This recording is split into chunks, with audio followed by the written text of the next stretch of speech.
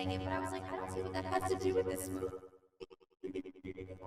They want to make you mad. Like, I get it. Yeah, I've seen Kick-Ass. I don't see how that's irrelevant. Stay off the roads. That's what having a conversation with me is like, by the way. Just like, anyway. Joking.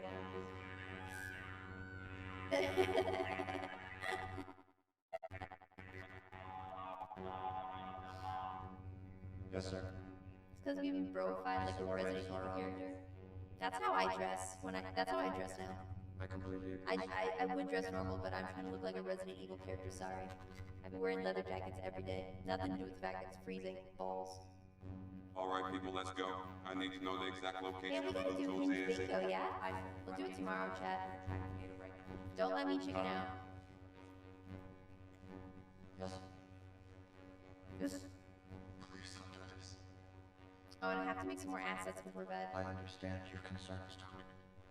But I am sacrificing lives every minute just trying to steer one of these things clear of population centers, and now there are 2 more of them on the way. There are millions of lives at risk. All I want to know is, will it work? And can they be killed? But we tried that before. We're talking valuable yield. Megatons, not kilotons. Nothing can withstand that Megaton! blast. He said It's it! the I bomb hope trying this to kill doesn't the cause any people. fallout between us.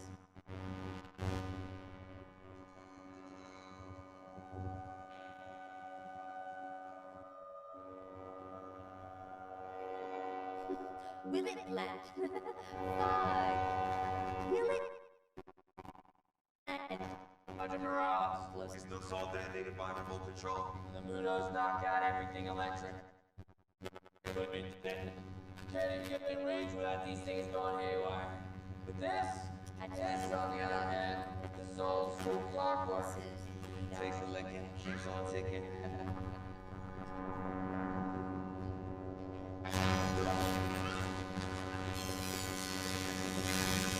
Wait, is Train our new horse? Because I'm pausing the movie. I'm realizing something. Is Train the new horse? Chat, I'm seeing trains everywhere. Trains, trains, trains. As far as the eye can see. Fuck. Fuck. Twain. Choo choo. Horse will never be changed. Horse is always going to be horse. But I'm just seeing a pattern here. I think we're in a new arc. And it's the train arc. What can I say? I'm observant like that. So, anyway. Twain! So many trains everywhere. Sergeant Morales, get down with that radio on the double boom. I thought about trains before, but now I'm like, more trains, please. Trains are just an acoustic horse? Man, why you gotta spit facts? Bravo 2 November, is the bridge clear? Over. I say again, we got a train of VIP cargo headed for the coast. Is the bridge Don't tell Maya about the train arc. She'll be okay. Snake eyes, I need a sit rep. Are the tracks clear? We are at baseline yellow. The next 10 mics we are advancing to baseline. Oh, so I'm gonna come out of the hole. Horses, yeah, horses true. Horses are pretty acoustic as well. I have to turn to look at OBS during these dark scenes because my main monitor, I can't see.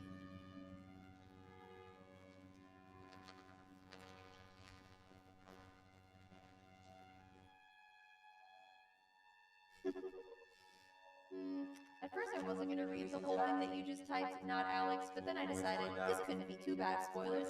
I'm really glad that I did read it. Hello, Sergeant Morales. You come with me. Thanks for that.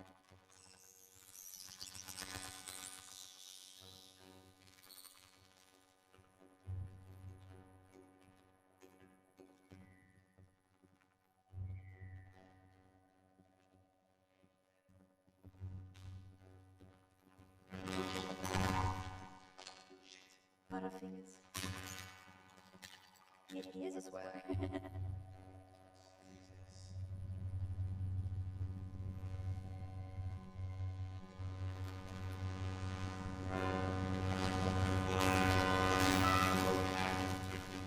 How did I just witness? You know what you just saw? Because I know. Oh. Huh?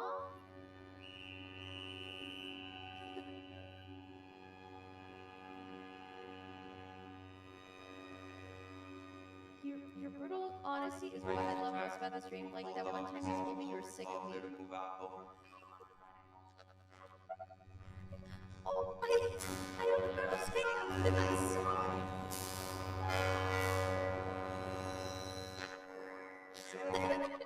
I do not have control. What is your position? Over. Well, yeah, I would like to be honest. See, I told you I don't mind it.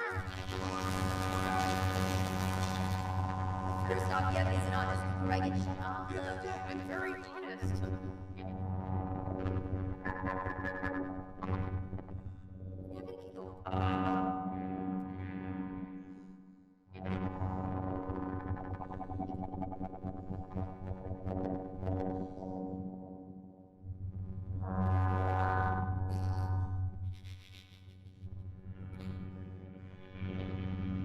What did that sound like? Pardon my roommate's door a little.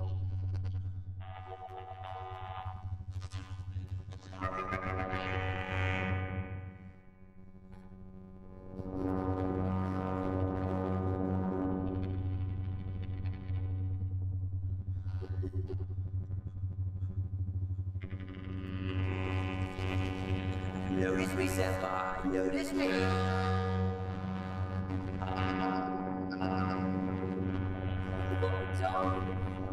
Don't notice me. Ooh, that seems sexual. Did you sex?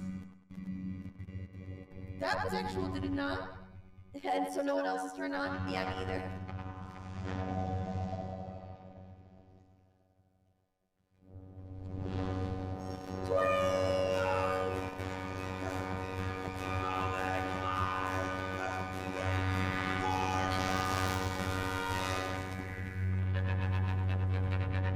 That's such a funny sound.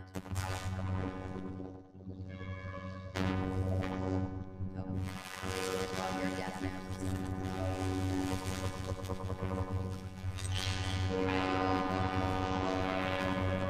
When the train falls off the tables, the tracks don't dim, and I want to protect it.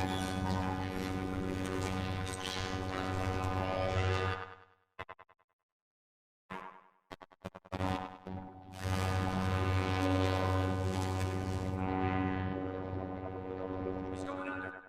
He chewed his last chew. You guys okay? You guys alright? You okay? You good? You alright? You eat the train? Are you eating the train? Are you okay? Are you bussing that chew? Okay, good. I don't know what this is, but it's kind of hot. Yeah, some train fucking, I'll tell you what. I'll say. I don't know who this is. We're losing visual, Admiral. He's done. Man, this chew Changing course busted. moving fast. I've got him at 33 knots and picking up speed. Man, I have never been so stoked to see Godzilla.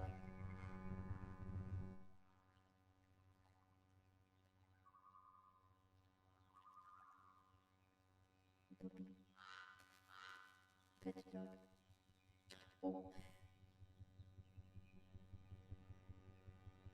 I love that they keep showing dogs persevering through all likelihoods.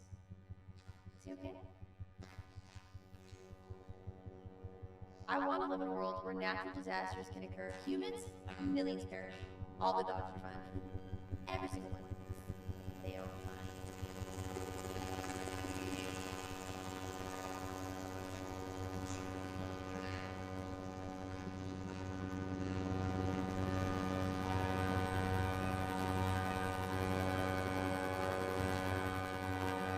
Oh my gosh, Rita.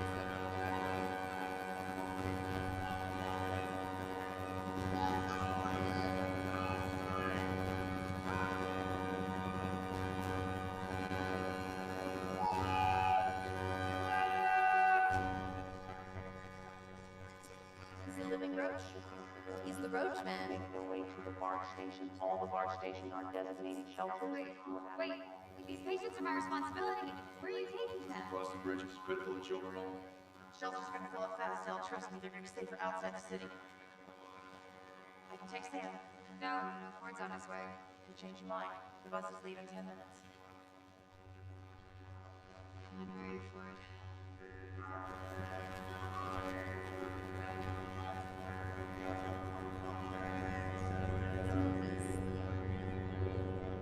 Make the movie basket. That's my favorite part. Hey, where are they taking it? 20 miles offshore. Convergence point. We're gonna lure them there. Prepare.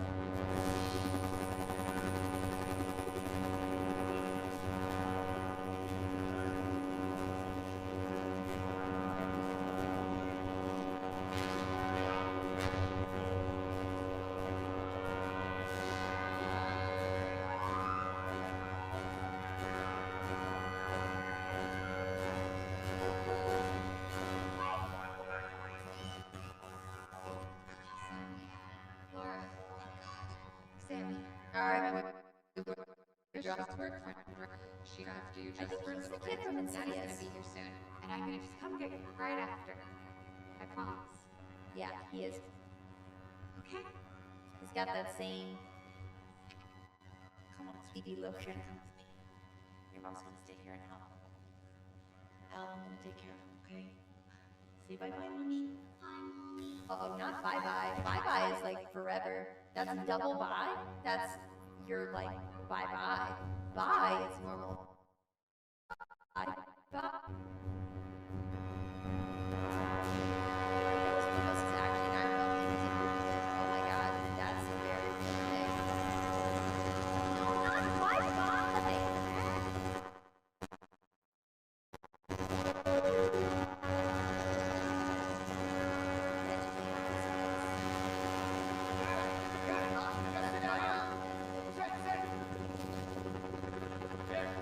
Do you lose consciousness? I'm okay, good, fine. Dude, you're not. You should see what you look like.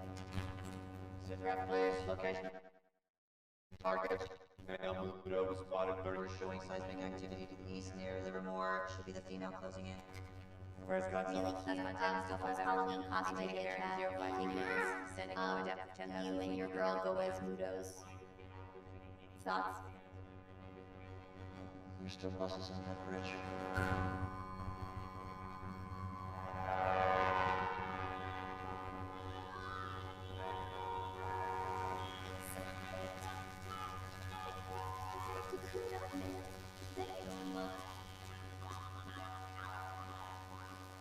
I'm gonna stop the bus, you.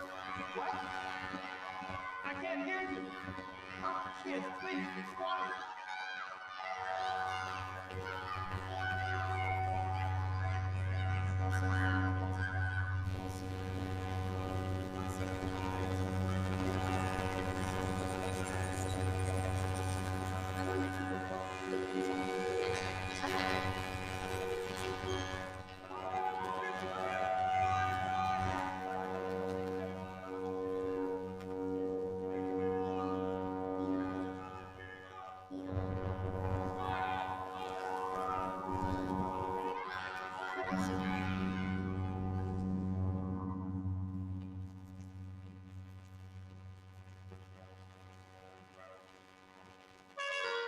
I don't know why that scared me.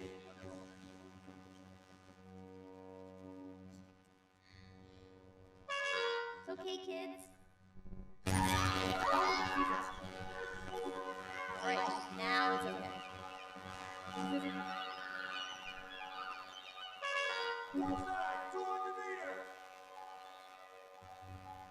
I'm scared. Chat, grab a buddy. Everyone grab a buddy. Everybody grab a buddy. Oh, you are so calm about this happening to you right now. Oh, he's stuck. He's stuck. You're such a respectful king.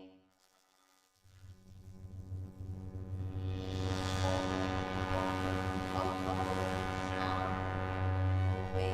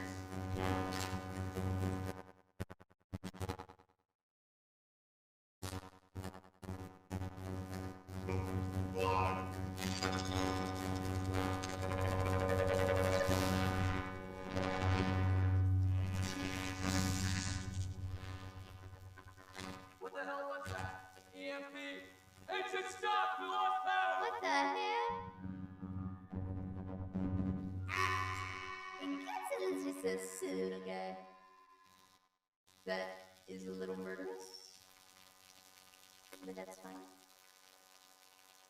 The plot armor for this family is insane. Oh my god, it's 9/11.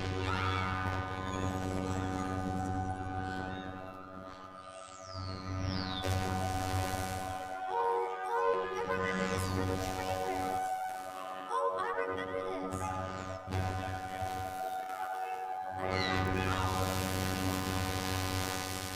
Whoa, can't say that. You alright? Oh, yeah.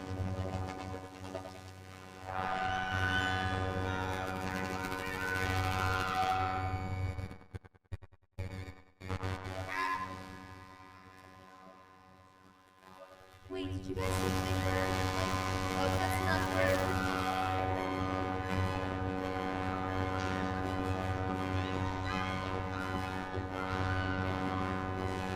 Oh, he just wants the bomb. Just give it to him. It's like in his stomach.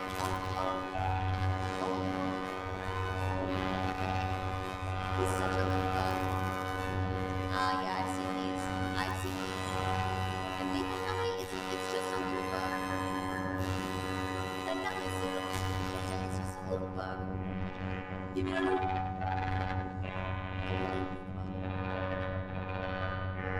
Yap.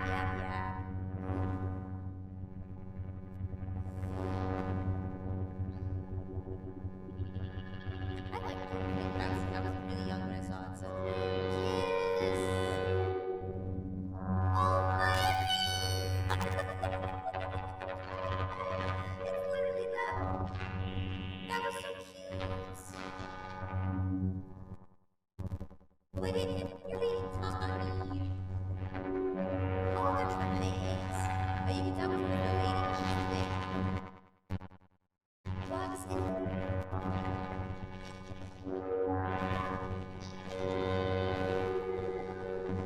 Can you imagine if they just take a quick to a break to just absolutely start fucking? Checked into the Oakland Coliseum shelter an hour ago. He is safe. But I have no record of Elle Brody. She never made it out of the city. We'll check again, please. I told her to wait for me and I didn't make it. I'm sorry, but they are trying to get everyone downtown into subway shelters. I'm sure your wife is fine. Are you guys excited to play Pikmin 4? I don't know if you're waking up for it, chat, but I did get you. Are you Brody? Yes. Okay, listen up. The mail delivered the warhead to the center of downtown. Puts 100,000 civilians in the blast radius, and we can't stop her remotely. An analog timer has been installed, and the Mudos are frying electronics within a 5-mile bubble. It means approaching from ground is not an option. That's why we'll be conducting a halo insertion. Jumping altitude will be 30,000 feet. Just skate to the top and drop. Here. What do we need to do before that? If you don't hit a skyscraper on the way in, you need a rally point sharp. Right here. But to be honest, I could probably do it in 20 20. guesses where to look. Underground. If the Mudos have spawned, they'll be building a nest. Captain, when you find the warhead, how long to disarm it? Without being the analog mod, I couldn't even guess. Assets. 60 seconds if I can access it. I retrofitted that device myself. Lieutenant I love Brody, that energy. only I love the EMP tech passion, baby. survived the train attack. That sounds like we could use it. With all due respect, if that doesn't work, Are you still not in an amazing film? The water You're fountain's talking about located this? one click downhill. I'm very into it. Get the bomb to the pier, onto a boat, as far away from the city as possible before it detonates. Wait, there's a letter Kenny guy in here? Hold on. Where? Any questions? Dismissed. That's it, let's move. Plot. Yeah, honestly. They've already been briefed. We have no extraction plan. If you don't walk You out, tough guy, Marie. come back at all. sir, I'll do whatever it takes. I wish you didn't tell me he was kick-ass. That's all I see now.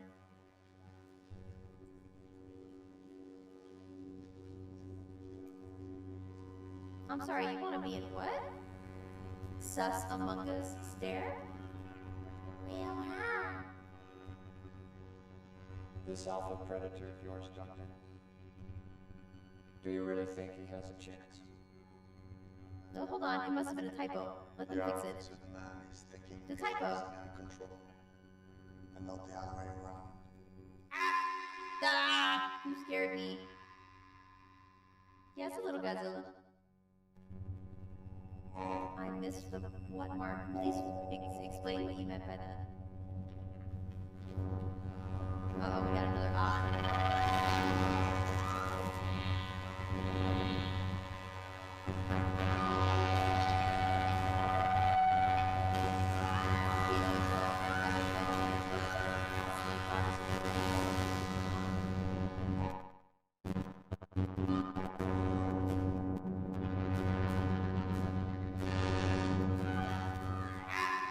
Godzilla. Sorry. Ah. Fight. Go.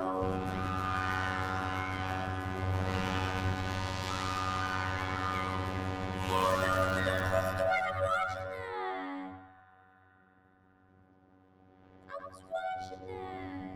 Oh Lord God, we give thanks for the opportunities that you have given us, going together as comrades to defend our great nation.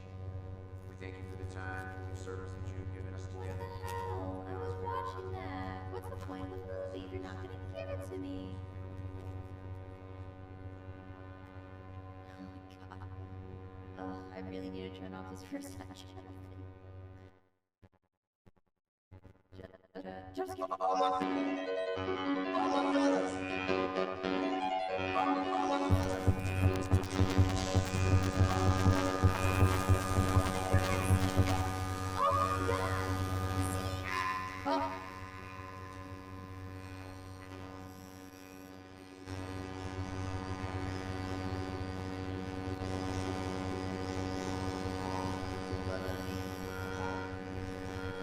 Thank you so much for the 13, for the whole way bells. 13 of them. Thank you, Z. Merry Christmas, happy birthday. Hope you like it.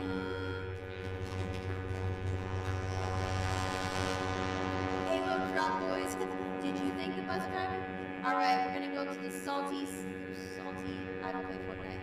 We're gonna go to the Salty Myers. Go to Hula Hoop, boys.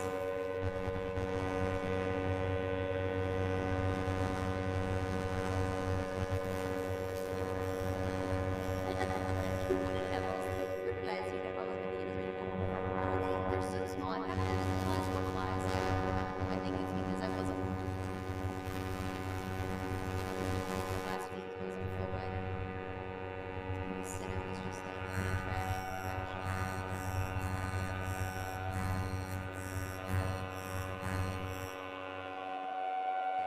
Dark mystery. Tonight's press be gifted a tier 1 sub to Groovin. They have given 532 gift subs in the channel. We're going for 700! 700! What's up? Say what's supposed to be cooking a movie. I love my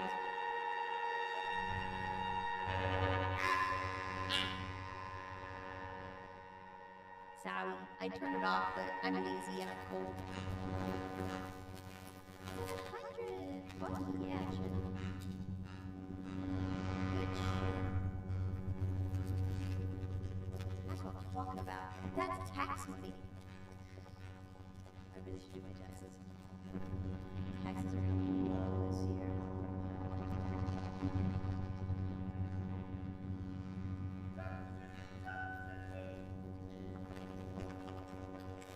Our team 1 moved to the east. 2 of our team members didn't make it. Heard bits and pieces of the radio. Alright guys, get started on your taxes. Here we go. Picking up the nuke. Which way? One click up the hill. All right, we found the board. Let's go. Up the hill, this direction. Let's go.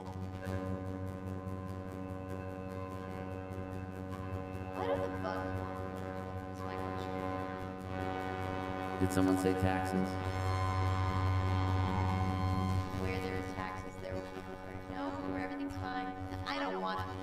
You know what side? Don't do your taxes. I won't tell anybody. I won't tell this. Are you gonna tell anybody, Jack? You're not a snitch, are you?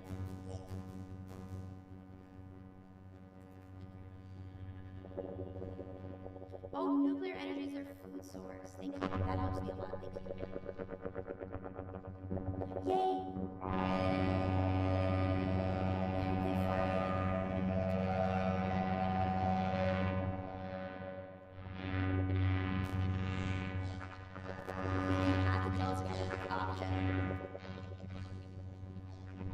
Oh, that's right, because they're trying to have babies. See, they're just expecting parents.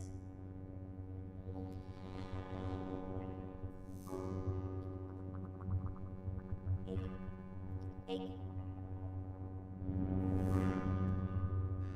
Hi, Gojira.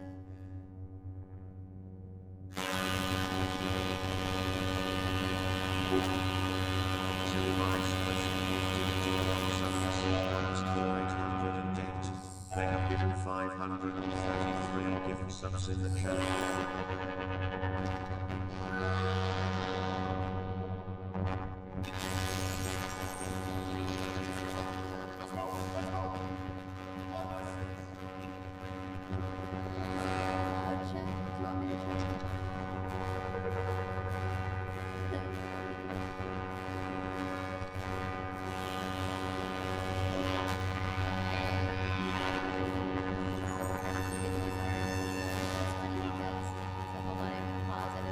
Moment, but like when they're talking, on my audio, they're hitting like negative 15 decibels. Not a lot, right? And then they do this. Like what I'm trying to say is, I can't stand when movies have like poor audio balancing. Like the Harry Potter movies have that issue. I don't know if you guys have watched those recently. Horrible audio balancing always. Oh my god, it's atrocious. Anyway, just wanted to complain. I turned it down. Insane.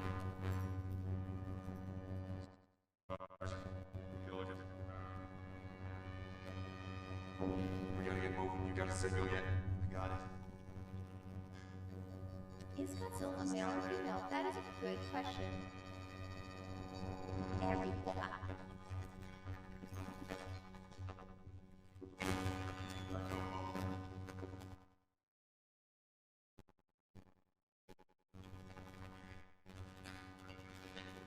He's a dude.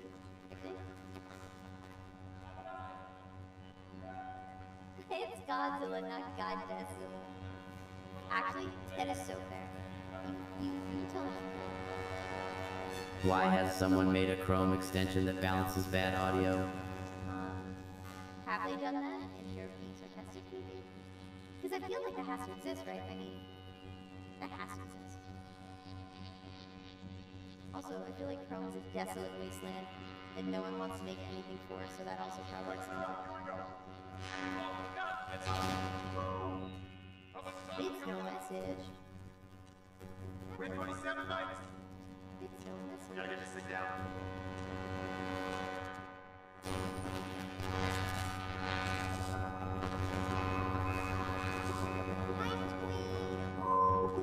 Trains are on the way, yeah. Get on the train. Take it on. Yeah.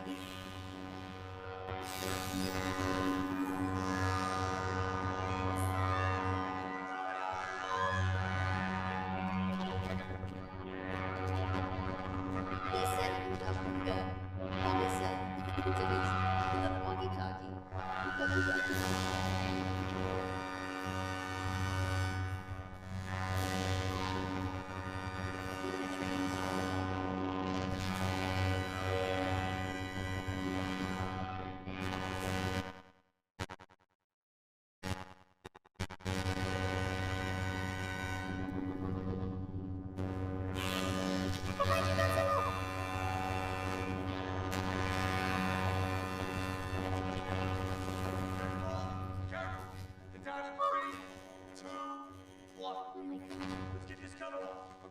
Speaking of trains, Chad, not that they were going to run a train on Godzilla, not one.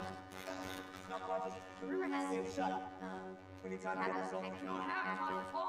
They bring Twitch fans over.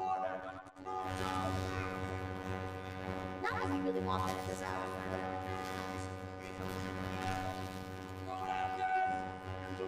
But his husband shows up to sucker punch. Classic.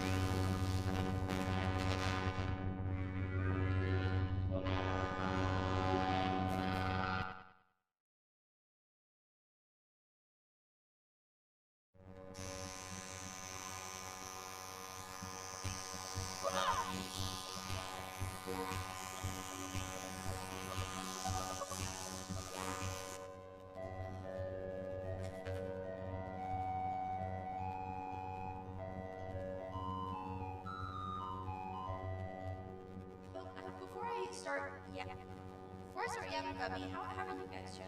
I hope you're having a fun Saturday day. And if you're not, I can fix you. Yeah! Yay! I'm glad you agree. Okay, cool. 8. Finally awake. You tried to cross the border, right? Walked right into that Imperial. I'm doing well. Same as us. Okay, that makes me Beam over happy. there. I feel like Skyrim was fine until you came along. Empire. that's just an everywhere cam. Gifted at tier 1 sub to Brit. Still there was 29 gift subs in the channel. You there, you and me, we shouldn't be here. Are you? Man, you know what I really want? I really want a fucking, I don't know if this is like a Cuban sandwich thing, but it's like they have like a sweet croissant with like ham and like an egg. It's like a very sweet croissant. It's like very sweet. I want that. Hi. Oh, it's so good. A Monte Cristo, right? But it's that, but with so much sugar on the croissant. A titty croissant. Sounds goose? Ah, good. Yes, it sounds good. Yes. Dude, it's so fucking good. And I'm thinking about her. I should call her. Anyway, here's more Godzilla. I would say let me know if I lose you. But you can't. So. Anyway.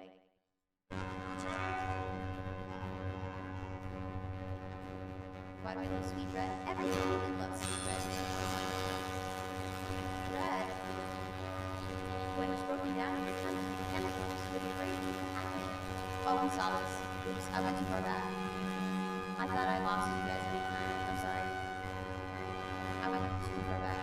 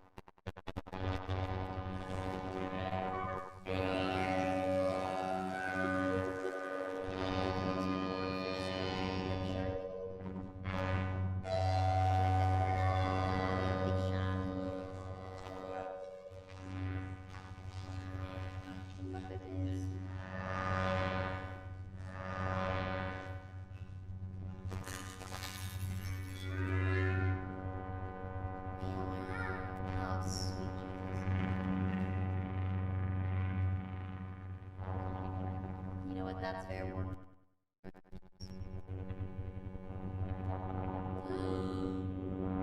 He's powering up. He's starting to believe.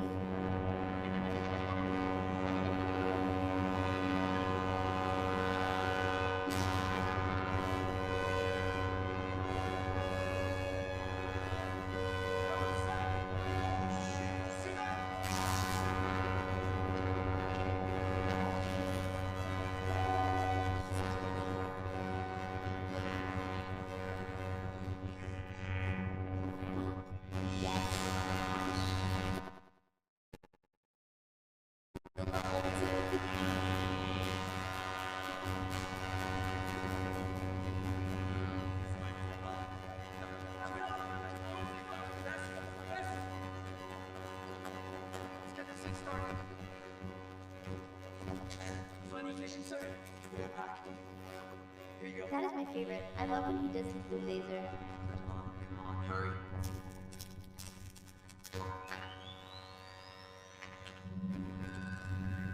In -1, when he does that, God, it's so good.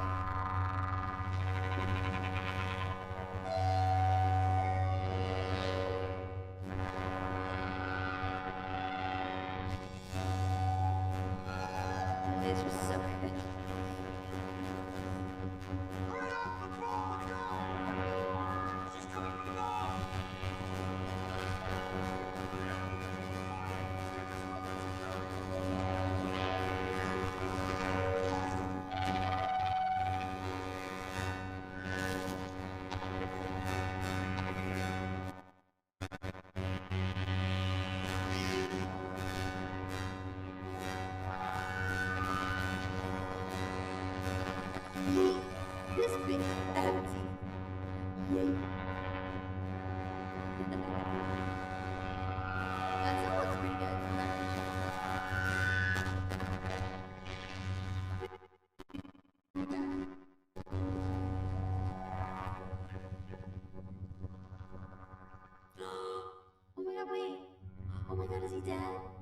why this makes me a little sad.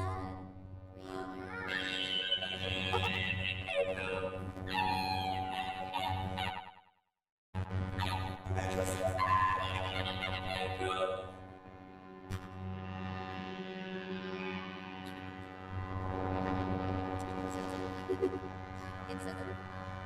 That was a mother. I actually don't know if that was the girl or the dude.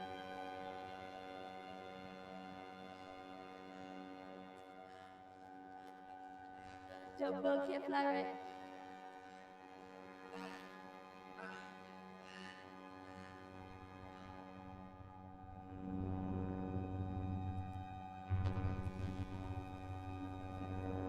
We're bugs.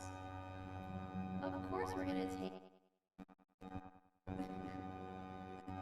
and hoard it for ourselves to feed it to our millions of young to take over the earth.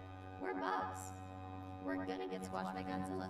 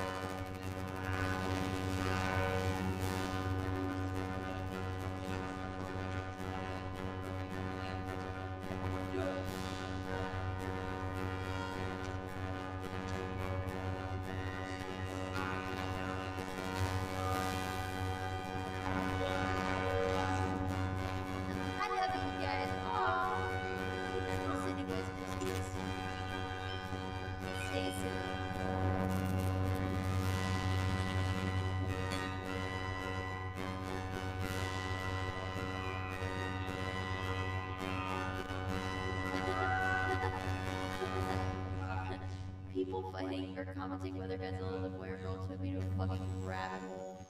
Damn, I'm really glad you looked it up though. At least somebody did. Oh boy, is it that time again already? Ain't no way.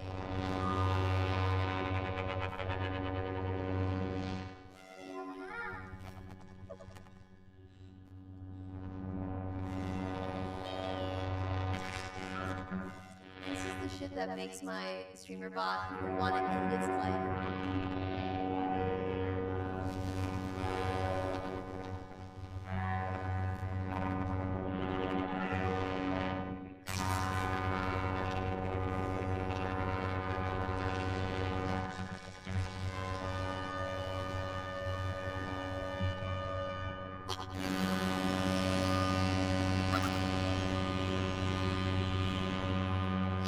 Who is timing it like that?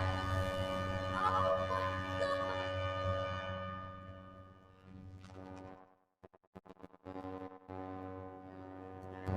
Thanks, Jack. No, thank you.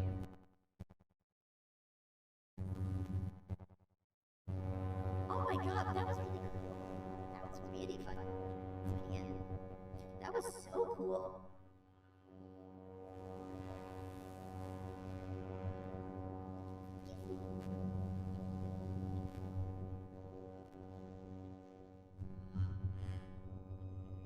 Kick-ass is easy. Big sneaky. But oh no, bomb. Wait, true.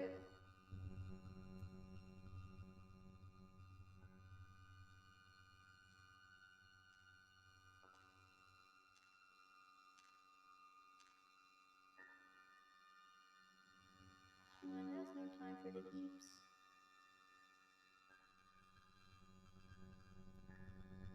Yeah, there are some good scenes. I just can't believe that they let Bryan Cranston go in the first fucking 20 minutes. That is so good. Oh. Oh, what's this? Is this Jesus opening up his gaping butthole to take me to heaven? Go towards the light. Ah, shit. Now it's just a dude. Maybe he'll let me into his heaven. Alright.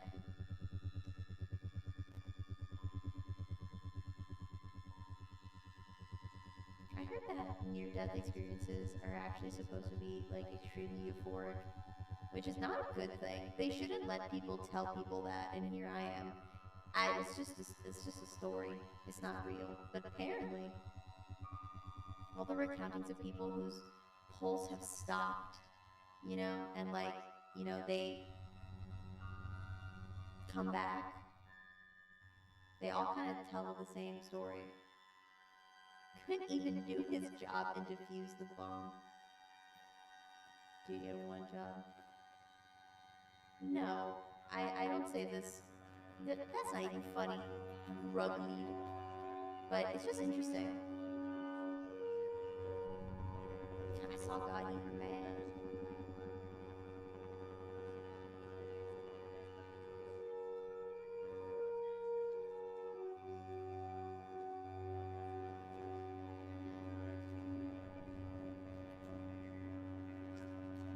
So we got the kid. Just half the sisters. Alright, Chad, this is like, where's Waldo?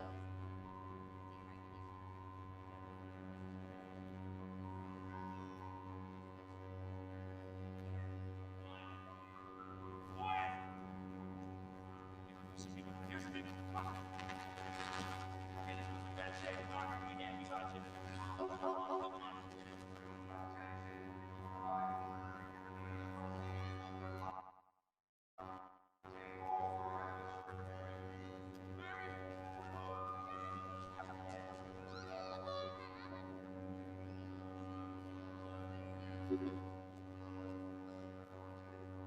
The hero though was Godzilla, but would suck with ETJ for most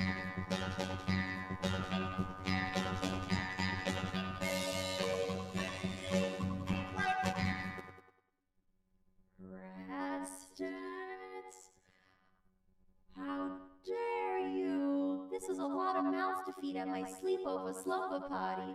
Alright, there's more pizza in the fridge. Come on, get in. Hi, Rads. Thank you for the raid. Rads. How was your streamings? How's it going? That's okay, chat. No, Rads is cool. Put your shields down. It's okay. Rads is cool. Rads is cool. Rads is the homie. I hope you had a lot of fun. The pizza's in the fridge. You know how to work a microwave. Where's my pizza? Oh my! I'm gonna call my Ubers here. Gotta go. It was long but good. Okay, my ass is tired. Go get some eats. Go take care of yourself. Thank you again for the raid. Guys, if you don't know Rads, Rads is such a sweet human being. I appreciate Rads' existence so much. Please go check out Rads. Go hang out with Rads. In general. It's so nice to see you, my friend. Go get some rest. I'm cracking my toes. I'm cold as shit. I'm watching Godzilla. I'm thinking about pizza. I'm stroking my dick. I'm horny as fuck. Do you guys want to finish this up? Let's wrap this bad boy up. Let's fucking go. Are you coming to LA soon? I just need a reason. And I'm there. Just give me a reason for the drive and I'm there. That's all it takes. Simple as.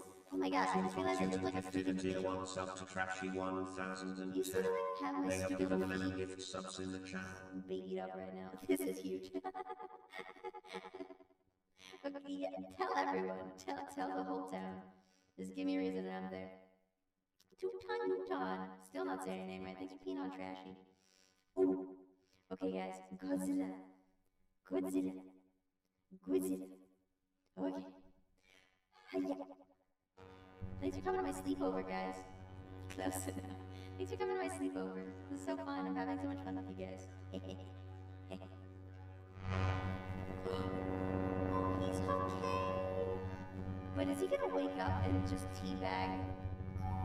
Like, the sight of devastation? Is that what she Japanese? Is he just gonna wake up and just keep wreaking havoc, or is he gonna go back to the ocean?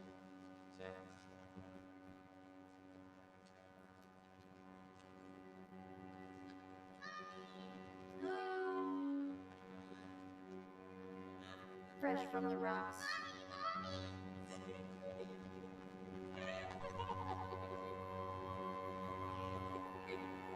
I didn't think they were gonna take 2 icons from us.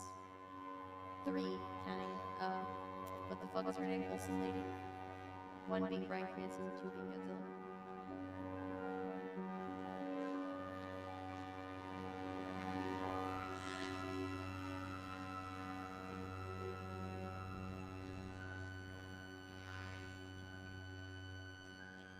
Not gonna be kissing, is there?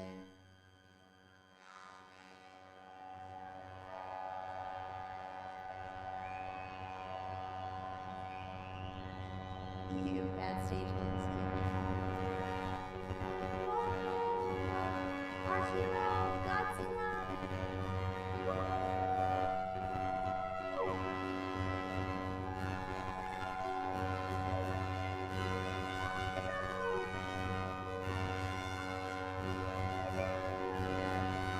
He killed so many people.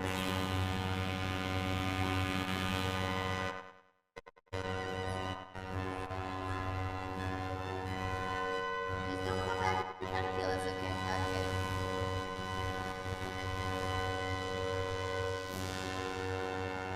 I'm so proud of Godzilla.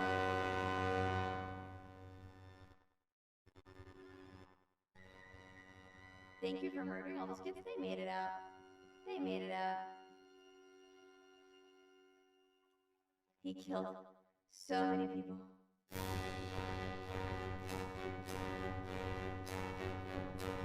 Yeah, you too relax for anything, bitch. Who is the bitch? Who are you talking to? I just watched an excellent film with all of my chat room claps for Godzilla. Hell yeah. Perfect. Put an air tag on Godzilla to see where his house is. I would personally pay to see the MTV's Welcome to My Crib. Hey guys, what's up? It's me, Godzilla. Yeah, when I'm not out there destroying cities, this is where I live. I leave all these, what did she say in that that was so funny. There's like a...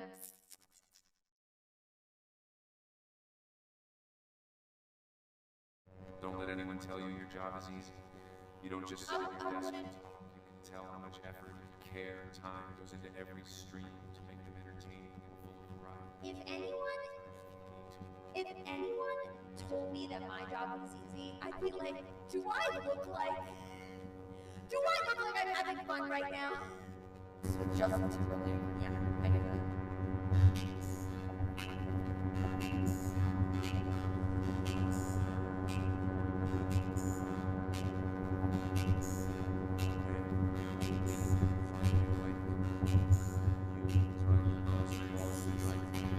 Yeah! Yeah! Yeah! Yeah!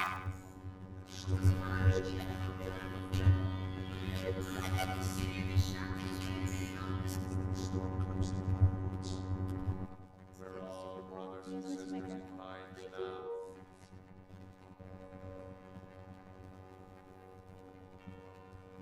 He's black?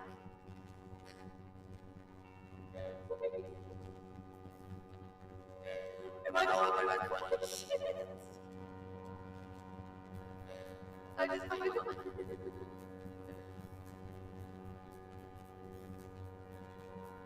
Is this outside? What the fuck is this? What is going on?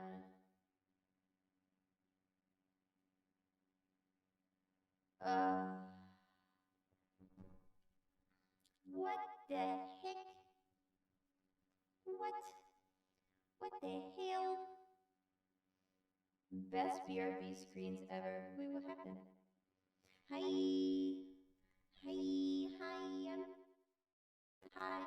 You see me rolling. Hi. Wasn't Godzilla fun, chat? Wasn't that a whole barrel of monkeys? Getting real sleepy. That's okay, you should sleeps, you should eeps. We died, but we're much better now. Hey, you're back, that's all that matters. Good news, everyone. Guess what? For those of you who are awake, now we're gonna watch King of Monsters 2019. Is that the sequel to this? Is that the sequel to this? Oh, great film. I agree. Great film. I loved it. There were some really cool scenes. There were some parts where it was kind of, but I think I just enjoy watching movies on stream with y'all. So for those of you that are wide awake, I thought we had Muppet skewed. Who do you think you're lying to? Who do you think you're playing? Okay, not me, buddy. Okay. And then they killed Cranston. Yeah, that was something that I didn't need in my life, but fine. So for those of you who are wide awake right now, there's a Godzilla musical? No way. No way. That's crazy. I'm just learning about all the cool things about Godzilla, truthfully. What was I saying? Oh, yeah, to those of you who are I'm awake, but not wide. Fair. Oh, you don't know if there is one? You just hope there's one? Come on. I got a gift for you so that you may be entertained while we EBs. It is a game called Pikmin 4, if you have ever played it. I don't know what this is. I don't even know what I'm trying to do with my mouth. It's a game called Pikmin 4. So if you, oh my god, are those Pikmin having sex? We do some chat plays here. That's right, Ben's. We do some chat plays. My cat is cross because he didn't go to bed. Oh. Is that your Godzilla impression? I didn't Godzilla impression anyone. I don't know what you're talking about. So yeah, we let you guys play games and stuff. It's like crowd control, but you guys press all the buttons. I don't know how well it's gonna work, so I actually want to test drive it real, but I also don't want to move.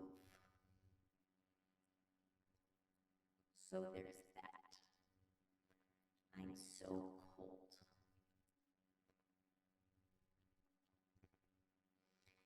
He honkin'.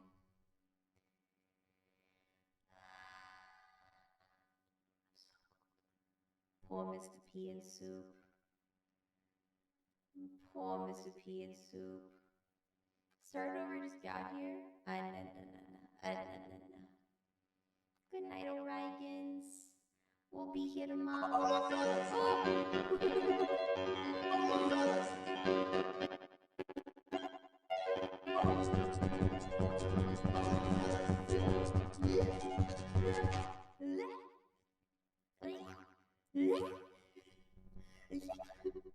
That gave me all the energy I need, baby. Let's fucking go.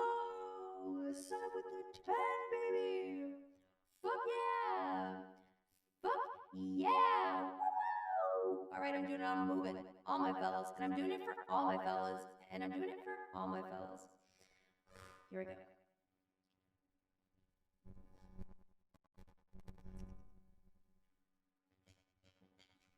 Oh, my stream. Oh, you're still there. Oh my god. Wow, I like super origami'd myself. Whoa, that was crazy. Big stretch. Ah. I'm moving. I'm awake. I'm good. I'm good. Are you good? How are you? You good? I'm good.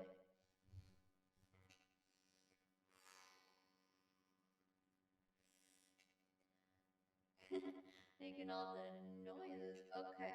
So, ow. Oh, gotcha. Could be better, but you do you. Now I know you're just doing it to upset me. Okay? Now I fucking know. I won't forget. Pretty awake considering it's 7:08. Y'all are nuts, dog. Okay.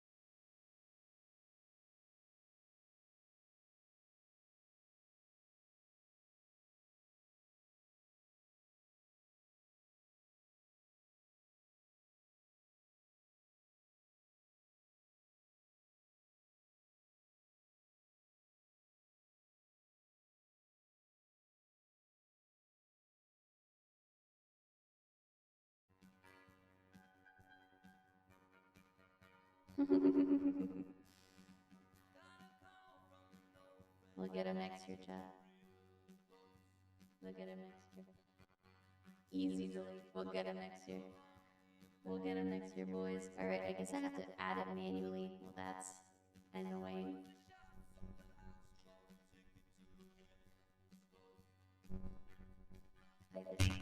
I'm pretty sensitive.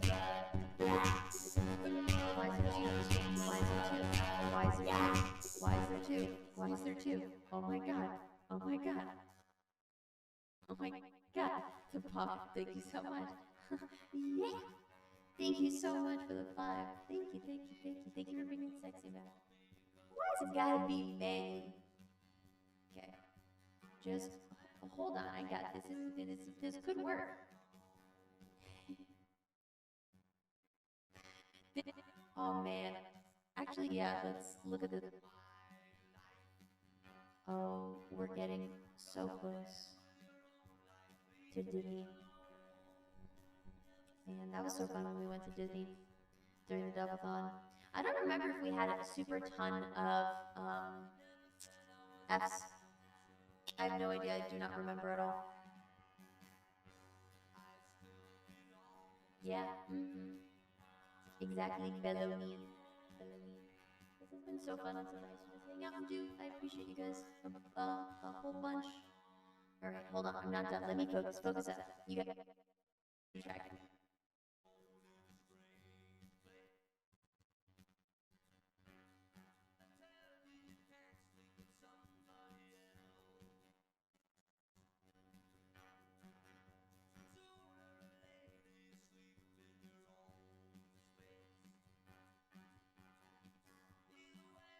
Sonogram.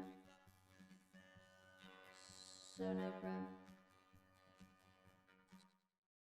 Sonogram. What the hell?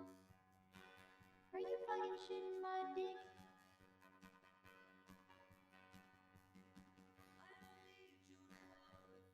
Hold on, guys.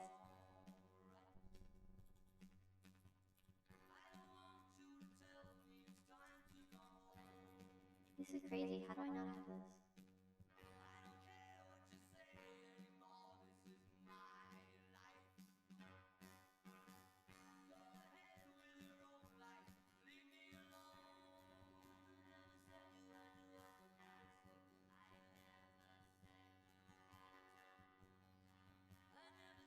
Where's me? You had a dick. Would you shit from it? Why? Because women, their genitals are just one shoot, so all the poop and piss and cum comes out of one like a cloaca. Who told you about that? No, if I had a dick, I wouldn't shit out of it. Because I'd be real. Men have a cloaca? They do. What are you talking about? I didn't hate that question. I thought I was fine. You know what? I appreciate when people try to color us out of the box sometimes, so long as it's not like, you know. So, do you shit from your dick?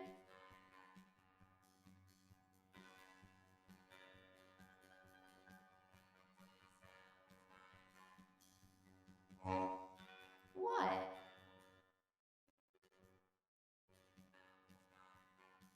It's a bird thing. Well, do you? That's it. Guards, seize. I don't know what happened to this. It's my knife.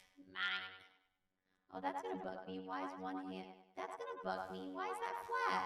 What happened to the rest of your hand?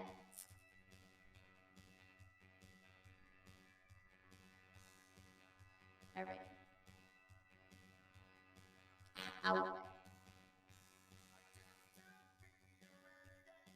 It's hip to be square.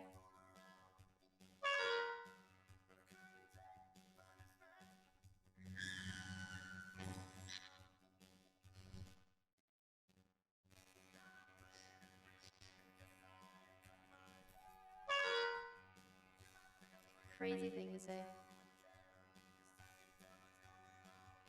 It's hip to be square.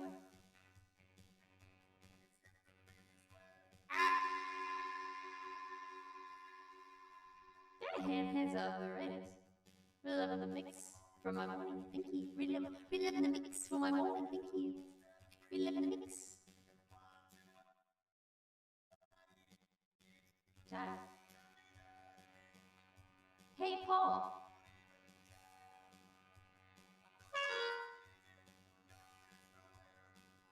No, this has nothing to do with Ben. Leave Ben alone. You don't need to bother Ben. Don't bother Ben.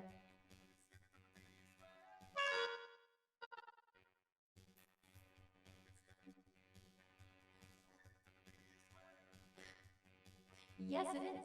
In 87, Huey released this for their most accomplished album. I think their undisputed masterpieces hit to be square.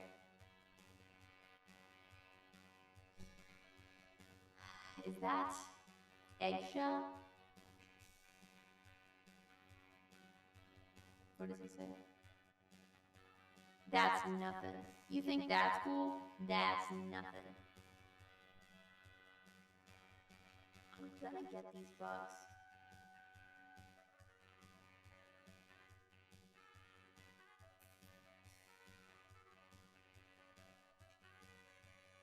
I'm opening up your game chat. It's just taking a minute, so I just want to see if it works. Right now, I'm just trying to make sure it works.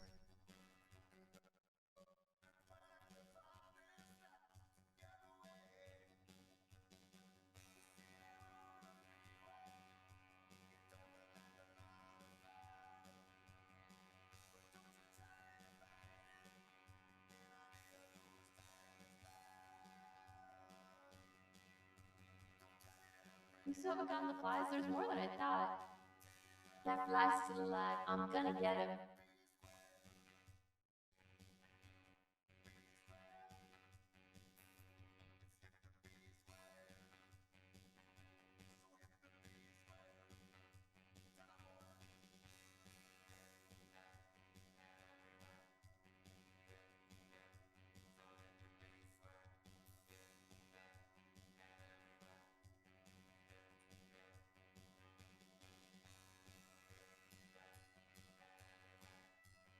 Chat.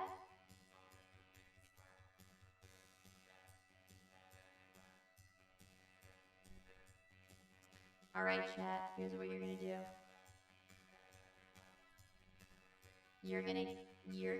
We're gonna work this out together.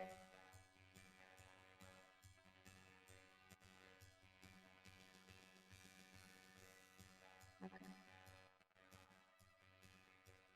Okay, so I just need someone to press any button. Pretend you have Switch controllers right now. Press A, type it into chat. All right. Story, press A.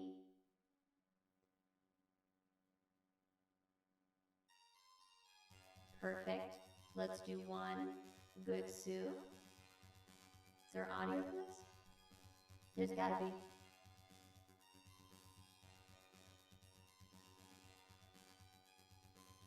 I have to hear that.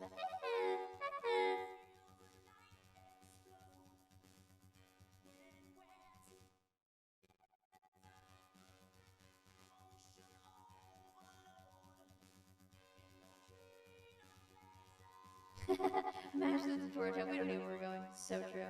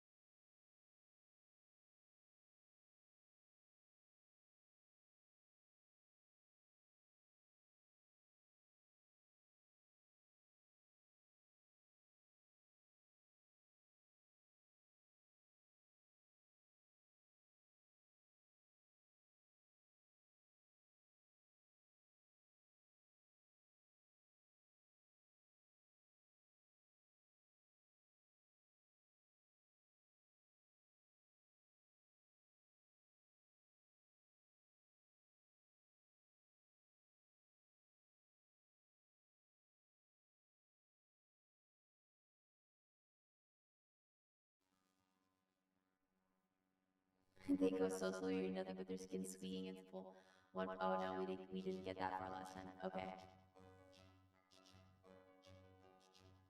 Alright, we got this. Have some faith. Come on, little Pikmin, don't fail me now. Come on. Oh, what the? I'm subbed. Why am I getting ads on mobile? What? No. Do not let this happen. Do not let that happen to you.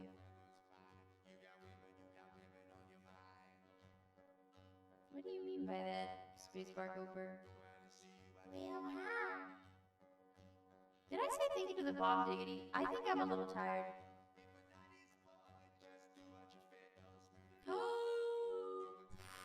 Be normal, be normal, be normal. Be normal. I am Captain Olimar.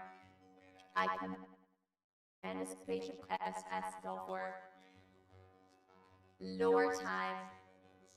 Let me move my cursor. This is the story of how I crashed into an unknown planet. I hope it's not always going to be so choppy. We'll see. And how I ultimately rescued. Oh, how I was ultimately rescued. Skip? I mean, only if you guys don't feel like reading.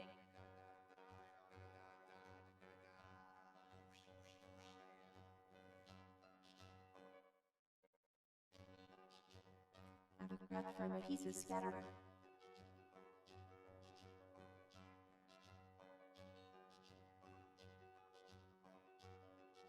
I'd never returning to my beloved family. This was just like the Godzilla. When in Godzilla, I thought I was doomed. This is like a bedtime story now, Chad.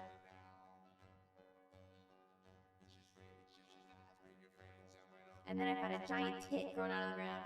And I squeezed it and I felt so much better. Oh, I really needed that. Ooh, multiple boobs. Just kidding. Tentacles. Hentai? I've never played Pikmin.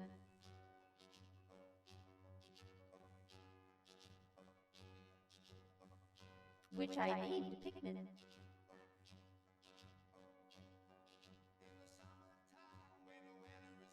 When do we get to frick the spaghetti? Now. Well, technically speaking, spaghetti was first on the gauntlet, so. The Pikmin had an innate desire or will to carry objects. What a little guy.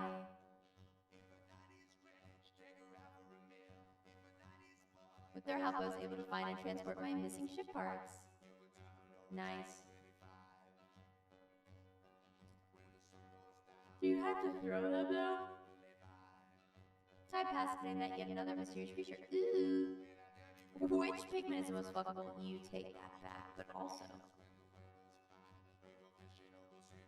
Oh, this is that weird looking dog. I mean, I don't want to say that I think the dog is really hard to look at because in case there aren't any fans of this fucking dog in chat. It appeared to be malnourished. Okay, that's sad. So I toss over a treat. That won't do much. Oh, you guys are saying the red one is the most fuckable. Does the red Pikmin have the Riz? After that, we quickly bonded. That's a big fucking bone! Yo, just because it needs a treat. What? See, the thing I don't like about it is it has just 2 feet. It looks like something that was made in Spore. She is a steadfast partner in the quest to find the missing pieces of my ship.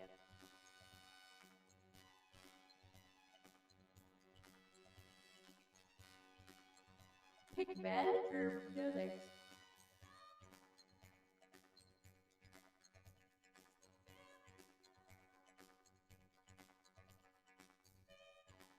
Quest was nearing its end. What, are you leaving behind, Olimar? No, Olimar. I wish they made more games like Spore. I really do. I love games like that. I feel like people don't experiment enough. It's always like platformers, first-person shooters, storybook ones that tell stories. You know what I mean? Like a little bit more life simulation. Like, don't get bogged down because The Sims has like a monopoly on the topic. You know, like more life sims. Spore did have such promise. Oh boy. Look at all these frames.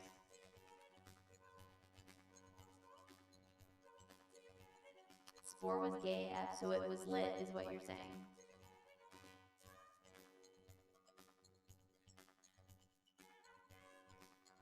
Hee-honk landing, hee-honk landing. Oh my Lanta.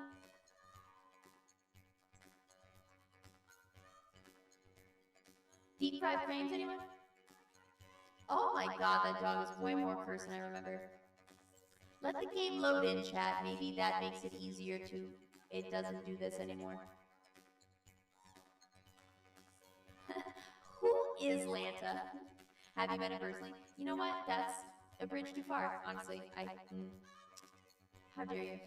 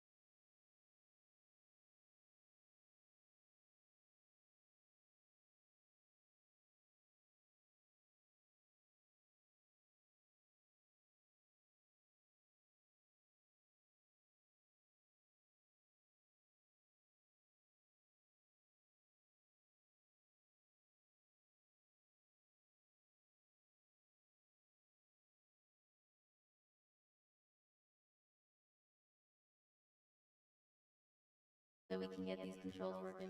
Is this for? Yes, this is for. Mods might need to chill. Those aren't mods. Those are VIPs, and they're just trying to help the game. Like I asked, they're doing what I asked. X was down. Oh, is that what it is? Wait a minute, let's not give up yet. X plus down. Ben should be asleep. I hope Ben's asleep. I'm a mud. Simmer down, simmer down. Is it X? Oh no, it's not X and down. It's not X and down. Nope, definitely not. Yeah, no, it's not. But you're doing a cute little trick right now. That's cute. I like that. It's okay, guys. Don't worry.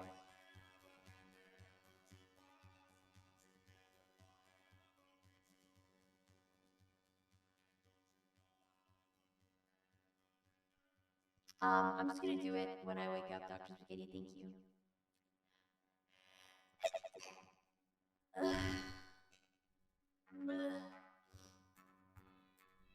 Alright guys, that's okay.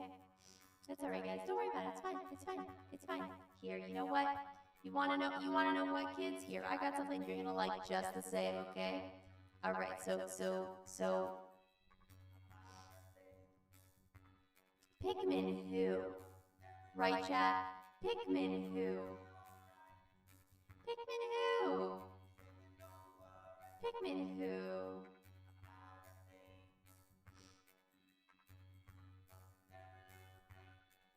Bless you. Thank you. Remember what I was saying earlier? Pikmin these nuts. I said bless you out loud and I felt it and I heard it and I appreciate that. Dude, sometimes I get so hurt when I sneeze in public and no one says bless you. I'm like, am I that repulsive? Okay, sure. This is my message to you. Alright, chat, so remember I was talking about BattleBots? Betsy, you. Remember I was talking about BattleBots?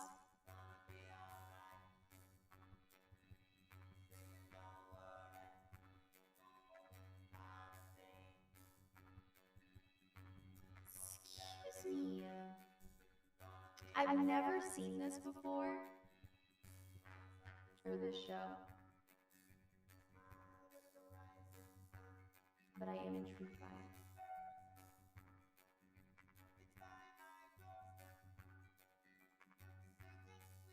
Oh my god, and they're long. Okay, let's check these out. Pretty cool show. I want to check this out.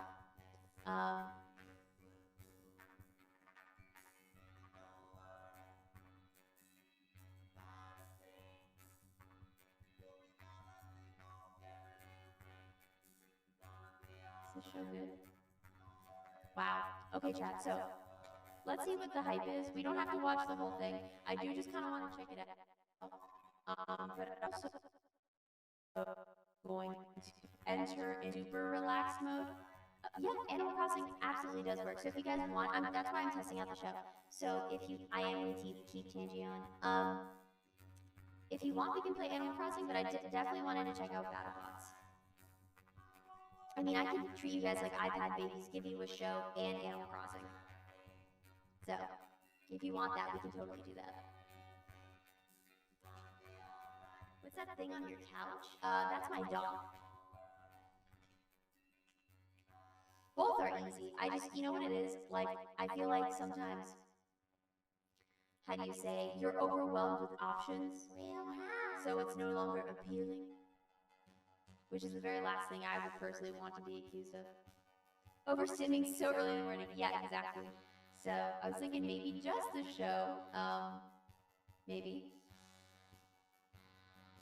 Probably just the show. If you guys wanted the game though, I'll let you decide. Feel free to. What are you calling me now? I'm truther.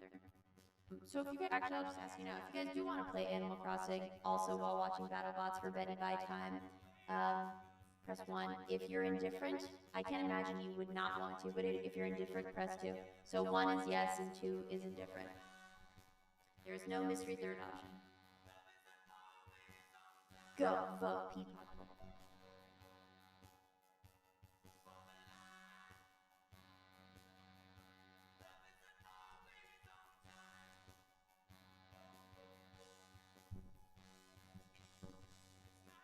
We need our game sphere. What's a game sphere?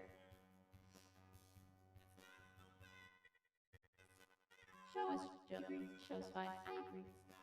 But I want to give you guys the option. Alright, we're mostly indifferent. No worries. No worries. No worries. Alright, cool. Let's check out this show. And I'm going to, unfortunately, I'm going to have to move Soup. Oof.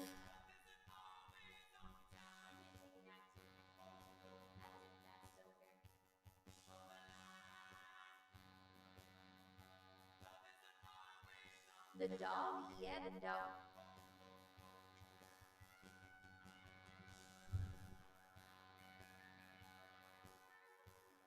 I'm gonna move my chair so I can flip my bed over.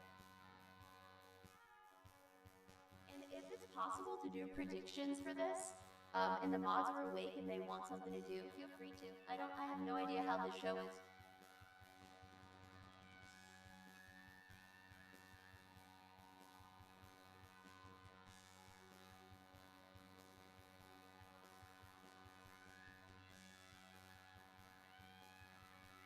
She smells like the Rainforest Cafe.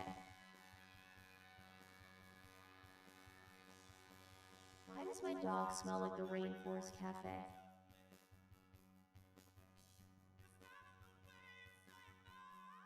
She literally smells like it.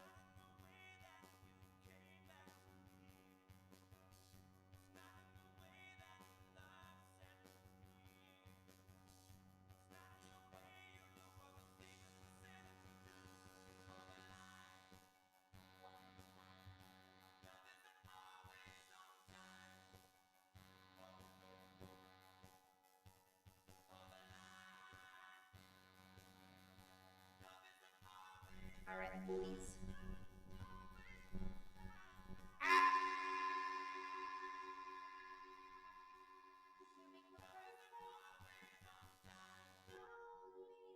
Let's check out let's check out this show. Let's check it out. Let's see how it is. Let's check it out.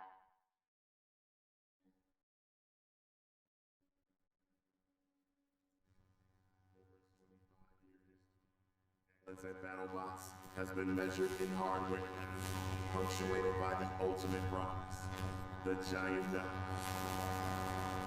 Tonight, the quest for another one of the sports crown jewels.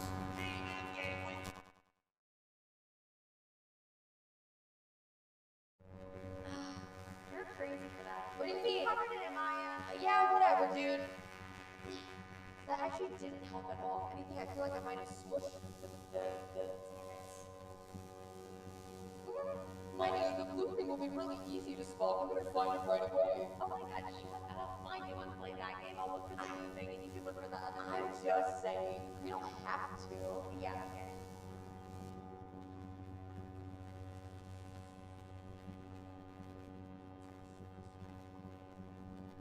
Hey, you. Finally awake. You tried to cross the border, right? Walked right into that Imperial ambulance, same as us. And that thief over there. Damn you Stormcloaks. Skyrim was fine until you came along. Empire was nice and lazy.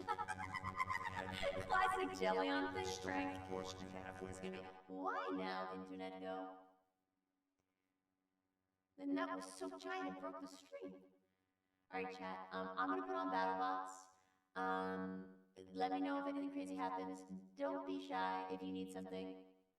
Go crazy, go wild. And if it's possible to make predictions, mods, go ahead. I'm still gonna be awake and watching because I want to watch this too. But just so you know why I'm down here. Yeah, it's 6 in the morning, so. Got a lot to do tomorrow. We got a lot of sleepover stuff to do, okay?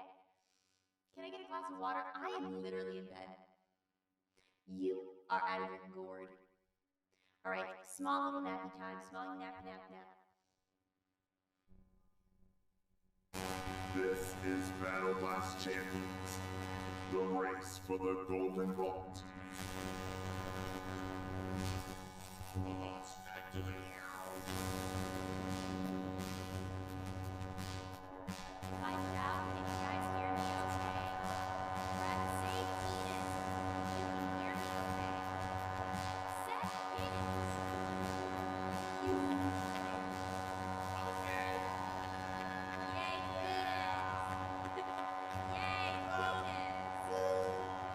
Penis, happy time. Everybody, welcome to BattleBots. I am Chris Rose, joined as always by the guy that runs circles around the other robot combat analyst, Sailor Kenny Florian. Thanks, Chris. Tonight, the free-for-all begins as dozens of bots line up for a chance to win. Say it with me, Chris. Bot battle, bot The battle. Golden Balls. Bot battle, bot battle. Whether you're a rookie on the fringes or a veteran desperate for glory, this is an event like no other. It's a real chance to boost your stock, rise up in the rankings, and put the robot combat world on notice. In this tournament, you've got to lay it all on the line, because every fight is win or go home. Kenny, BattleBots Champions is where the chaos erupts. That's right, Chris. Golden Bolt 1 gave us some of the wildest moments and nastiest knockouts we had ever seen. And in the end, it was Endgame taking home the hard win.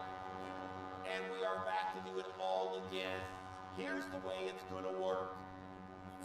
Tonight will be the first of 5 qualifying brackets. Each of these Sin City Slugfests will pit 8 bots against each other in a high-stakes, one-night tournament. At the end of each slugfest, one team will earn a spot in the ultra-exclusive Tournament of Champions.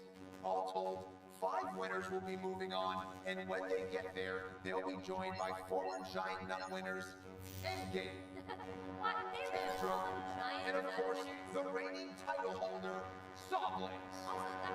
This epic 6-episode series will be a knockdown, drag-out sprint to the finish line, and all of these teams have their eyes on the prize. So let's take a look at who will be kicking our tournament off tonight. More than a few of these bots would present a major challenge to all those giant winners. Rotator, Valkyrie, these are some big names, Kenny. Yeah, a couple of former most destructive bots right there. We've also got a pair of brutes in ominous Terratops. Those are newbies that have flashed some potential. But we're getting this night started with Shredded Bro and Scorpius. Evan Arias believes his bro is ready for a breakout. Zach Lytle and Diana Tarleson ain't giving out any freebies as they set their sights on the Golden Bull. All right, buckle up, Kenny. I have a feeling this is going to be a wild ride. Are you guys ready? Farouk, kick us off. Let's go. Ladies and gentlemen, are you ready? It's robot fighting time!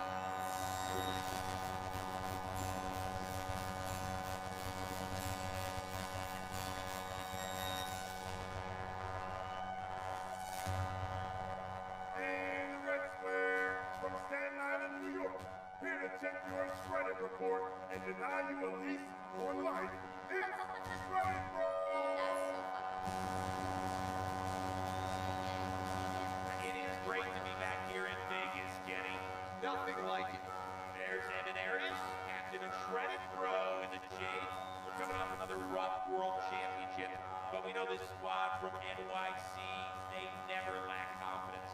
Well, they love their drum. Shredded Bro wants to be a brawler. Hasn't proven it so far in his career.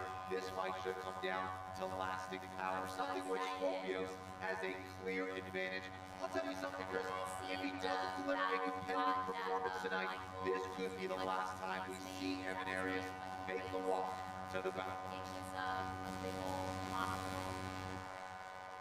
Like Blue Square from Lafayette, California, currently on trial for murder over 14 couples therapists. It's Scorpio!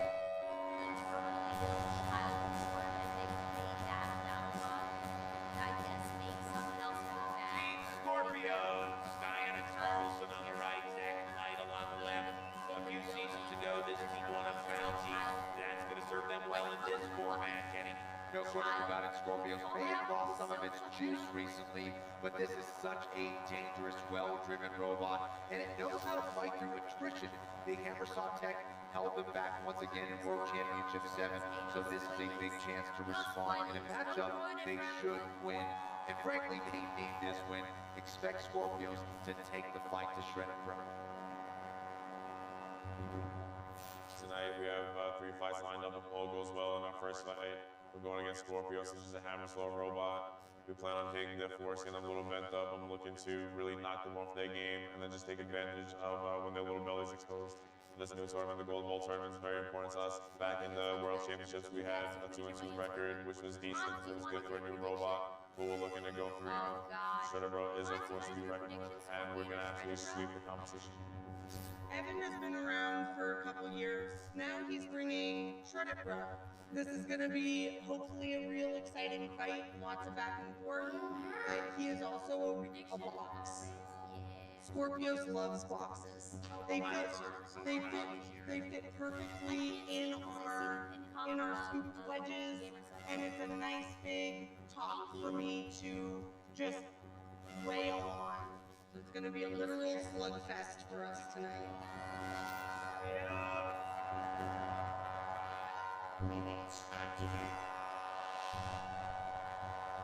All tournament long, Mr. Kenny Florian gonna be donning his bookie cap in his Vegas after all. So tell us who you're picking in this one, my friend. Well, I'm giving a healthy edge to Scorpios. That plow is incredibly effective in both facets of the game. Defensively, it's like a pair of hands holding back a dog's fight. Yeah, they're gonna get chewed up, but at least it's not your face. And offensively, it can pop Shredder Bro up so Scorpios can unleash its hammer saw. Historically, Scorpios is a vertical killer, so Evan's gonna have to hunt for angles all night long. Here's a rabbit.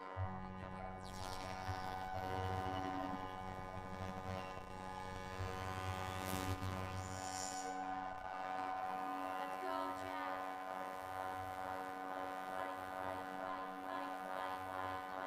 Win 3 straight fights and punch your ticket to the Golden Bowl tournament. Do either one of these squads have what it takes? Let the mock battles begin. Evan Aries with that 60-pound weapon up to full speed. Going right at Scorpio. Scorpio saying, I'm taking down the spinner bigger and fatter than you can. Bring it on. Oh, takes Shredder Bro a little spin, but Aries gets away. Those scooters on the front of that plow. Scorpio's working out very well for them. Scorpio's broken. Oh, man. It's still working, but there's a lot of smoke coming out of that thing. Shredder Bro landing some shots to the front of the armor. Trying to win this pushing battle here against Scorpios. Wow. I mean, these two are just going at it. The question is, will Shredder Bro's weapon hold up? That has been a major issue for this team. They can't Shredder Bro has been inverted. Scorpios have to be careful. That last shot was in the area of their weapon coupling. That is a critical part of the robot. And there goes the chain, Chris. And it might be somebody back. Great shot. Scorpio's been flying and it takes another shot. You see that front scoop there on Scorpio flipped up. That's going to allow Shredder Bro to take advantage. Unreal. Evan Aries. Now he's got reason to be confident. Look at him continuing to have the attack right in front of the driver's window. Can he go the distance, though? Oh, he's got another minute and a half. Wow. Boy, oh boy. The guy from New York is taking it to the veteran pot builders. Yeah, he is unleashing hell right now on Scorpio. Scorpio's trying to run away. Scorpio has nowhere to hide. That hammer saw is not working. All they have is that plow and maybe time on their side. But Scorpio has stopped moving momentarily. What is Shredder Bro? Hold on. Can Evan get off? He can't. Wow. The countdown has started. Evan Aries and Shredder Bro. Major underdogs coming into this fight are going to pull up a jaw-dropping upset and kick off the night.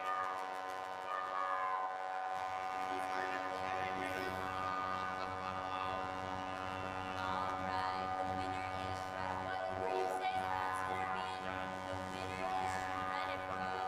Hell yeah, no. There goes all your points. Kenny, let's put this in some perspective. We just saw a team that was at risk of relegation after last season take down an established veteran. What a performance. Shredded Bro was relentless. The weapon never stopped, and Scorpios never knew what hit him. Evan Arias used that 60-pound drum to disable the hammer saw, peel back that plow, and eventually turn the lights out on Scorpios. The bot from New York City said, "Allow me to reintroduce myself." Bro, what an upset. Love that. That was awesome. Evan Arias. Yeah, hold on. Oh, Matt, yeah. Yo, what up, dog?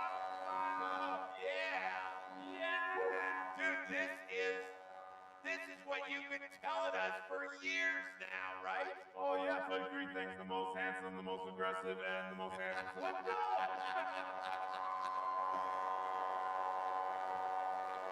How the heck did you get your robot to finally perform like that?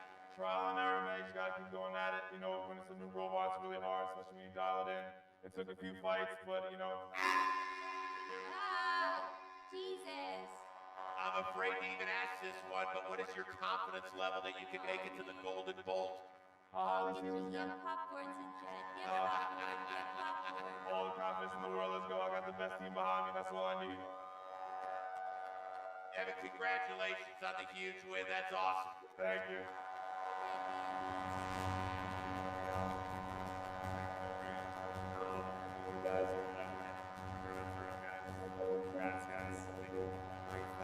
Well, we've always loved the energy Evan Arias has brought to BattleBots. It's just great that his robot came along for the ride. You know, Evan's been searching for that definitive win. That was that fight right there. And this is the beauty of this event, Chris. You never know which team might have a run in them.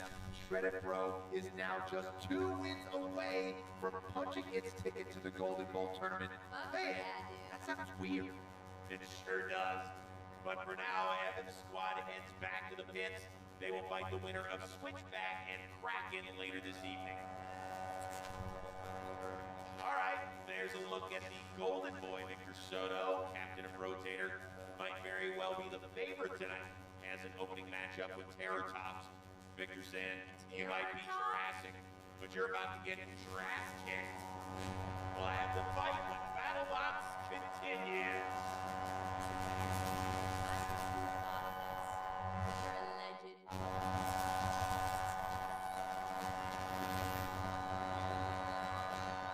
All right, we continue on here with the opening round of the Sin City Slugfest. Whichever team survives tonight's gauntlet will earn a spot in the second annual Golden Bolt Tournament, where they will join Giant Nut winners Endgame, Tantrum, and Sawblaze in the exclusive field. Up next, it's a grizzled veteran, Victor Soto and Rotator, taking on a 19-year-old rookie named Ben Burton and his bot Terratops. And let's start with the vet, Rotator. Up and down World Championship 7 showing. I'm not even sure the robot was ever at 100%. Got bounced in the round of 32 by Copperhead. But what does Victor Soto want to accomplish here? Well, remember, in Golden Bolt 1, Rotator was on the receiving end of one of the biggest knockouts in BattleBots history in its fight with Glitch. Victor took that loss in stride, but you better believe he ain't seeing that highlight over and over. He wants to be the one dishing out those KOs, so this is a real shot at redemption for Team Rotator. And when you look at tonight's lineup, you gotta think the Golden Bot is the favorite. This is an opportunity to elevate that weapon system back into elite territory, tear through some softer matchups, and finally make a run at a major trophy. Meantime, there's a big step up for Ben Burton and his crew. He's 19 years old. He is the youngest captain in the entire field here. He was actually fighting in exhibition matches during the regular season, so what he was trying to do is prove, hey, we're good enough to participate in Season 8 down the road. Well, guess what? This is a huge opportunity for him. Absolutely. I think it's still too early to consider Terratop a contender to join the World Championship 8 field. That is, unless it's got a deep run in it tonight. Listen, that's probably exhausted from incubating dinosaur eggs somewhere down in Costa Rica. You're ridiculous. In all seriousness, excited to see what the young captain's got. Well, we just saw Shredded Bro pull off a massive upset. Could Terratops follow suit? Let's find out. Triceratops is a very unique robot. It's a vertical spinner that also has a lifter, so they can actually lift you up and expose the underbelly of your robot so they can drive the vertical spinner into it. We're going to try to be as aggressive as we can. 5 seconds in, 6 seconds in, we should be at top speed. We start attacking, we're going to see if we can hit the sides, the back, bend some forks. It looks like they have some thin armor. We can probably shred those up and get the damage points. Then we just kind of keep hitting hard and causing as much damage as we can. Our first fight is Rotator, who was definitely in my top 3 bots I don't want to fight this season. They're just really tough for us because our wedges are quite low. When we get high up, we get purely vertical, which is really bad when going against a spinner like Rotator. We're definitely going to be playing a lot with our arm. They have forks on the back and a spinner on the front, and we don't want their spinner to hit our arm. We want our arm to get under their forks. So you might see them spinning a lot, and us just raising and lowering our arm full fight. Robots activate. Okay, Kenny, you know we like to keep it real. Does Terratops have any shot at advancing? It's absolutely a long shot, but that's more a testament to the class Rotator's in. For what it's worth, Terratops has had success on the robot combat circuit. Ben's at Integris armor panels to protect the lifting arms. He thinks if he can land a few flips, things will go his way.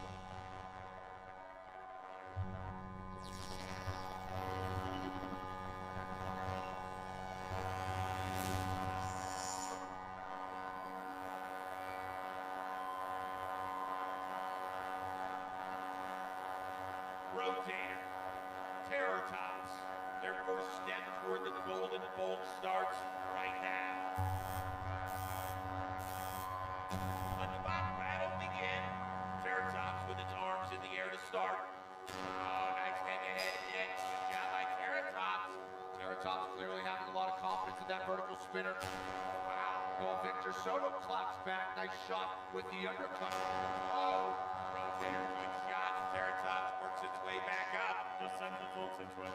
Nice little self-right, but dealing with some drive issues. I don't think they like that shot from Rotator. No, not at all. Looks like that drive on the right side may be down. He's got to float around the battle box. And Rotator looking to take advantage. Victor Soto can take his time now. Nice. The undercutter doing a number on Terratops. Victor needs to stay squared up to Rotator. And that may be a tall task because Terratops is hurting and severely lacking in the mobility department too. Here's Victor Soto looking to bully the newbie up and onto the upper deck. The weapon on Terratops grinding on the battle box floor there. That vertical disc is still spinning with Victor Soto underneath and looking to take Terratops for a ride and burn those slips free. Rotator backing off. Terratops doesn't look like it has much left in the tank. Victor Soto needs to finish the job. Let's speed. And remember, Rotator's going to need to win 2 fights after this one if it wants to punch its ticket to the Golden Bolt tournament. Oh, there's a great shot. Terratops getting grinded there. Oh, Victor getting in there and underneath that lifting arm. More than 90 seconds through this match. Impressed with the durability of Terratops. Yeah. This is their first year in here against a veteran bot Rotator. And they may be behind on the scorecards, but their weapon is still active and they are hanging on. Victor Soto taking the rookie into the rail. And that 100-pound pulverizer was a bad spot. Look at that thing. Out of here. Terratops having to fight Rotator and the hammer at the same time. Yeah. All right, Terratops still moving. Very gingerly. It's lost a couple of ribs, Kenny. Yeah, Rotator assessing the damage. Do I get him? Yeah. Do I get him? Is he moving? Is he moving? Yeah. This may be the end for Terratops. Approaching the 30-second mark and the countdown has started. The rookie is not showing enough movement. Trying so hard, doing the wave. Look, I'm moving. No, you're moving out of the way, Ken.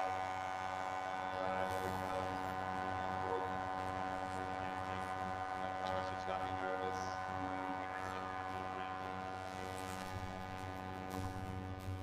Well, Kenny, Rotator certainly in control throughout.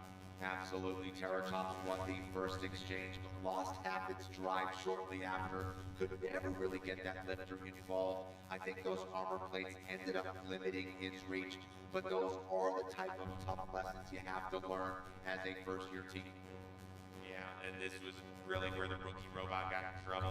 Anytime you're going to run into screws in the upper deck, it's going to be an issue. And for Terratops, these are kind of fights that they want. They want to face elite competition. I would put Rotator into that category. They've been around a very long time. They're going to learn a lot from this and improve.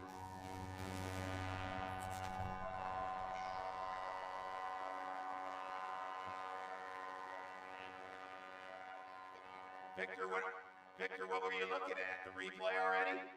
No, we're data logging. We've had so many issues with the weapon in the past that we've started logging the data. Yeah. So we can basically match it up with a fight to see where something went wrong. Yeah, what did the data say that you kicked ass? Looks like it. It seems like you guys took it easy a little bit in the beginning, wanted to analyze the robot a little bit, then you kind of just went at it. Yeah, so back in the championship tournament, we were being a little more defensive and always starting with the forks. This time I decided, okay, well, let's just buy some time with a few seconds to spin up and just go more offensive rather than defensive. Once they were up against the screws, I said, okay, let me try to pinch them a little, see if I can get them on the upper deck. But I just decided, let's just be more offensive this time. We wish you luck. We'll see you in the semifinals here tonight. Thank you.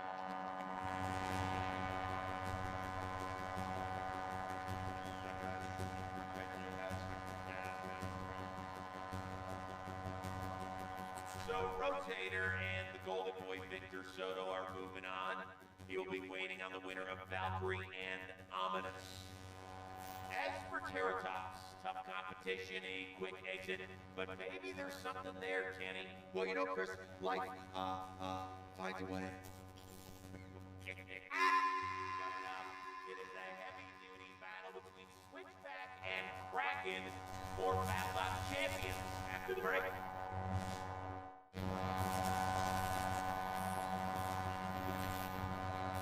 Alright, we are back here in Las Vegas, and up next, Switchback taking on Kraken.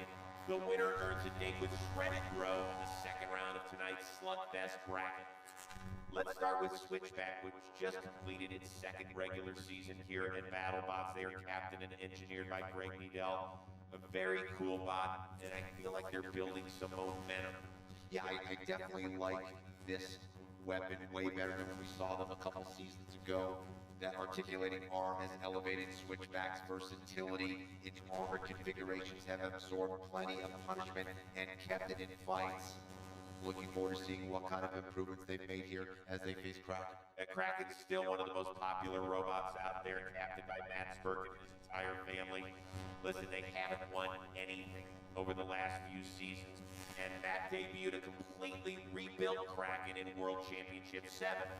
So he didn't care about the win-loss at all. He just wanted to feel like the bot was making some improvements. Right. Last season really was experimental for him and his team. He was prepared for growing pains, transitioning from a crusher to a spinner. Now that he's had some time with the bot, remember, Matt is a literal rocket scientist.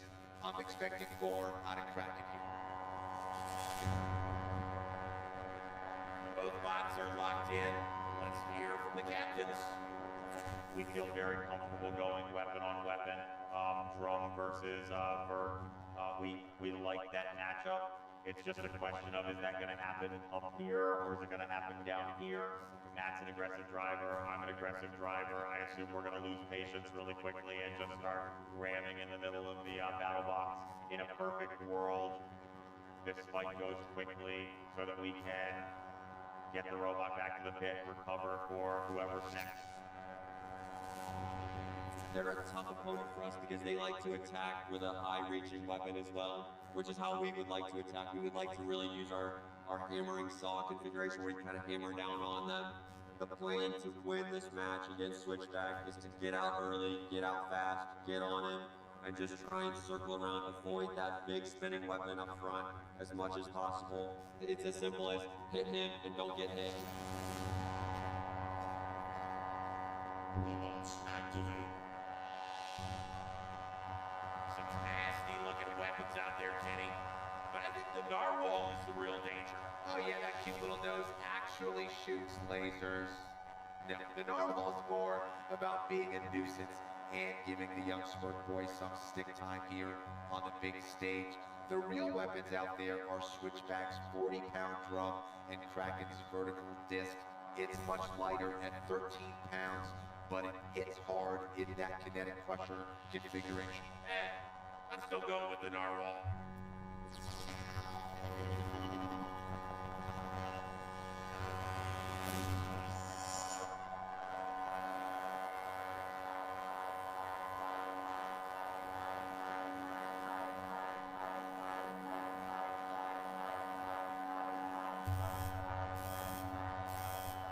Let the mock battle begin! Kraken fast on the attack. Whoa! Switchback ups narwhal! Threat neutralized! Oh, Kraken digging in! Oh, and it gets taken into the screw and out of his hand! Uh-oh.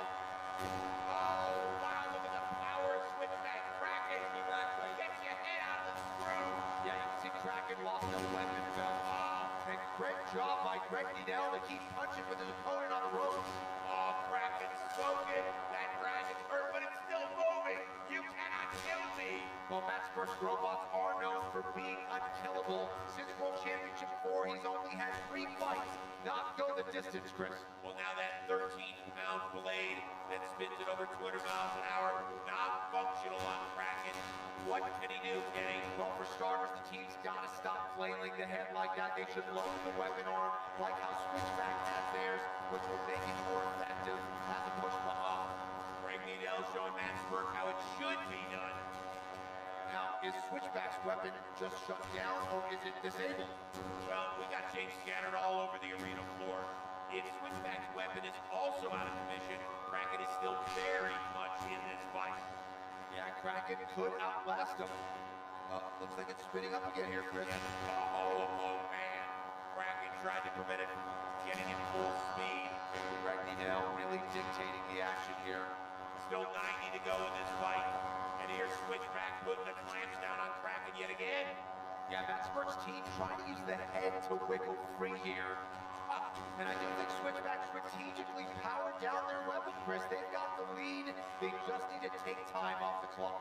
Kraken trying to get its bearings. Oh no, another shot here by Switchback. Oh God, he's just been teaching a master class in a screw job. And this is what Switchback's wide frame is meant to do. It's kind of like a snowplow out there. Yeah, and a little smoke now from Kraken. At this point, they just have to hope that Switchback's drive gives out. With under a minute to go, those kill saws are active.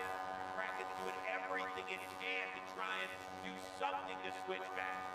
Starting to see a little more smoke now, but whose is it? Okay, that's us. Greg Needell's team is claiming it, and his Switchback's starting to overheat. Maybe Kraken's still got a shot here, Kenny. Yeah, but they are wisely bleeding the clock again. Switchback showing it can win as a control bot. The Kraken's not going down without a fight. Really a remarkable job by Matt Smirk and his crew to have this bot so durable that it can take this pounding and still make it the full 3 minutes, Kenny. Absolutely, Kraken as tough as they come. It's the offensive side of things that Matt Smirk needs to figure out with this new robot. But credit to Switchback doing what they need to do to advance. And now this one will head to the judges to see who's moving on to the semifinals. All 3 judges are former BattleBots participants. They are Vaughn Davis, Lisa Winter, and Derek Young. Scoring on an 11-point system. Up to 5 points can be awarded for damage, 3 for aggression, and 3 for control. That was fun.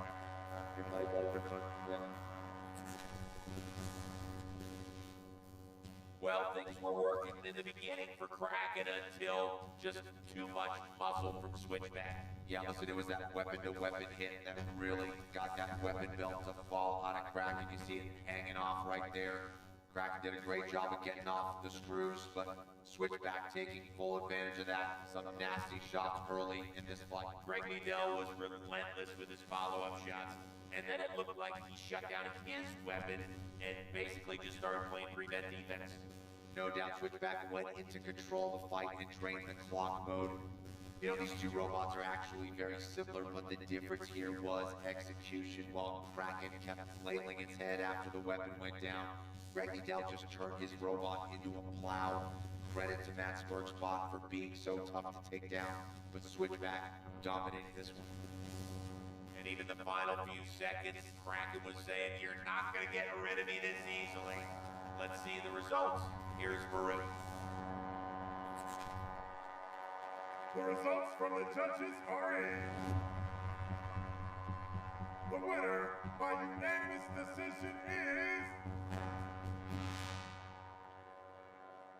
Switchback!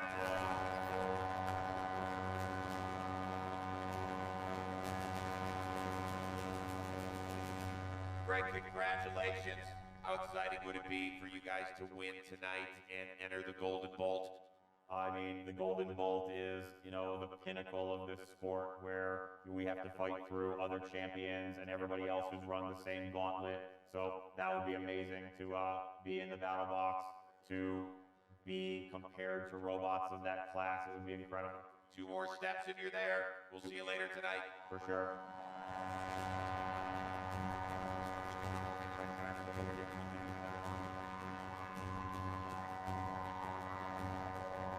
So impressive to see the growth of Greg Dell's team and Switchback. That's a team that can make a serious jump. Every single time, every single fight, you see a better version of Switchback. That is a very impressive team. And listen, great effort from Matt Spark and Kraken. Just ran into a team who, as you said earlier, has a lot of momentum. That's right. And Switchback's riding it into a second-round matchup with Shredded Bro. Alright, next up in our opening round, the slick Omni-Wheeler Ominous will collide with the vicious undercutter of Valkyrie, a former Most Destructive Award winner and one of the hardest hitters in the modern game. First-year Captain Lucy Dew still trying to unearth this kind of potential.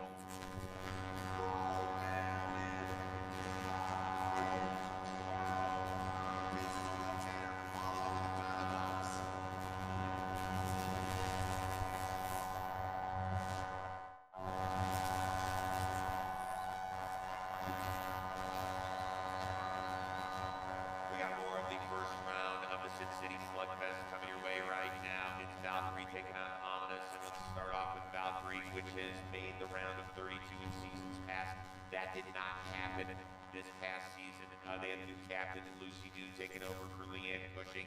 Lucy has been a veteran member of other teams in the past, but she became a captain here for the first time, obviously joining a team that had had a degree of success. An up and down season for her, but it has a chance to hit the reset button here in Slugfest #1. Yeah, there is an absolute monster lurking under the shell of Valkyrie. Lucy has yet to figure out how to unleash it. World Championship 7 moved Valkyrie even further off the competitive map, and it's veering into desperation territory. Whatever outside pressure the squad's dealing with, they need to figure it out right now against Ominous, or we may have seen the last of the mighty Valkyrie. In the meantime, we saw Tim Bowens back at BattleBots for the first time since 2018. Back then, he brought a robot called Reality. This time it was Ominous. It didn't have a wonderful regular season, didn't make it to the round of 32. But this bot from the Netherlands showed glimmers of potential, Kenny. Yeah, this is an ambitious build, but in this sport, you don't get credit for good ideas. You need to perform, or your time here's gonna be short. The vertical disc has good pop when it can make contact, but Tim has struggled to give it opportunities. Those Omni wheels do provide an advantage that make Ominous so unpredictable, it's hard to line up a big shot. Those Omni wheels, I love them. Gifted tier 1 sub to take up air 400. Way more mobile than how you're Things not moving quite as well as they did in my youth back in season 2. Alright, emotion. Let's get to it. Baruch.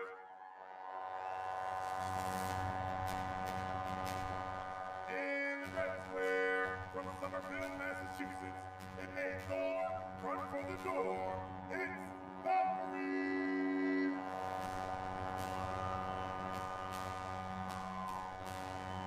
Team Valkyrie! This robot's been a part of some of the most violent and unforgettable fights of all time, Kenny.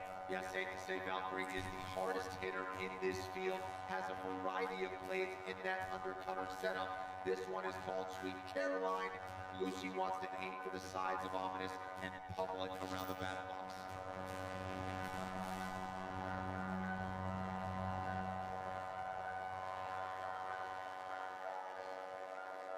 In the blue square from Tilburg, Netherlands, the hills may have eyes, but do they have a deadly spit? Didn't think so. It's Ominous!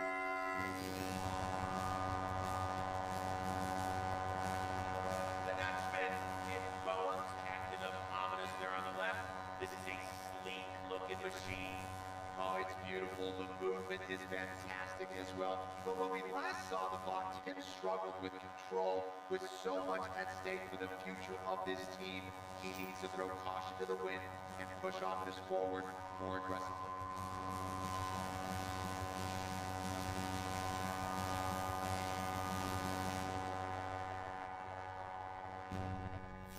Always a little bit worried going against a vertical spinner with a big wedge. I think that way it's not really advantageous for us, but as long as the weapon is robust enough, I think we can.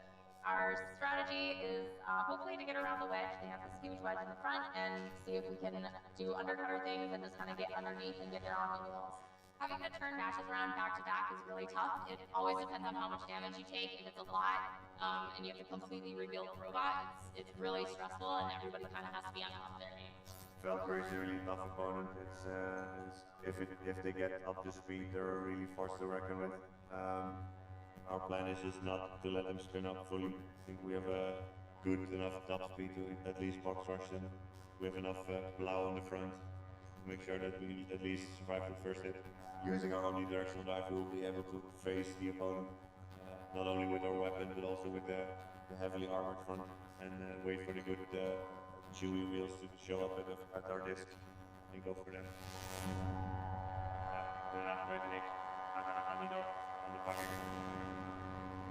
All right, Kenny, for the fans that want to throw down in some BattleBots action, what's the play here?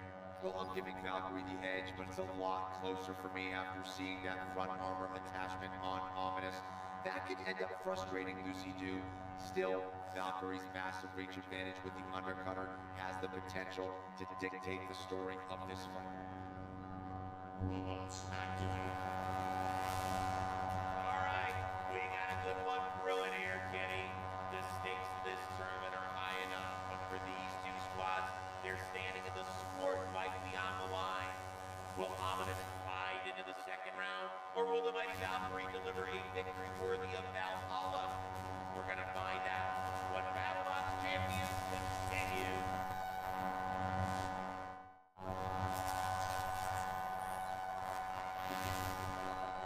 This is BattleBots Champions, where Valkyrie and Ominous, two bots with uncertain futures in the sport, are ready to throw down. One of these teams will move closer to a spot in the Golden Bolt tournament. It is win or go home. Here we go.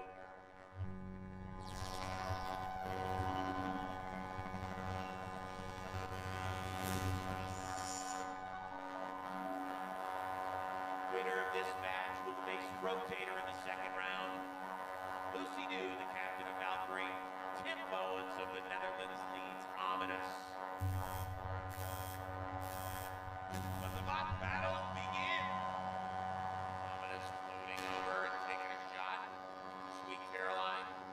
The weapon of Ominous has stopped spinning after that first exchange. Have they lost it, or has Tim Bowens shut it down? There's some life in that dual disc. Tim Bowens firing back up and tracking the Valkyrie. Lucy Dew probing. That wedge holding up really well with Ominous, though. Always interesting anytime you get a vertical spinner against a horizontal spinner. There's an opportunity for Ominous to attack the backside of Valkyrie. Oh, nice spot by Valkyrie there. Starting to chip away into Ominous. Lucy Dew has to be careful to not oversteer in this fight. Ominous doesn't have much reach, but she needs to avoid showing it Valkyrie's backside. Lucy with an opportunity to fire back at her critics here in the slugfest. Remember, she was not happy about being left out of the World Championship 7 tourney. Did she make a statement about going on a run this evening? Valkyrie slowly trying to break down the defenses of Ominous. Tim Bowens trying to stay squared up. That undercutter on Valkyrie looks hungry. Still looking for that first massive hit of the fight. Oh, big impact. Now Ominous in pursuit, but Valkyrie with the whip around counter strike. Doing her best Ray Billington tombstone impression. Oh, couple of power shots landed by Ominous. Lucy learned a lot in the regular season, and you can see it here in her driving. Both weapons still humming. Valkyrie lining up the shot and delivers it to the front of Ominous.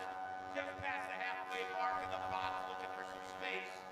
Here comes Valkyrie. Oh, big collision that sends Lucy Dew's bot careening into the screws. Still time for both of these teams to make a push for a knockout to impress the judges. This one's not over, Chris. Lots of sparks, lots of jazz, and a few big shots in this fight so far, but no critical damage to speak of. So which of these teams is going to exert their will down the stretch? Winner moves on to the second round. Loser takes a long flight home. Much longer, by the way, if you're Ominous. Nice weapon-to-weapon hit.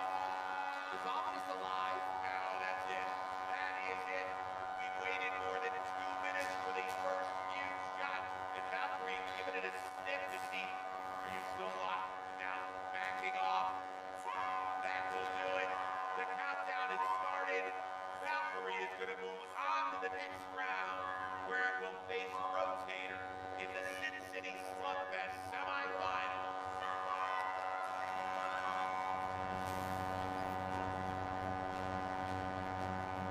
That's a big win for Lucy Dew. This one was a slow burn, Kenny. Very effective defensive configuration by Ominous, but you just have the sense that big shot from Valkyrie was lurking in there. Yeah, nice job by Lucy Dew, keeping the pressure on Ominous. Chipped away at that big wedge, probed and prodded and jabbed with the undercutter, and eventually got the weapon-to-weapon shot she was looking for. There it is. What a shot. Valkyrie sends Ominous back to the Netherlands and launches itself into the next round. Lucy, congratulations. Thank you. Now that's the sort of shot that you delivered to Ominous that you've been waiting for. Yeah. I think as we gain more confidence in the robot, we're able to kind of full stick in a little bit more. Lucy, we will see you in the semifinals against Rotator. Congratulations. All right, thank you.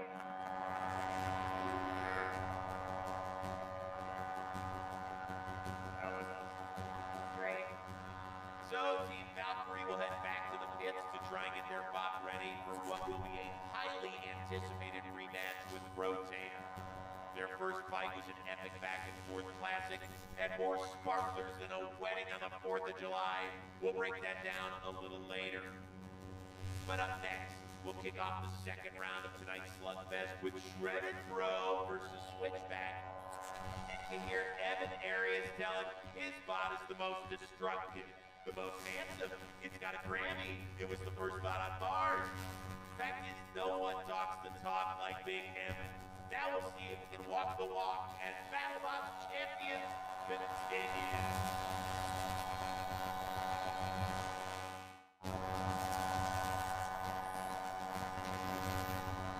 It is time for more of the Sin City Slugfest. We started with 8 bots tonight, and now just 4 remain in the quest to join the Golden Bolt tournament field. There's a look at teams Valkyrie and Rotator getting prepped for their second round fight just around the corner, Kenny. Yeah, no rest between matches in this event. It's go, go, go, or you go home. Okay, time to kick off round number 2. We got Shredded Bro versus Switchback.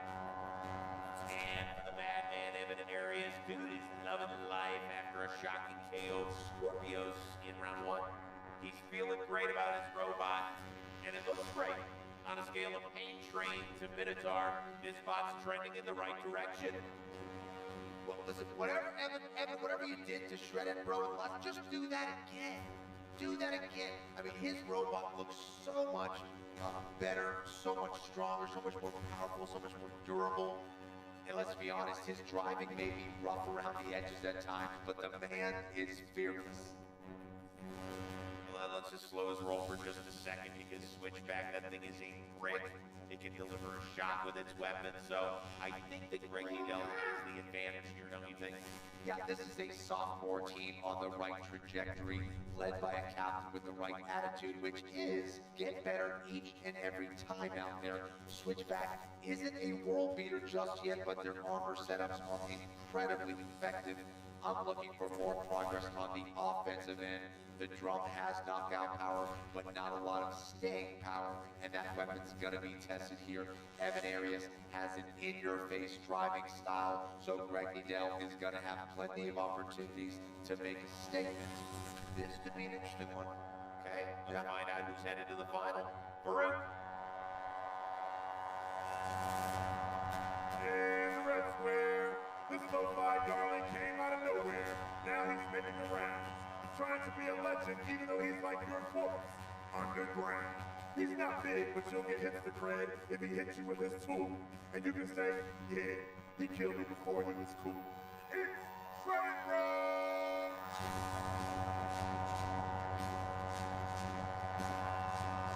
Evan Arias coming off of his best performance ever in a fight. Earlier tonight, he was losing confidence when he was average. Now let it feel. I mean, he loves this game. Great to see him finally get his ball dialed in. Is it dialed in for this fight? Yeah, we'll see. Find out.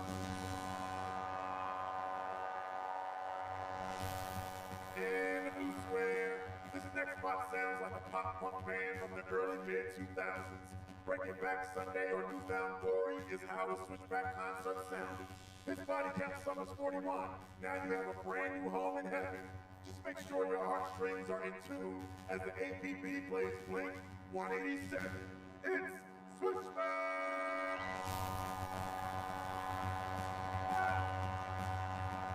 Round two for Team Switchback. This is a bot we were honing in on before the night started, Kenny, and it has not disappointed. This armor configuration, Shredded Bro is gonna have a tough time landing significant strikes on Switchback.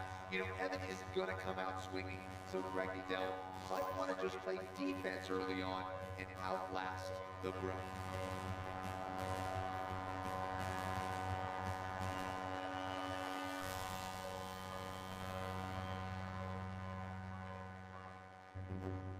Right now we have Switchback coming up, and I'm very excited. There'll be a second fight tonight.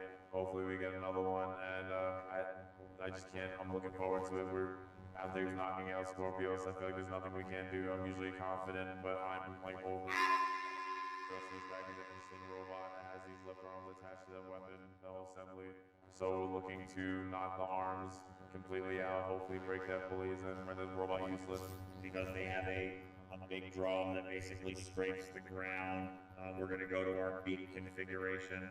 That beak will hopefully take the impact, stop their drum before the weapon-to-weapon impact. We really need to make sure that we're hitting our angles of attack, trying to win the ground game, and then, you know, hoping that the weapon-to-weapon engagement goes our way. Robots activate.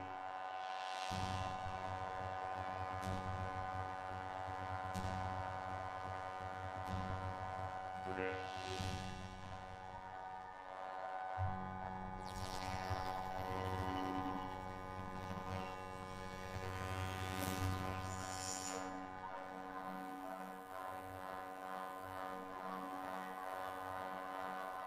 Evan Arias and Shredded Bro. Greg Needell and Switchback.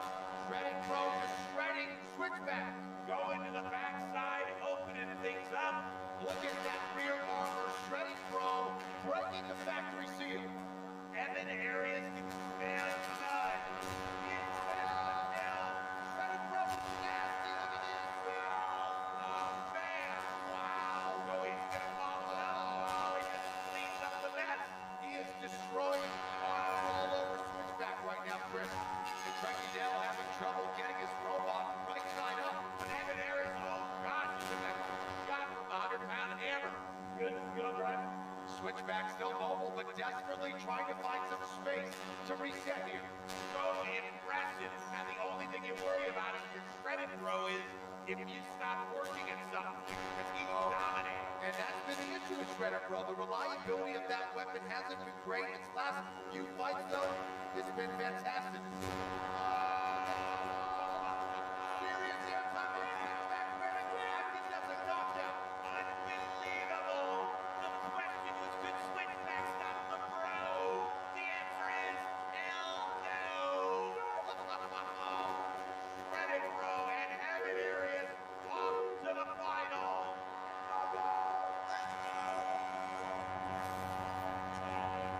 What a performance! The ascension of the Bro continues!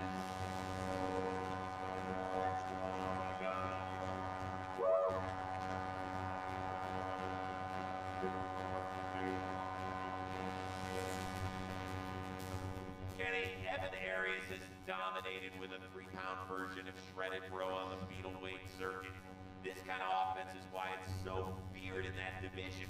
My goodness, landed some absolutely ferocious shots in this one, Chris. Ripped into Switchback's armor and sent it flying backwards into the corner. I thought Greg Goodell panicked a little bit in this fight, had trouble getting his robot on its feet as a result of all the pressure. Phenomenal performance by the Bro. Couple more really nice shots, and oh, that was the finishing blow. Evan Arias. Yeah, sorry. Sorry, Bro.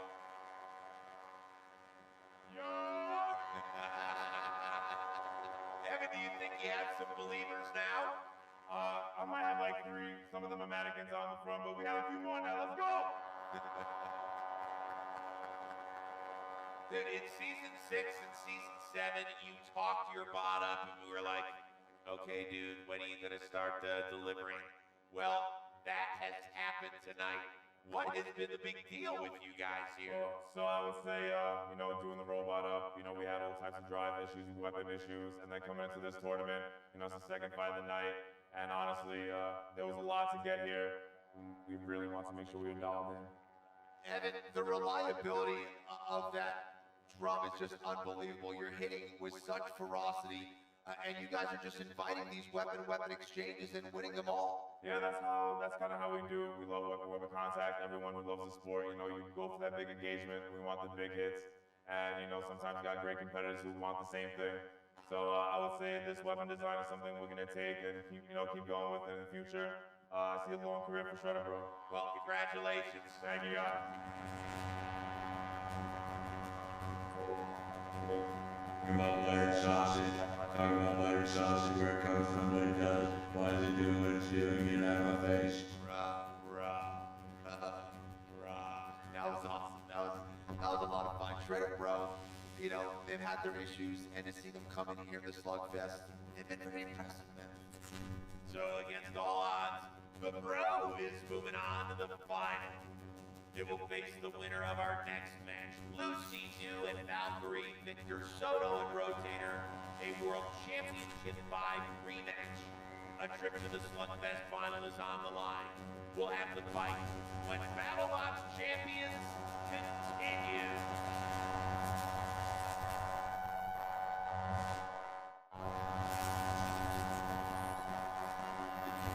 This is BattleBots Champion Sin City Slugfest. One half of tonight's final is officially locked in as Shredded Bro. Yes, you heard me. Shredded Bro is on a tear. Kenny, there's a look at Evan Arias already back in the pits after that incredible knockout win over Switchback, chatting it up with his victim, Greg Goodell. I like this shearing action. Definitely holding started to shear off. Yeah, the work in the pits is the other battle tonight. Shredded Bro's drum has taken a beating.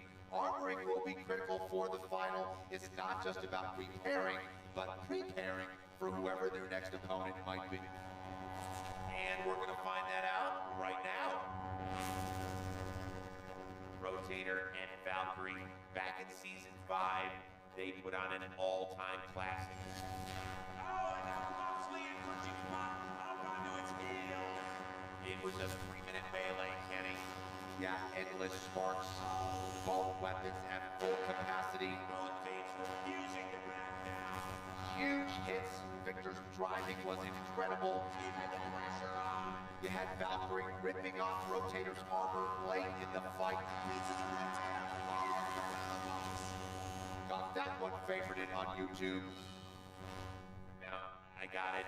Back then, Leanne Cushing, not Lucy Dew, was the captain of Valkyrie, but I wouldn't be shocked if we see the same thing here tonight. No question about it. Lucy may not have the experience of Leanne Cushing, but she is getting better with this robot. And for Victor Soto, it's feeling like business as usual. Time to get Rotator is in the mix, but now I want to see that killer instinct. It's time for Rotator to prove it's a championship level bot.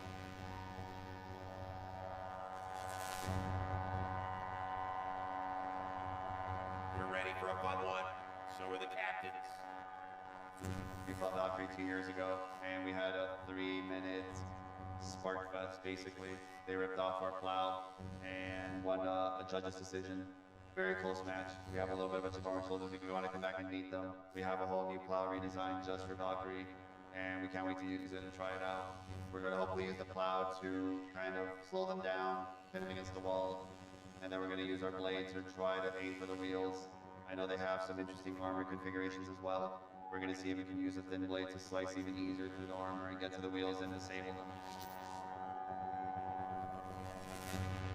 In our fight against Ominous, we ended up taking more damage than we initially thought. We thought that we had just bent a blade, but in addition to that, we also bent the weapon shaft.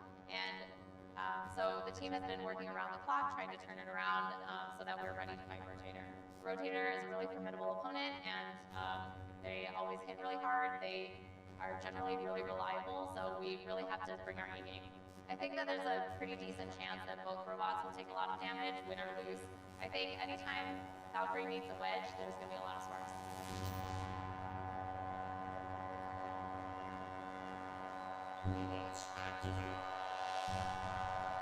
All right, this matchup getting a lot of attention back in the pits. Their first encounter was an instant classic. So how do the builders see this rematch going down? They've got Rotator as a 72% favorite despite losing that first matchup. Does that surprise you? Listen, I get it. In recent seasons, Rotator's been a class above Valkyrie. For this one, the teams added that beefy AR-400 plow to eat up shots. And you heard Victor, he wants to attack Valkyrie's tires with the overcutter, but Valkyrie's blade, New Glory, gives it a big reach advantage. This should be another brawl, Chris.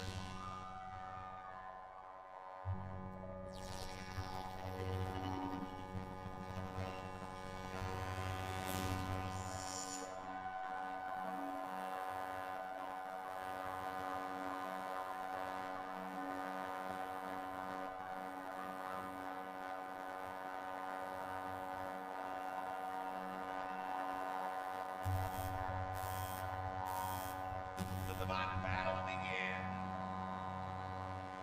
Both horizontal blades getting up to full speed.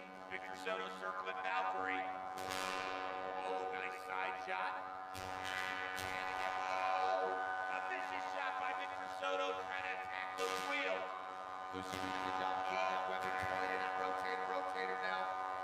Losing its balance there. Nice shot by Valkyrie. Excellent work by Valkyrie. Victor Soto not relying on that wedge as much as I thought he would here. Keeping that blade squared up. Valkyrie not minding going weapon to weapon. It's that wedge trying to stay away from.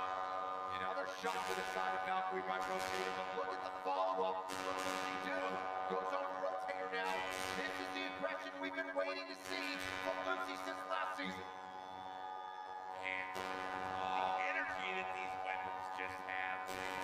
So far, they've been trading jabs, but it feels like any second a nuclear bomb could go off in here.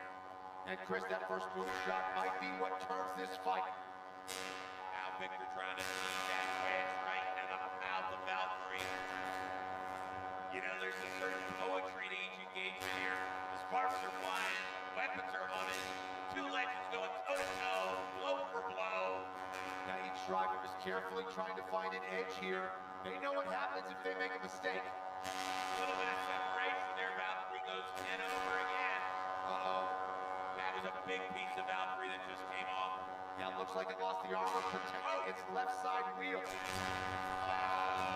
Nasty shot that sends robots in the opposite direction. Rotator having some issue with its left tire. No question about it. It's chopped up. And Lucy Dew is right on top of it. Can she put the nail in the coffin? She's just trying to get whatever she can right now. And remember, the left wheel is exposed too. One shot from Rotator could even this back up. Under a minute to go. Who's going to close this out? Oh, look at that. That tire's just shredded, Kenny.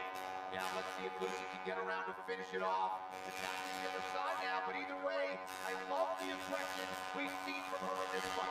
Oh, that's like the third or fourth time we've seen her leapfrog over Rotator. This fight's going to come down to the wire, Chris, but right now, Rotator's wheel is the big difference. That will score a lot of damage points for Valkyrie. Well, their first fight in the World Championship 5 was an instant classic. The sequel's doing it justice. So many punches landed by each robot. 20 seconds to go. And look at this. Lucy is not backing off. Just listen to the sound of that. That cloud's about to fall off Rotator, it looks like. Oh, Lucy New trying to kill that cloud. Can she knock it off before time expires? She cannot. But what a fantastic fight this matchup was the second time around.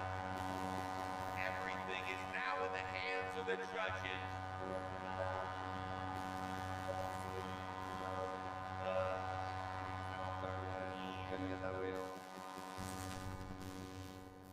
Kenny, there is a tremendous amount of filth on the Battle Box floor. I certainly understand why.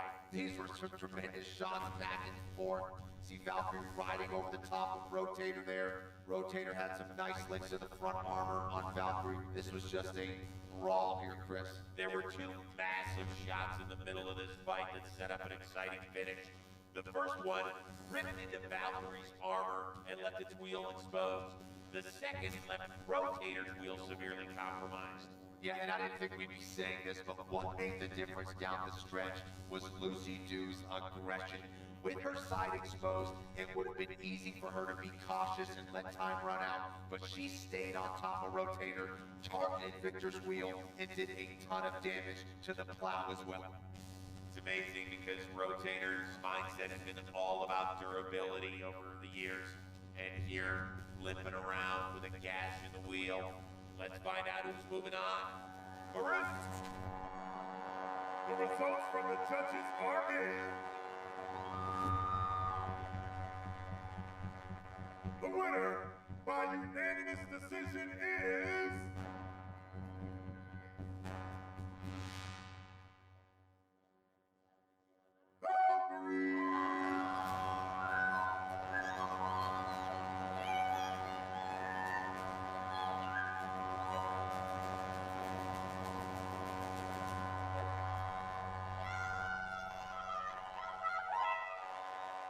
Lucy, congratulations. That is the most emotional I've seen you and your team.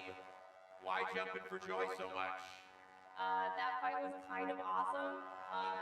We spun the whole 3 minutes, and it was great. It was more than kind of awesome. It was very awesome. You know, you guys just stood there and started trading shots the whole time. Was that a part of the game plan? Yeah, absolutely. Our plan was just point the spinny thing and drive. Well, listen, this is your first year with the robot. We know that Valkyrie has had a tremendous amount of success here at BattleBots, but for you personally, how satisfying is it that you're now one win away from participating in the Golden Bolt? I think for me and my team, it means a lot. We put a lot of work into upgrading that weapon system on Valkyrie to make sure it spins the full 3 minutes every single fight. And I think it's shown that in every fight we've had. Congratulations, Lucy. We'll see you in the final.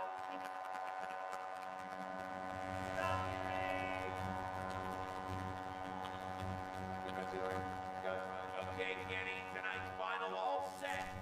Valkyrie moves on to face Shredded Bro. Both teams just one win away from a trip to the Golden Bolt tournament.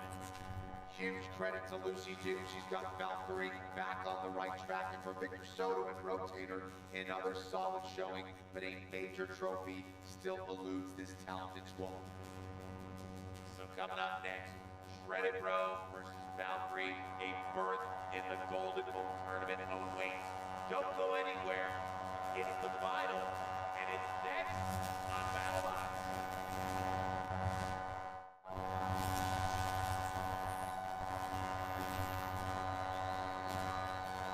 We are back on BattleBots Champion Sin City Slugfest. It is time right now for the final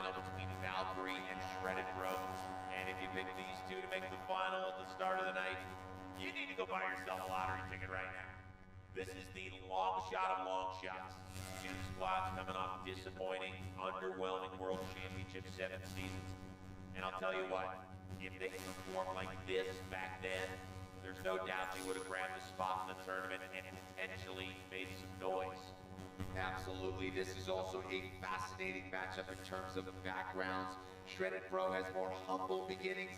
Evan Arias comes from the projects of New York, got passed over for scholarships. The man is essentially self-taught. On the other hand, you have Valkyrie, a complex engineering marvel with a gaggle of MITers behind it. Two vastly different paths for these squads, but they're converging right now. Why don't we start it out with the bro, Evan Arias, Shredded Bro. We love Evan's confidence, the cool guy vibes, but behind that is a steady, dedicated, and patient captain. His squad's truly been through the battle box beat right here, Kenny. Yeah, it all started a few years ago with Pain Train, which was never really competitive, kind of the butt of the joke, but Evan stayed positive. He was killing it in the lower weight classes of robot combat with his 3-pound version of Shredded Bro. He scaled it up. It didn't work out great initially, but Evan stayed positive. Here in the slugfest, back against the wall, Shredded Bro knocks out a proven contender, Scorpios, delivers a stunning KO of Switchback in the semifinal. Tonight, Chris, that positivity is working overtime, and it's finally paying off. Now just one win away from joining the Golden Bolt tournament. So too is Lucy Dew, the brand new captain of Valkyrie. But we've got a little business to take care of. Before the break, Rotator did appeal its loss to Valkyrie. The judges took a look, told Victor no dice, and Team Valkyrie got the official nod. That is a big resume piece for Lucy Dew, who, as we know, took control of this big name bot. Perhaps the expectations were too high early on. After all, it wasn't just Leanne Cushing that left this squad. It was also the driver Fred Ford, who now spins dough for Rip Crony. So Lucy's working 2 jobs, but she's confident in her team and her own abilities, and perhaps that pushed her to do so well tonight, I think. Yeah, absolutely. I think they've had 2 solid wins, and they're looking stronger and stronger as well. Lucy getting much more familiar with her bot belt. Somebody is off to the Golden Bolt tournament. Is it Shredded Bro or is it Valkyrie? Let's find out. Farouk!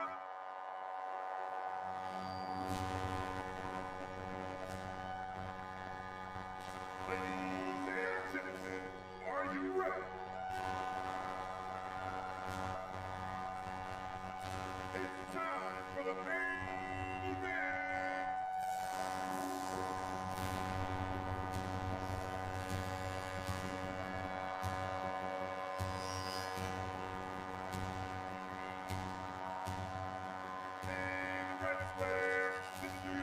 Will put you underground like a subway tunnel that's been abandoned.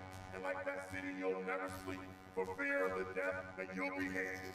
So run for Jersey, hit the turnpike, or your demise, it couldn't be gorier. And beware this team in Sin City, cause man, they look like warriors.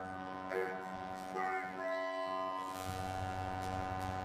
Come out and play, Shredded Bro, making its 3rd trip to the battle box this evening in an unexpected run to say the least. But Kenny, it might be time to start believing in the Bro. Well, the biggest KO of the night belongs to Shredded Bro. That's already a feather in the cap, considering the talent level this evening. But when you're only 1 win away from the most successful night of your career, you have to dream big. Evan Arias, go for it all, my man. In the blue square, this thing is a horizontal spinner, just like Pat St. Jack's wheel. But give it a spin and all you're winning is a mouthful of steel. You'll get lit up like Vanna White touched you. It'll be bad for morale and go completely bankrupt if you try to buy a vow. A-E-I-O-U, a beatdown from Valkyrie. Lucy Dew and her talented team KO'd Ominous, won the rematch with Rotator. Just 1 more win to advance to the Tournament of Champions, Kenny. Valkyrie is back. It's definitely back, and the field isn't gonna like that. When Valkyrie is on its game, the repair bills back in the pits go way up, and the vibe with this squad is completely changed. They're ready to bring the fight to Shredded Bro and take their shot at the Golden Bolt.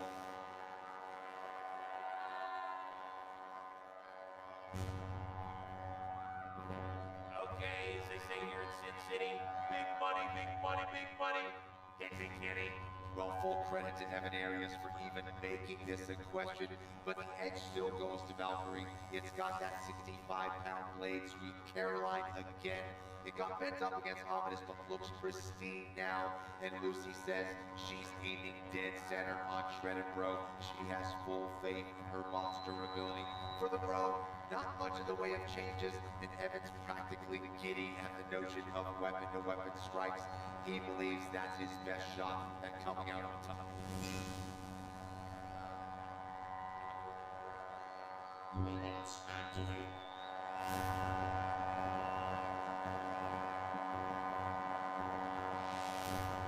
An offensive brawl brewing here in the final. Shredded Bro. Valkyrie. Who's gonna earn a shot at the Golden Bolt? We'll find out when BattleBots Champions continues.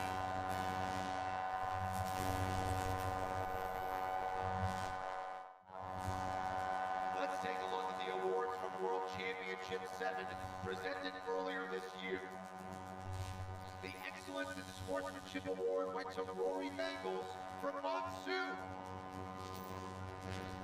The Most Destructive Robot, World Championship 7 runner-up, Huge!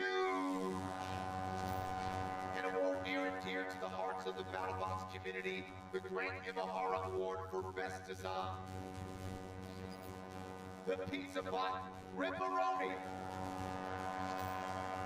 Finally, the Founders Award, which celebrates those that best represent the spirit and values of BattleBots. The one and only Martin Mason from Mad Hatter.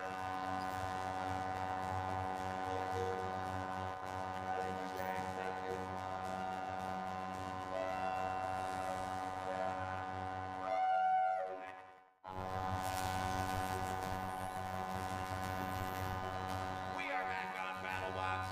We've got Shredded Bro and Valkyrie inside the box for tonight's Slugfest final. A berth in the Golden Bolt tournament is on the line. Evan Arias, Lucy New, show us what you got.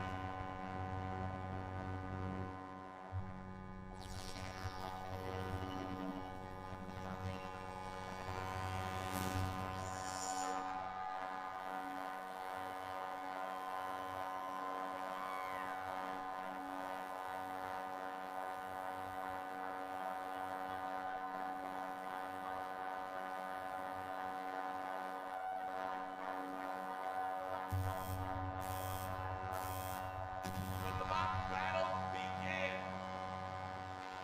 Oh, there's your face to face. Yeah, we're gonna find out real quick whose weapon is more powerful. Oh, nasty shot there. Shredded Bro continuing to attack Valkyrie. Yeah, they're going right at him. Both teams not shy to exchange here. Kenny's just gonna come down to dependability in this one. Yeah, I'm surprised Valkyrie isn't trying to go for the wheels on Shredded Bro.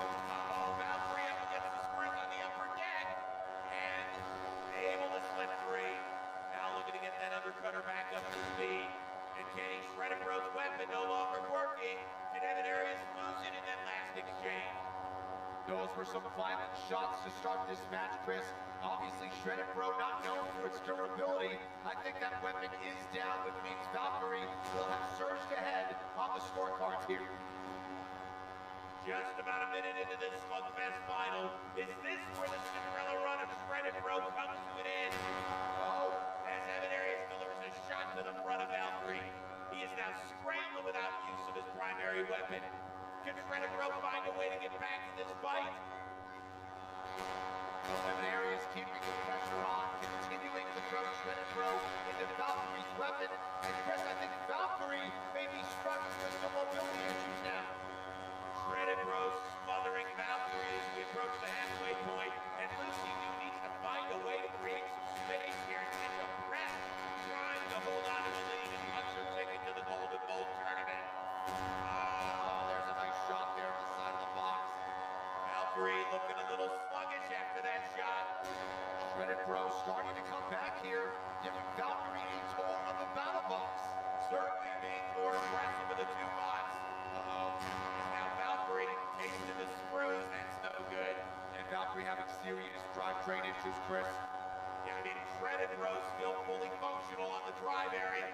Valkyrie's just kind of sitting and spinning. Don't know if that's enough movement. This is exactly what Shredded Bro needs to do. There's 40 seconds left, Chris. They need to stay aggressive here. If Valkyrie survives, this could be their fight. Evan Aries doing everything in his power to try and disable Valkyrie. A great job by Shredded Bro. Valkyrie, is it moving or not? Doesn't look like it's moving, Chris. This could be a knockout for Shredded Bro. Are you kidding me? The countdown has started. Valkyrie is not moving. And you believe Evan Aries and Shredded Bro off to the Tournament of Champions. Wow.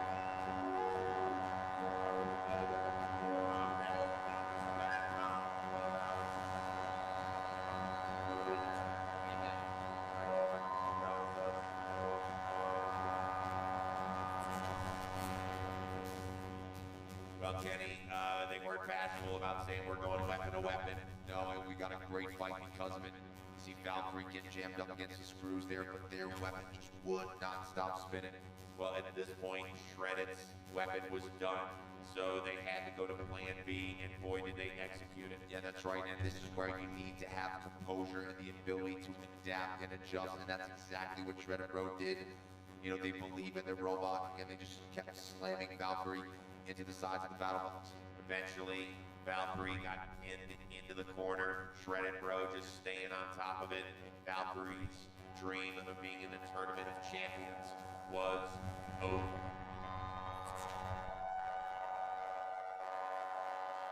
So I gotta wait for me this time. Evan Aries and Shredded Bro, congratulations! You are off to the Golden Bolt Tournament of Champions.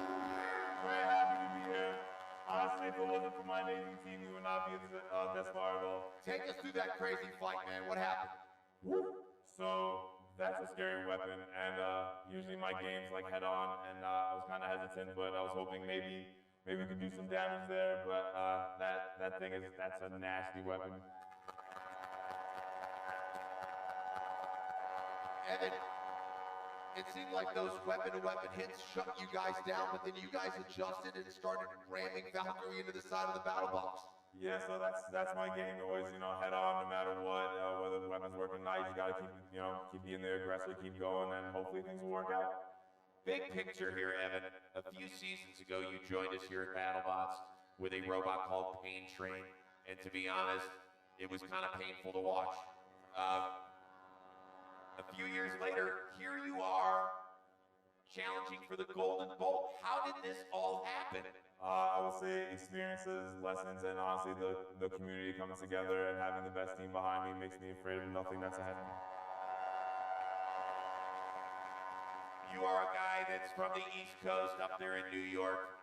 You make no bones about it. You didn't have the engineering opportunities as a kid that a lot of the people back in the pits do.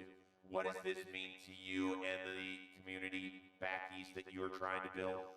Well, I want everybody to know it doesn't matter where you grew up, what your background is, if you got the heart, you got the spirit. If you want to do it, make it happen, follow that dream.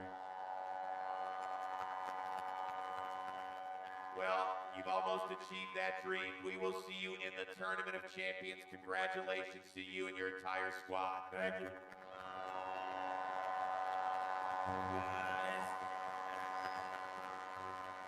Hi, Lucy. Hi. I know you're disappointed, one step shy of making the Tournament of Champions. Did you think you really had a chance to clinch this thing once you saw his weapon stop working? I did, but unfortunately, shortly after that, something in our drive died, and we kind of just drifted around by the weapon for the rest of the match. It seems like your guys' strategy was to go weapon to weapon with Shredded Bro. Do you regret that strategy? Not at all. Our weapon still spins. It's totally fine, and I think that as a team, that was our entire plan for the season, is make sure the weapon never stops spinning. So we're all really proud of the work that we did on that, and the weapon Thanks so much for the entertainment. Another great season for you and Team Valkyrie. Thank you.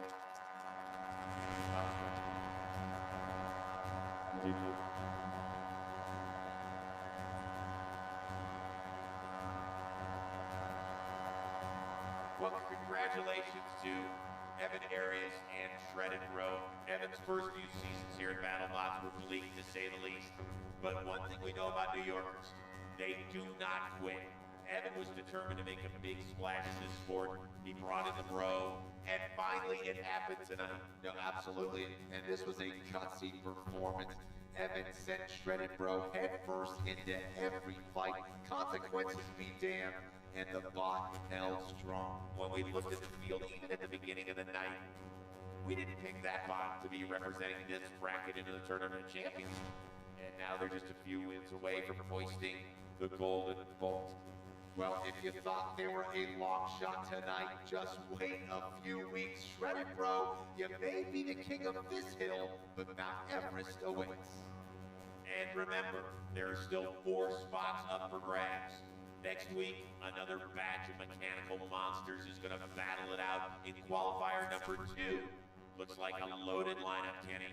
That's right, we'll see the Killer Bees, Bloodsport, Blip, and Black Dragon, Whiplash hunting for its first major trophy, the Founders Award winner, Martin Mason and Matt Catter, and so much more. I can't wait. So that'll do it for tonight for Farouk, my man Kenny Florian. I am Chris Rose. We will see you next time here on BattleBots Champions Sin City Slugfest.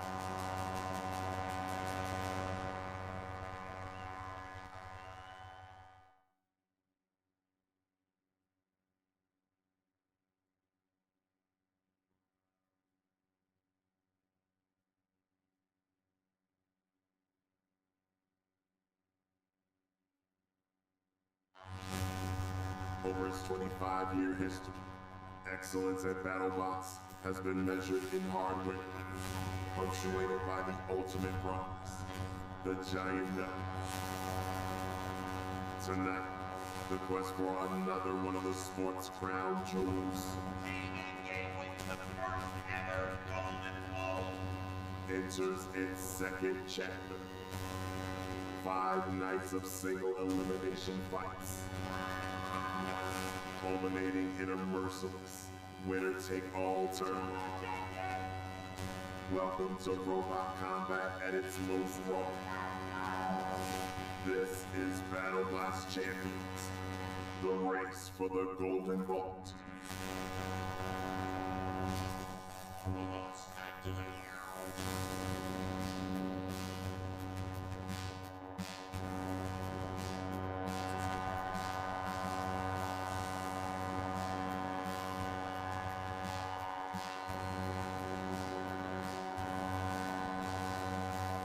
Welcome to BattleBots Champions Sin City Slugfest. How we doing, Las Vegas?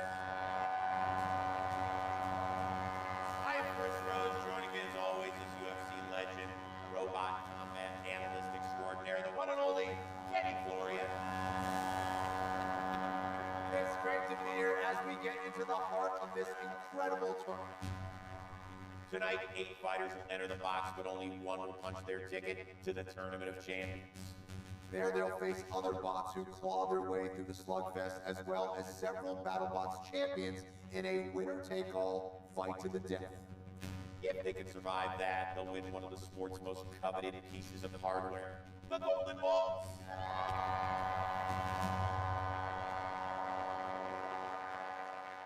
BattleBots Champions is where chaos reigns supreme, and that was proven again last week in qualifier number 1, where Shredded Bro, a team at risk of relegation after World Championship 7, defied all odds, rode through the competition, and earned a spot in the Golden Bolt Championship field. Shredded Bro joins the 3 most recent Giant Nut winners, Endgame, Tantrum, and Sawblaze, all of whom received automatic bids, but 4 spots are still up for grabs. Well, the bots are definitely hungry for glory, so let's see what's in store for tonight. Reese Stewart and the ambidextrous assassin Fusion will collide side with one of the most iconic robots in the sport, the king of control, Whiplash. The Nutty Professor Martin Mason has Mad Catter ready to bear its claws against the horizontal horror show, Bloodsport. Hell of the Brawl, Bunny Soriol and Alice will face a pink and yellow bot that will turn you black and blue. Hijinks! But we kick things off with champion designer Aaron Hill in his ferocious flywheel flipper, Flip, taking on the bulletproof Brazilians, the incinerator from south of the equator, Black Dragon. Let's get it on! Brute, take it away! Ladies and gentlemen, are you ready? It's robot fighting time!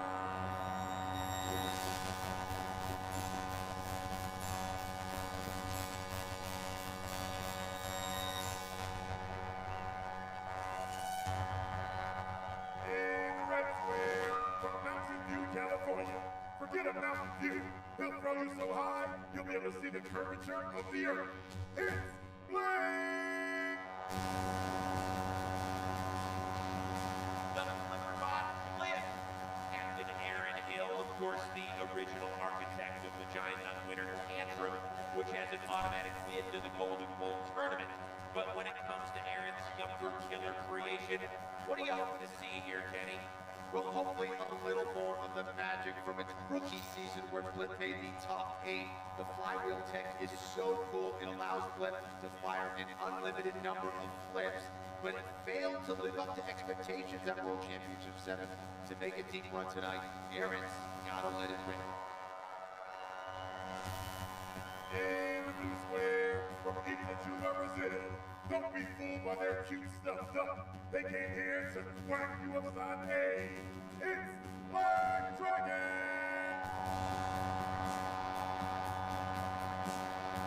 If there's 10 members on their team, we're going to see probably 12 smiles as they enter through the tunnel. Julio Cortez, the man waving on the right, is their team captain. But what team spirit they've got, huh? These guys are the party, Chris, and this is the exact type of tournament where they can shine. Black Dragon's durability is nearly unmatched. Last season, they almost tied Flip versus Street in most career fights without getting knocked out. They've got the goods to go deep.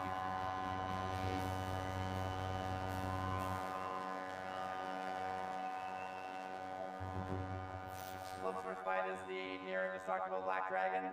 We feel like we have an advantage on the ground game side of things. We're also very durable, but it's basically going to try being take control and keep him in the air most of the match. Flip's very much, I would say, a control bot that we can launch people, but it's hard to actually get a KO from that. So we might not win the damage category, but we want to just hands down have aggression control taken care of. The main strategy is to try to control the middle of the box. We got this pointy little forks right next to the egg beater, and it has a lower ground clearance.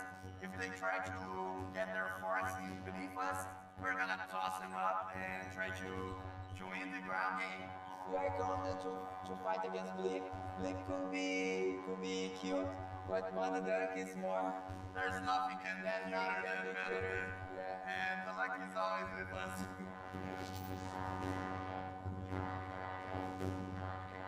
Robots activate. Okay, Kenny, this is Sim City, and being the wise guy that you are, you put together some odds for tonight's fights. So, what are we looking at with Black Dragon versus Blip? Well, either team could win the slugfest tonight, but I've got the Brazilians as a slight favorite in this one. Both bots are so tough. Collectively, they've only been KO'd 3 times. So to me, the question is which weapon will do more damage. A ceiling scraping Flip could change things at any time, but I like Black Dragon stronger.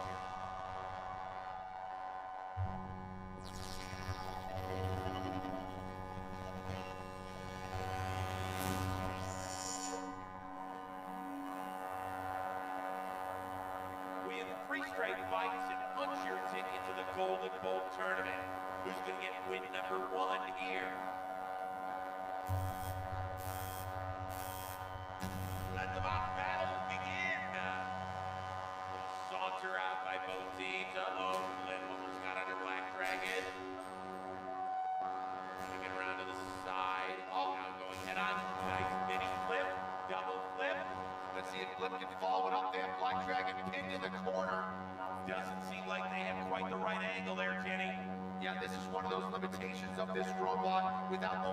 to push its opponent up onto its flipper. It just can't get a solid flip, and flip releases. Black Dragon had a little trouble with the floor. Gabriel Bertozzi looking to engage. Oh, there's that weapon, that 45-pound egg gear drum.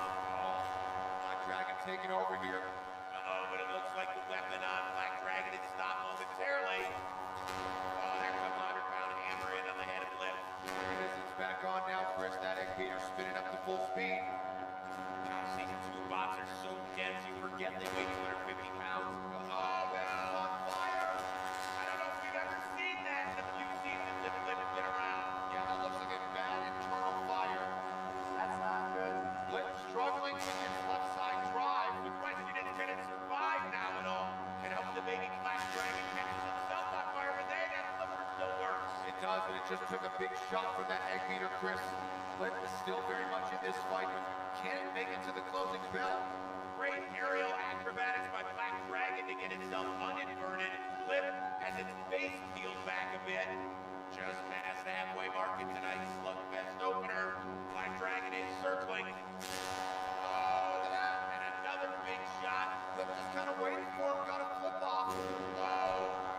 Blip racking up points. This is fascinating because of the new rules entered into battle last season. Black Dragon can't just lay back, it has to continue to attack. Let's see if Black Dragon can get around to the back side of Blip. That's where they can really take advantage. There it is. There you go, Kenny. Under a minute remaining. Is there any more life in Blip? They think Blip is going to get knocked out here. They could be right. This is it. There it is. Flipper stopped in its tracks, and Black Dragon now advances to the second round.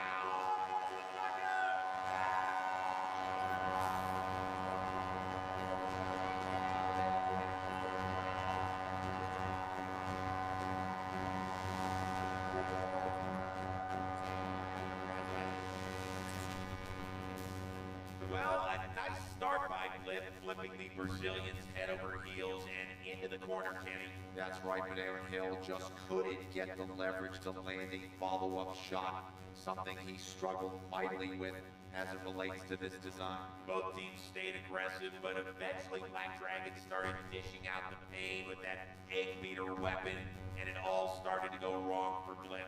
Yeah, you can see the fire erupt there, a shocking moment really. Lost drive on that left side and started to grab off. Credit to Black Dragon for continuing to engage and attack. Blip landed a few more nice blips with the Brazilians on their head, in fact.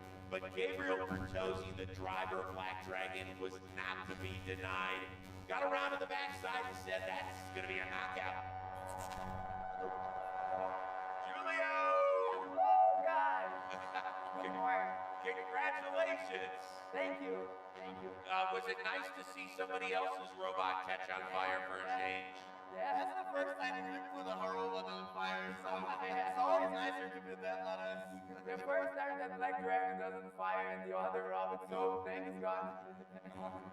Hey, Matthew, we talk about this all the time. Whenever you guys come out of the tunnel, your entire team is so happy. All you ever spot, what's going on back there that we don't know? We can't tell to you. It's our secret. The Brazilian secret. I can't tell to you.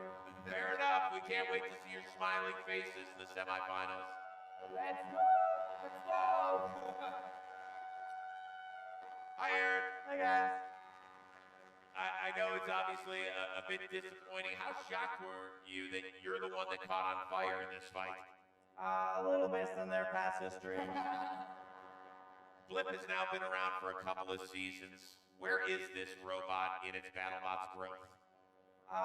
If it's back next year, you're going to see some decent-sized changes to it. This was the second run of this rev of hardware with some small tweaks, but we're going to see what we can get back to happy with during the off-season. Well, we all support you. We look forward to seeing what you bring next season. Thank you. Congrats to these guys.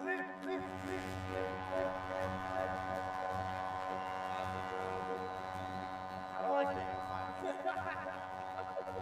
Get used to it, I don't want to get used to it. It's not a lot of time.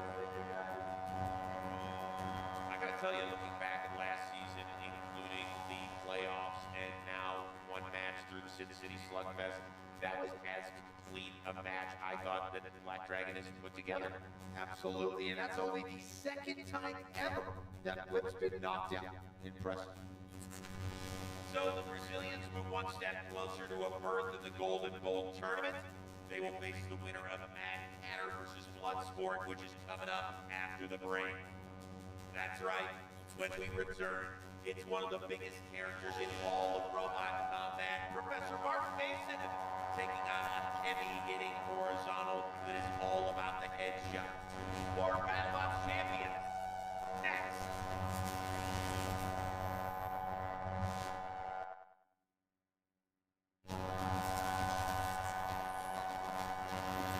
Welcome back to tonight's Sin City Slugfest, where fan favorites and rising stars are duking it out in hopes of earning a spot in the second annual Golden Bowl tournament.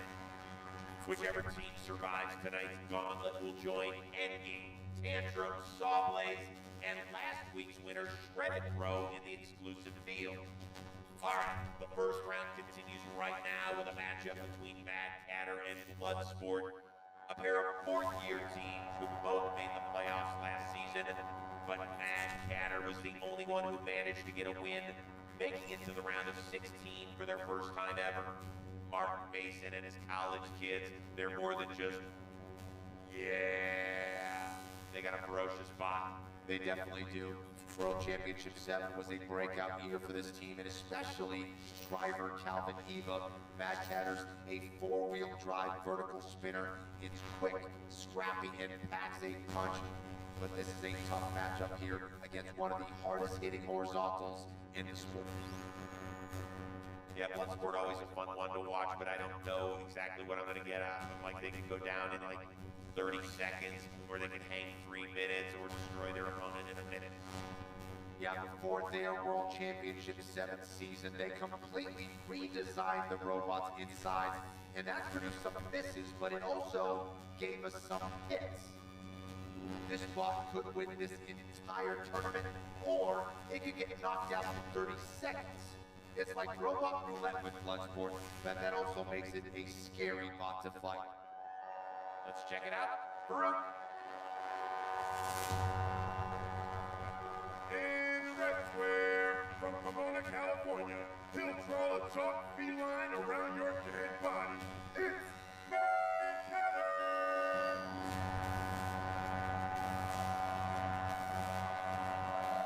And there's the wild man, Mark Mason and Team Mad Hatter. Big-time fan favorite that always puts on a show. What setup are they going with tonight, Kenny? Well, this is an anti-horizontal configuration that Tombstone's Ray Billings actually helped Mark develop. He built it using motor mounts from a Jeep to hang the armor, and said it's designed to feed Bloodsport up into their 45-pound weapon. Tonight is its first road test. In Blue Square, from Cambridge, Massachusetts, he's scheming and hoping to steal your hemoglobin. It's Bloodsport! Team Bloodsport, led by 26-year-old Justin Marple. This is one of 4 horizontal weapons that we will see this evening. Can you tell our viewers what the team is bringing in the box?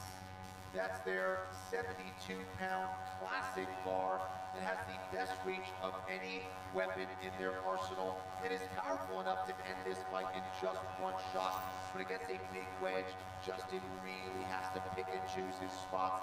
Connecting with the sides of Mad Hatter will be key.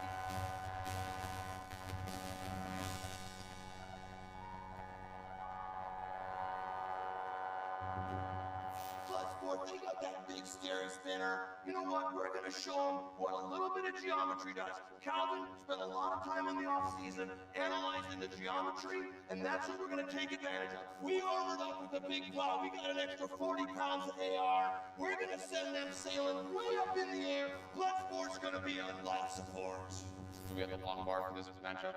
The long bar is our the longest and the most aggressive weapon that we have. So we're really going to aim, just try not to go straight to the weapon and try to see if they can make a mistake. We always look for mistakes in the opposing driver. You know, do they turn a little too much? Do they expose a wheel in a certain way? Do they, maybe the box rusher can kind of get around them at like an unexpected time? So we're just looking for that mistake, looking for the opening. And if we can get that one good hit, I think the match is ours after that. We have a nose and whiskers too. Yeah. Robots activate. Both teams made deep runs in this event last season, Kenny, but you're giving Mad Catter the slight edge here. Yeah, Bloodsport definitely has the power advantage here, but I think Mad Catter has proven to be a little bit more consistent. And while I do love Calvin Eba's aggressive driving style, he's got to make sure he's not too aggressive.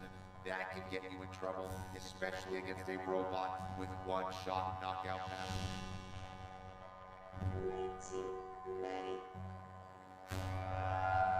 Please don't lead with your head. We have new rules enforcing that.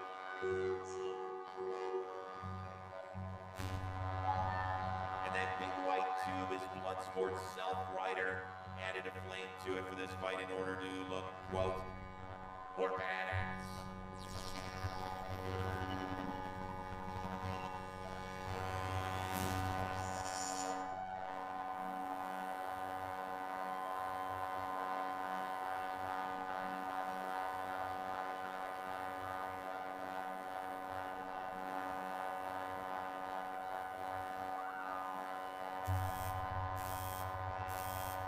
Let the battle begin!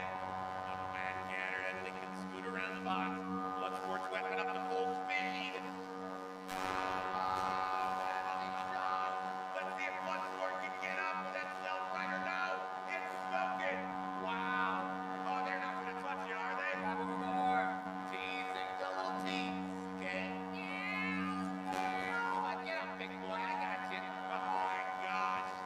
That was unbelievable. Mad Catter waving goodbye to Bloodsport. Thanks for playing. Oh, man. Mad Catter's moving on in 37 seconds.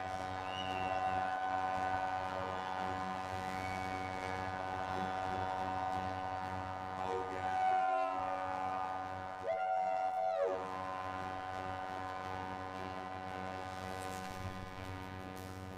Kenny, counter to what we're used to seeing against horizontals, Mad Catter actually avoided the box rush here. They wanted Bloodsport to spin up so they could use the geometry of that new plow. And bada bing, bada boom, bada bang! Woo! All it takes is one. All it takes is one shot. What a nasty one right in the corner. They just see the blade on Bloodsport connects there, and it just sends them flying. You see the difference in stability there between Mad Catter and Bloodsport. Just one little shot, and it sends Bloodsport flying right into the corner. My goodness. Yeah, I was thinking that Bloodsport would be able to self-right, and I saw the smoke, and I said, God, you're dumb, Chris.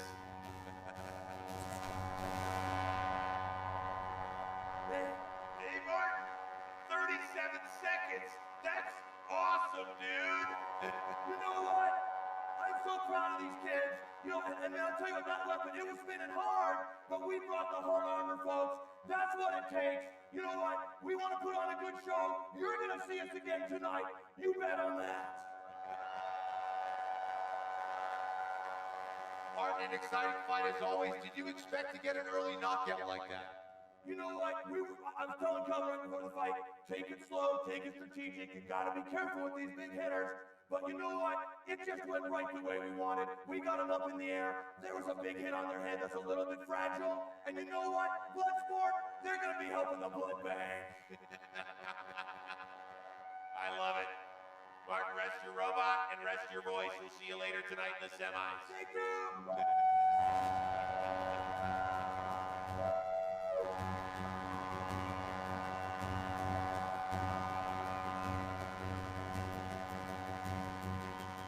Martin, 37 seconds. You're gonna last like 90 or something for us? What's he doing? People forget how hard Mad Catter hits. You know, they're known for their durability. Man, what a shot. And just got the better of Bloodsport, who hits extremely hard as well. They may actually destroy themselves. So Mark Mason and his gritty kitty advance to the second round of tonight's slugfest, where they'll need to sharpen their claws for a date with the Black Dragon. And up next, get ready for some fireworks as two more horizontal spinners go head-to-head. We got a couple of veteran squads with Malice taking on Hijinks.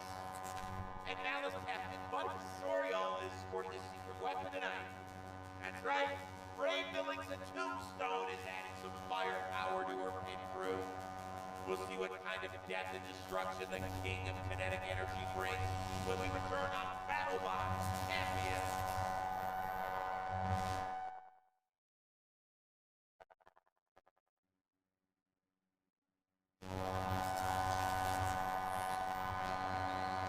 We continue on with more BattleBots Champions. Again, to punch your ticket to the Golden Bolt tournament, these teams have to run the gauntlet and win 3 straight fights on a quick turnaround.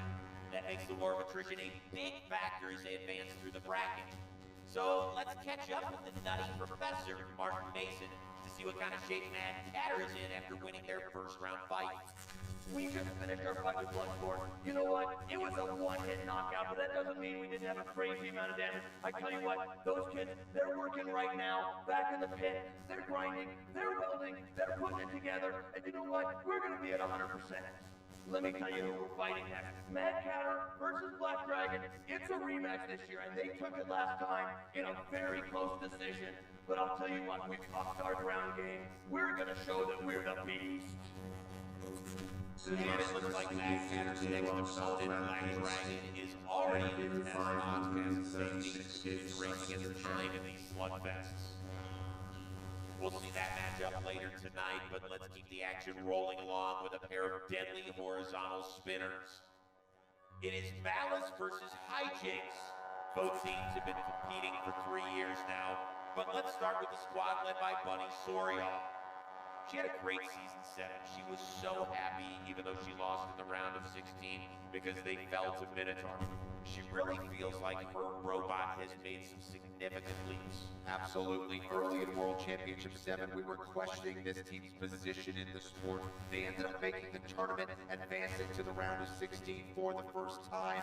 And then like 3 minutes with the top-seeded Minotaur, they lost the decision, but Malice proved it can dance with the big boys. And just like in the playoffs, Ray Billings, yes, the king of kinetic energy, is helping Bunny again tonight. That's a big confidence booster, having that guy in your corner. Hi guys, let's do it. In the meantime, it's been a few months since we checked in on Jen Herkenroder and Hijinks, and hopefully over that time they have been able to dial in their bot because things were not great for them last season. Yeah, they went 1-3 and missed the round of 32 for the first time in their career. The Slugfest is the perfect opportunity to stack some wins and start climbing back up the BattleBots pecking order. A spot in World Championship 8 may depend on Jen and the team's performance tonight.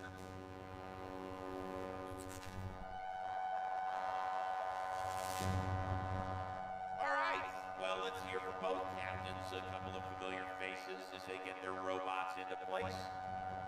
What makes Hijinks a tough opponent for Malice is that we are both huge horizontal hitters. That's what we do. Whenever you get horizontal versus horizontal, you're gonna have big sparks. You don't know what's gonna happen. We're gonna go ahead and do everything we can to protect our nuts because they're very exposed. So we're gonna put a big steel plate in front of them to hope that Hijinks can't get to our nuts before we can take them out. Last season was the first time Hijinks did not make it to the round of 32, and honestly, that didn't sit right with me. Going into this tournament, we definitely want to come out with some wins. You're going to see a more aggressive driving strategy, and I think that's going to pay off. We have a newly reinforced horizontal tail. We learned some lessons from our fight with Captain Shredderator, and we're bringing back our iconic long bar. So, in theory, we should be able to hit them before they hit us in every exchange. We're ready to do some damage. Is everything good? Yeah. Alright. Oh, you're good?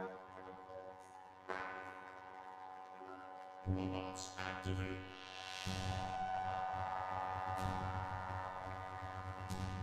Okay, robot anatomy time. Where are Malice's nuts and why do they need protecting, Kenny? Well, Malice has nuts on both the top and bottom of its frame. They hold the chassis together and make it easier to take the robot apart. But with Hijinks' undercutter and its tail, which they'll use as a wedge, those nuts could be in the line of fire tonight. So, you know, you gotta protect them. Fair enough. And while Bunny and Jen lead their teams, Malice is driven by Bunny's husband, David Lau, Hijinks by Better Builder or Ryan Beach.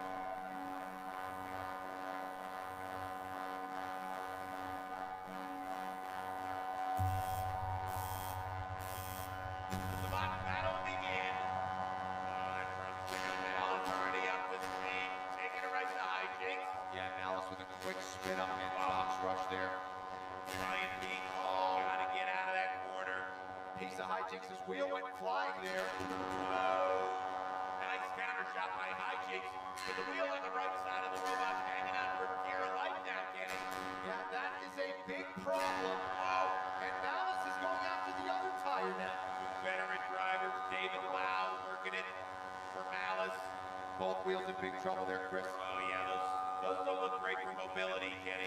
No, and Malice is going to have the speed advantage. That was a great job by Orion and Beast to use the tail to filter Malice into their weapon. Trying to do it again here. Well, we're coming up on the 1 minute mark, and despite Jinx's wheels looking kind of like chew toys, they've been holding their own, Kenny. Yeah, but they are really struggling to move now. All Malice needs is another shot or two on those wheels. Oh, boy. Malice took a big bite out of Hijinx's wheel there. And that might have done it. This one might be over. Great work by Malice. Just saying, you know what? We're going to make you incapacitated. I think Hijinx's weapon is stuck to the floor now. That'll make it tough to move. Makes it very, very challenging. I'm no engineer. So, Buddy Sorio's team opens the slugfest with a very pragmatic performance. And Malice is moving on to the second round.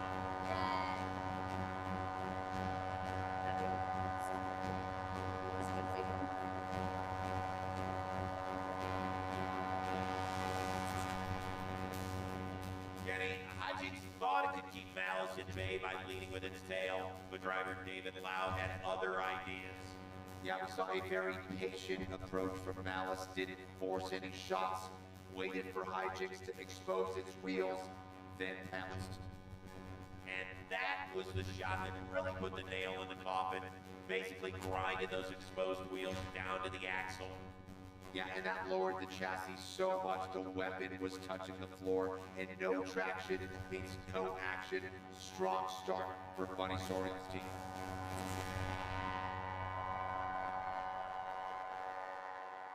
Buddy? Yes,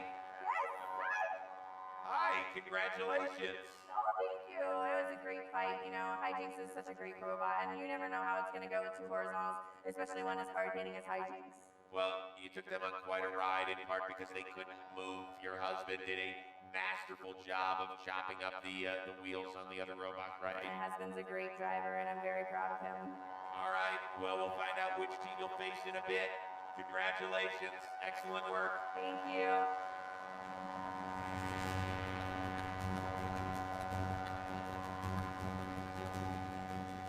Unquestionably, Season 7 was a great run for Malice, and they have continued things here in the Sin City Slugfest. That's right. Ray Billings is a good launch on that.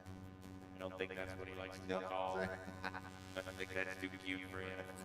And so Malice moves on to the second round to take on the winner of our next matchup. One of the best drivers in the sport faces off against one of the surliest. It's Matt Vasquez and Whiplash taking on Reese Stewart and Fusion. That is next on BattleBox Champions.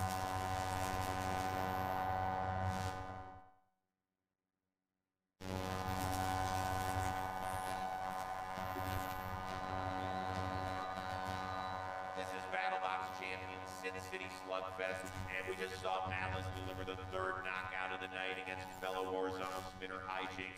And we caught up with Captain Bunny Sorial to see how her bot held up during that fight.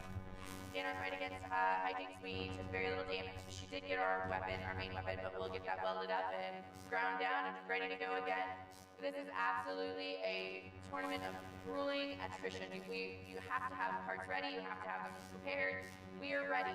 We have prepared for this, we've done what we needed to do, we've done all the preparation. Now it's just getting through it. Well, Bunny Sorial will be watching our next fight closely as she will face the winner in the second round. We're talking about Whiplash and Fusion, two teams led by families who have helped build the world of robot combat. After years of coming up just short, Matt Vasquez is hoping to win tonight's bracket and put himself in position to finally snag some BattleBots hardware. While Reese Stewart, part of the storied Waiachi clan, is hungry to show off the full potential of his dual-weapon death machine. I'm ready to tear some up and give my shot at the golden ball. Same old Fusion, just, you know, try and not start on fire. It is a barbecue here on BattleBots. The best way to not start on fire is to not take damage. Oh, you're taking the Fusion, which is on fire. better yet would be to like hit them with your weapon. So they're the ones getting beat up. Fusion will deal massive amounts of damage. We have seen robots they lost to come out, a bucket of parts. More chunks coming off the Witch Doctor. Win or lose, we're gonna have a messed up robot by the end of this fight. Matt is a pretty good driver. I'm a bad one. That's why I have a lot of weapons, so it makes up for my driving. That's who's gonna come over with a box rush, so it's probably gonna be a situation where right away I get back up to the wall and I'm gonna have to try and turn and hit him with the horizontal. Good strategy for this match is to get them flipped over. Because if they are upside down, their vertical spinner is completely ineffective, and they can only rely on the horizontal spinner. So we're going to run our powerful horizontal spinners, try to get them flipped over. Maybe we'll have to take some hits from the vertical. But once we get them flipped over, we can go to town.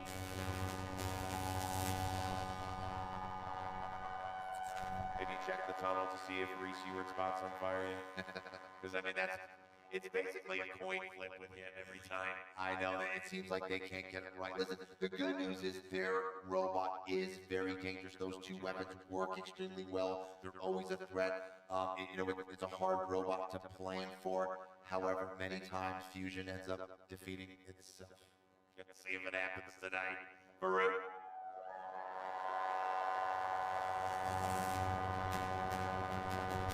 And red square from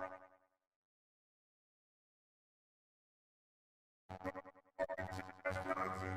He's just a motherfucker burning range. It's Fusion!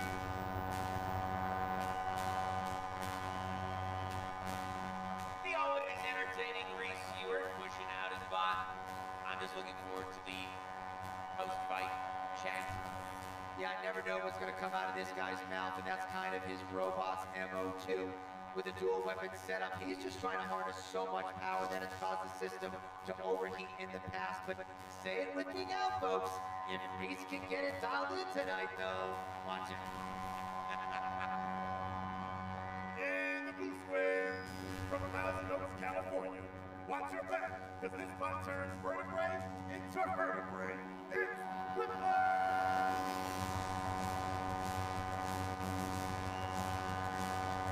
And here is the Vasquez family. Dad Jeff, Mom Debbie, and the driver and captain Matt there on the right.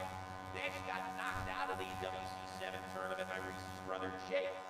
So Kenny, how does Matty Vasquez avoid dropping two straight to the Ewarts? Well, as Matt said, he's ditched his vertical spinner and front forks for a heavily armored plow, which you can see there. He wants to ram that into the Fusion's horizontal spinner, knock the bot off balance, and get it to destroy itself. Look for Matt to attack that side of Fusion.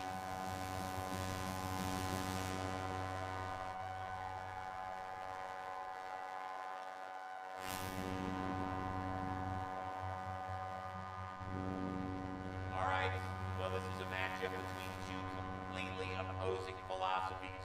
While Fusion is a weapon on wheels, Whiplash is relying solely on its lifter, and that means Matt Vasquez is going to have to be perfect. There's only one spot left in the second round. Which team's going to take it? It's Fusion, it's Whiplash, and it's next on Battle of Champions.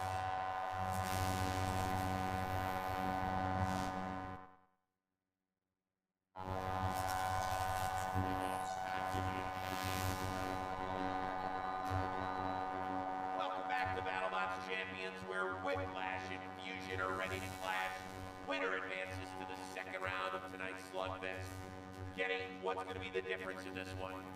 All about driving. If Reese Ewart can keep his vertical weapons squared up, he's got a shot to do some real damage. But look for Matt Vasquez to be very aggressive here. He wants to get Reese to make unforced errors.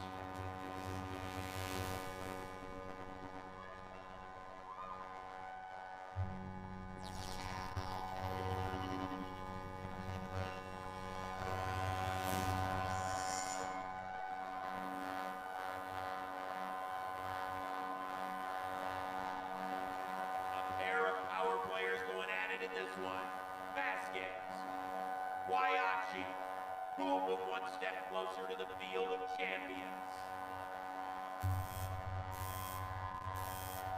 The battle begins. Oh, my Whiplash, that was a huge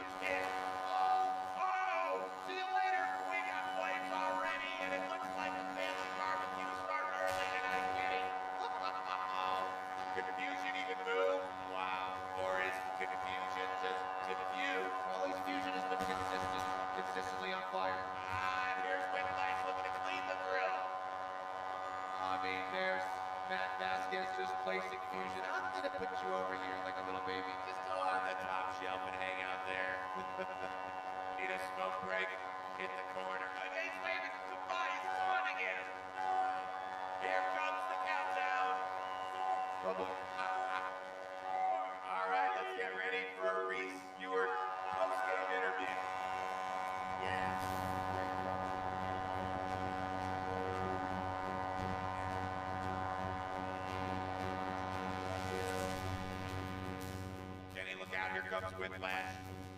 Boom! A perfect box rush from Matty Vasquez. Reese never knew what hit him, right on top of Fusion with that follow-up shot. And we've seen this movie before, but this was more like a short film. Yeah, Fusion ends up inverted in the first 10 seconds, in flames within 12, and then starts to go for a ride, courtesy of one of the best drivers around, Matt Vasquez, who's like, ooh, have you seen our nifty little battle box? Yeah, and again, he is just harnessed with whiplash. Look at how he places him in the corner, scoops him up, and stay there. Hi, Matt. Hi. Did you just taunt Reese Ewart and wave goodbye to him after you put him up on the top? Yeah, I honestly wasn't too sure what my strategy should be for this fight. Fusion's got a vert on one side, horizontal on the other side. Both are equally scary. But yeah, we just got to him before they spun up, and that's all we needed to do apparently. We got a little bit lucky. It was a great choice on the configuration, man. I know you also wanted to flip him. Is that why? Yeah, well, the thing about Fusion is when they're right side up, the vertical is deadly and the horizontal is deadly. When they're upside down, it's really just the horizontal you got to worry about. And our plow is good at fighting horizontals. So once I got him flipped over once, I was like, okay, they got to stay like this, otherwise we could be in trouble. And when I got him flipped on the wall, I just had to be very careful that they were actually stuck, because they could have very easily landed back on their wheels, and that could have been a different story. But yeah, we're happy. We got a little lucky, and great fight. Sounds great. Yeah. Congrats. Thank you. Nice driving.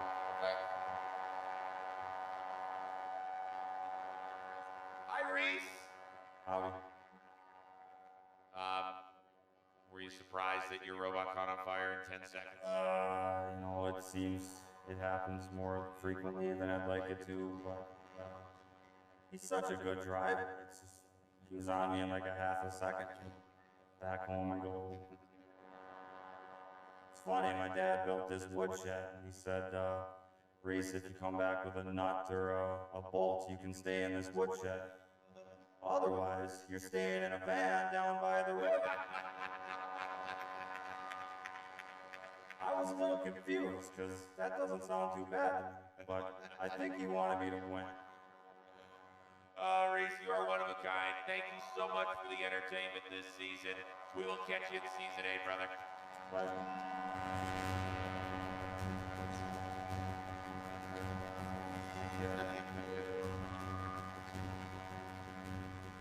Okay, so with Whiplash advancing to face Malice, the second round of tonight's Slugfest is all set. Up next, Mad Canner and Black Dragon will kick things off. It's gonna take 2 more wins to join Endgame, Tantrum, Sawblaze, and Shredded Bro in the Golden Bolt tournament. Who's gonna punch their ticket tonight? We will find out as BattleBot Champions continues.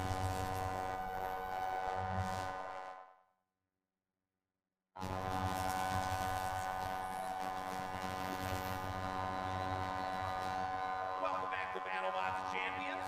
We are just 3 fights away from finding out which team will earn the second at-large bid to this year's Golden Bolt tournament. And it's survival of the fittest here in the second round of tonight's Slugfest. Still alive are the unbreakable Brazilians Black Dragon, the college professor Martin Mason and his versatile vertical spinner Mad Catter, Buddy Soriol's Malice, a team that's been on a tear since the end of last season, and Whiplash led by Matt Vasquez, who nearly made it to the Golden Bolt tournament a season ago. So let's get to our first matchup. This is a good one. Black Dragon, Mad Catter, Martin Mason, one-hit wonder in his quarterfinal victory over Bloodsport. But in addition to a spot in the final being on the line here, this fight is also about revenge. Black Dragon eliminated Martin and his crew of college kids from the World Championship 6 tournament. And Kenny, apparently the Gritty Kitty, does hold a grudge. Yeah, 100%, but it's a I want to smash your bot into tiny pieces in a loving kind of way, grudge. Now, an X factor in this rematch is that current Black Dragon driver, Gabriel Bertozzi, was not with the team the first time they met. The 23-year-old was a rock star at World Championship 7 and looked great in their first fight tonight. But maybe Mad Catter driver Calvin Eva can catch him off guard.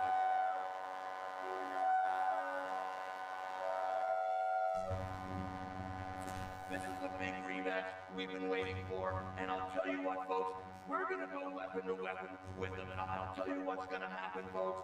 They're gonna make a mistake because they can't help it. Mad Hatter and Santa Claus have something in common. When we hit them, they're slayed. We're gonna take it all the way. We want to get into that Golden Bowl, and I'll tell you what, folks, this cat, it's got 8 lives left, folks. You're gonna see it keep coming. We know about Mad Hatter that we need to hit him a lot because Mad Hatter doesn't stop.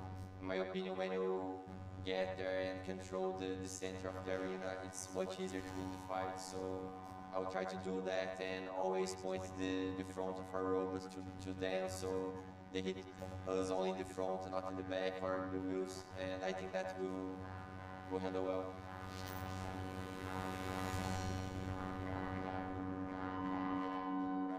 Launch activate.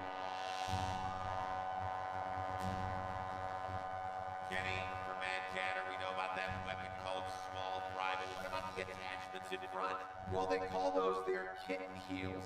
Calvin Evo wants to get around to the sides and get under Black Dragon. These little wedges should help them do that.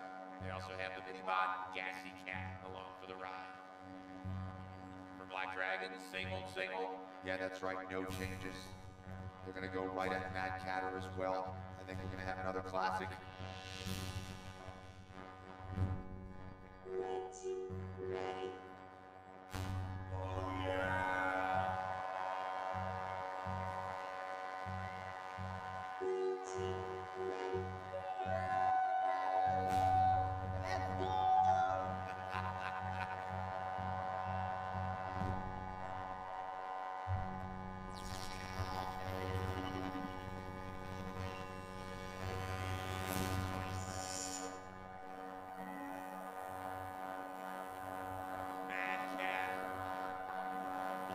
Dragon. One of these teams is heading to the final, the other is heading home. Let the mock battle begin. And Cannon going face to face with Black Dragon and popping in the air twice. This is what we expected, a nasty one from the get-go. Into the upper deck. This is just a brawl here. But so far, Mad Catter is the one landing most of the shots. Yeah, Black Dragon's drum isn't spinning now either. And Mad Catter's taking advantage. Slams him into the rails and is shot with that 100-pound pulverizer. Oh, looks like the Brazilian's weapon is fine. Black Dragon going on the offense here, trying to look for a shot. Oh, they went after the mini-bot. Oh, Gassy Cat's really working though. Don't worry, he'll be back. Get your gas out of here. Brazilians are starting to punch back here. Landed a few good shots with the drum.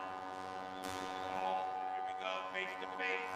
Uh-oh, nice shot. And that's the thing with Black Dragon, Chris, they are never out of the fight. Oh! Ran into the kill soft sledge there. Black Dragon trying to gnaw away at the sides of Mad Catter. Oh, look at that shifty hook from Calvin Eva. Mad Catter's been impressive so far. Yeah, but its weapon not functional right now, Kenny. I don't know if it's been shut down by choice or not. A little handstand there from the gritty kitty. And I do think you're right, Chris. Mad Catter's weapon might be out of commission. And in the meantime, Black Dragon taking advantage at the 90-second mark. Wow, but Calvin Eva says not so fast. Doing a nice job hitting Black Dragon. Mad Catter's still very much alive. Yeah, those kitten heels are holding up well for him. He's got to be very aggressive here for the rest of this fight. A little over a minute to go. Mad Catter has some work to do here, Chris. Yeah, let's remember that on the judges' scorecard, a big portion of it is the fact that if your weapon's not working, that'll cost you points. Yep, that's going to show damage if it's not working right now. Mad Catter just going face to face against Black Dragon, my goodness.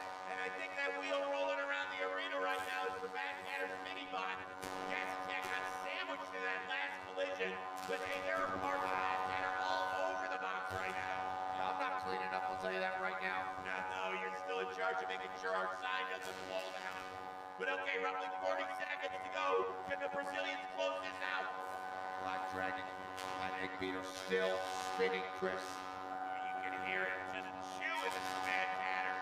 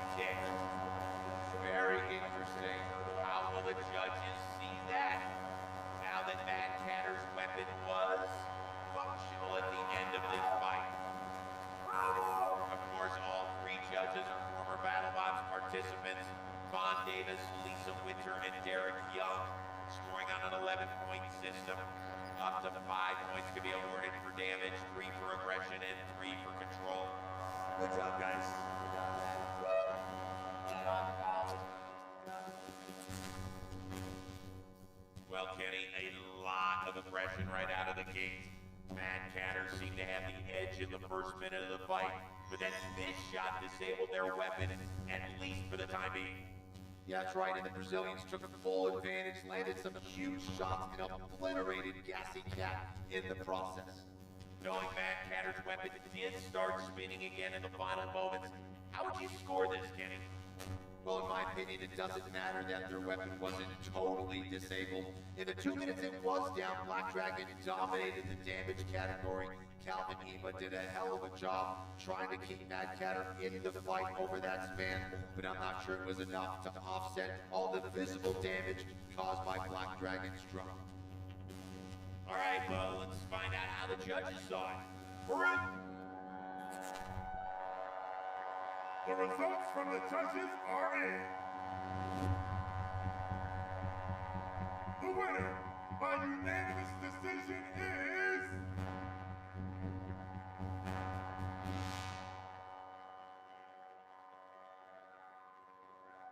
Black Dragon!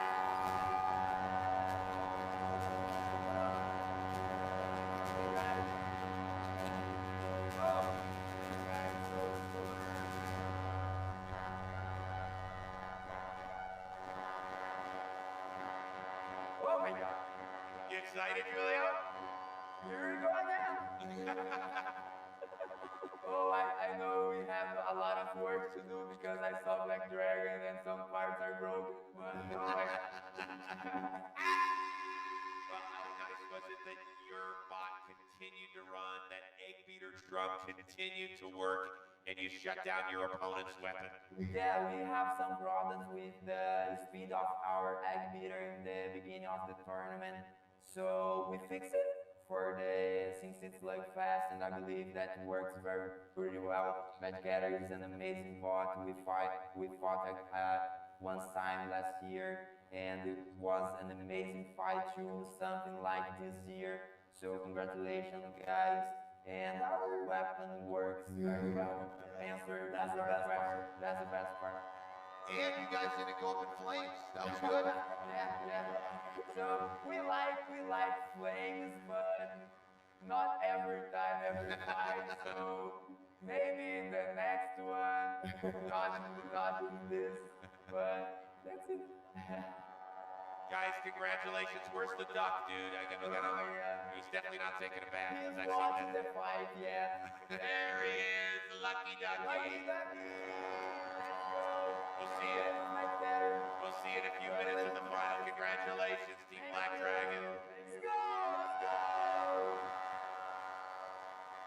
Hi, Martin. I know it's tough when you lose your weapon about a minute into this fight. How proud are you, though, of you and your kids that you were able to make it the full 3? You know what, folks? Nothing else is true. That was clawsome, folks. That was an amazing fight. Full credit to these guys. They brought it. I want the students in the front, though, folks. I want you guys to recognize what they did. And I want you to recognize that these guys are the beast brought here today, folks. Oh, yeah. Mark, you're always super entertaining. Can't wait to see you in your next job as the Kool-Aid dude. Congratulations to you and your entire squad. Thank you, and folks, you will find the perfect animal at your local shelter, folks.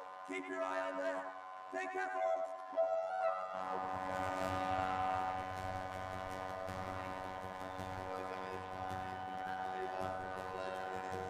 We have so much work to do. Thank you for good luck, guys. Well, Kenny, one thing we always know about Black Dragon, it is certainly durable. They are so tough, never out of the fight. And again, this type of grinded out tournament is exactly what Black Dragon is built for. Well, Mad Catter gives us a couple of entertaining fights, but their night is done. Black Dragon advances to the final, where they'll have a chance to punch their ticket to the Golden Bolt tournament. They'll take on the winner of our next matchup between Whiplash and Malice, which is right around the corner. There is Whiplash Captain Matt Vasquez and his dad Jeff. They managed to get out of that fusion fight without taking much damage. But that probably won't be the case against the massive spinner on Malice. The single elimination mayhem continues next on BattleBots Champions.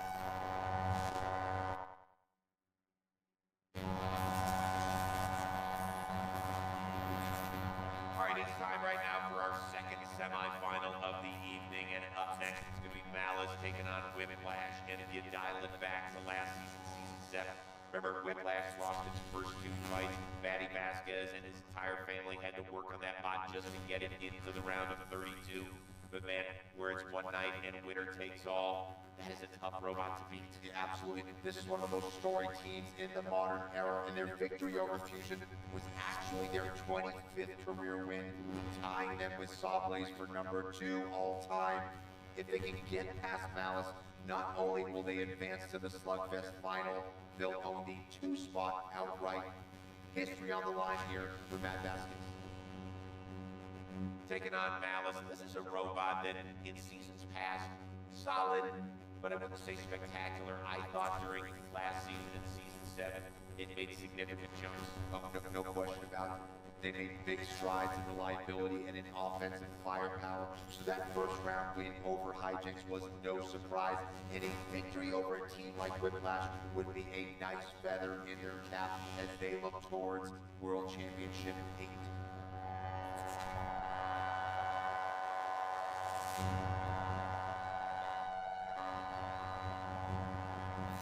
What makes me nervous about Whiplash is they are very precise. They know exactly how to get in and get us flipped over. They're going to box rush us, and we need to be able to get away to spin our weapon up. We've chosen the Mayhem configuration to go up against Whiplash, which means we're running the drumstick weapon, which is a little lighter than Big Red, but it allows us to run forks. And the forks are very important for Whiplash because we need to get under them and get them flipped over so we have time to get away to spin up. So we hope to keep them on their back to give us enough time to get spun up and do some big hits. Malice is a big horizontal spinner on the front. It's pretty hard, it's very reliable.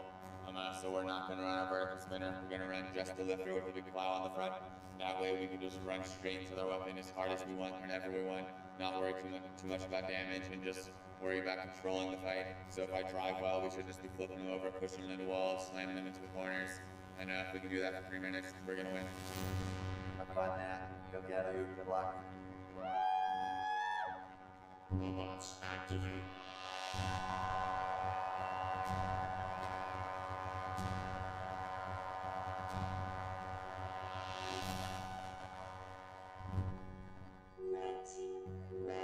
That's 19-year-old Nick Dobrikov in his 3rd season with Malice, but his robot Manta has been making a ton of noise on the combat robotic circuit, and kid's a rising star.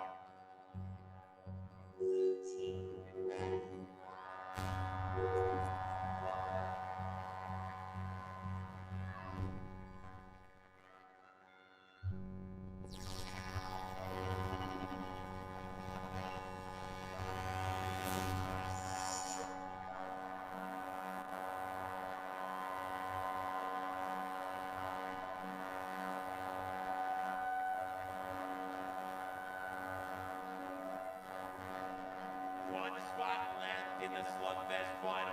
Who's gonna earn a date with Black Dragon? Let the battle begin. Quick box rush by Whiplash doesn't connect. Oh, but now it's there. Nice work using the energy of Malice's weapon against itself. Yeah, that's right. Matt Vasquez now taking Malice for a ride. Oh, man. And remember, Chris, he doesn't have a weapon here, so he's got to control every extent. Oh, that's a big one. Oh, boy. Oh, no, and here comes the 100-pound hammer, 2 on top of everything else. Illuminizing Malice. Oh, man, look at the speed of Whiplash. That's carrying a 250-pound robot across the battle box. And now David Lau starting to fight back on the sticks for Team Malice. And they've got to figure out a way to connect with the sides of Whiplash. Put together some combos like this to get that plow out of the way. Matt Vasquez putting a quick end to that rally and tosses Malice over his shoulder. Beautiful counter there. Oh, there's the 100-pound hammer again on top of Malice, and Whiplash is pinned him against it. Nice work by David Lau. Oh, I think Malice has got to get to the center of the box. Whoa. Yeah, that's right. Once Whiplash has you off balance, Chris, it's going to be very difficult to recover. Matt Vasquez stays on you.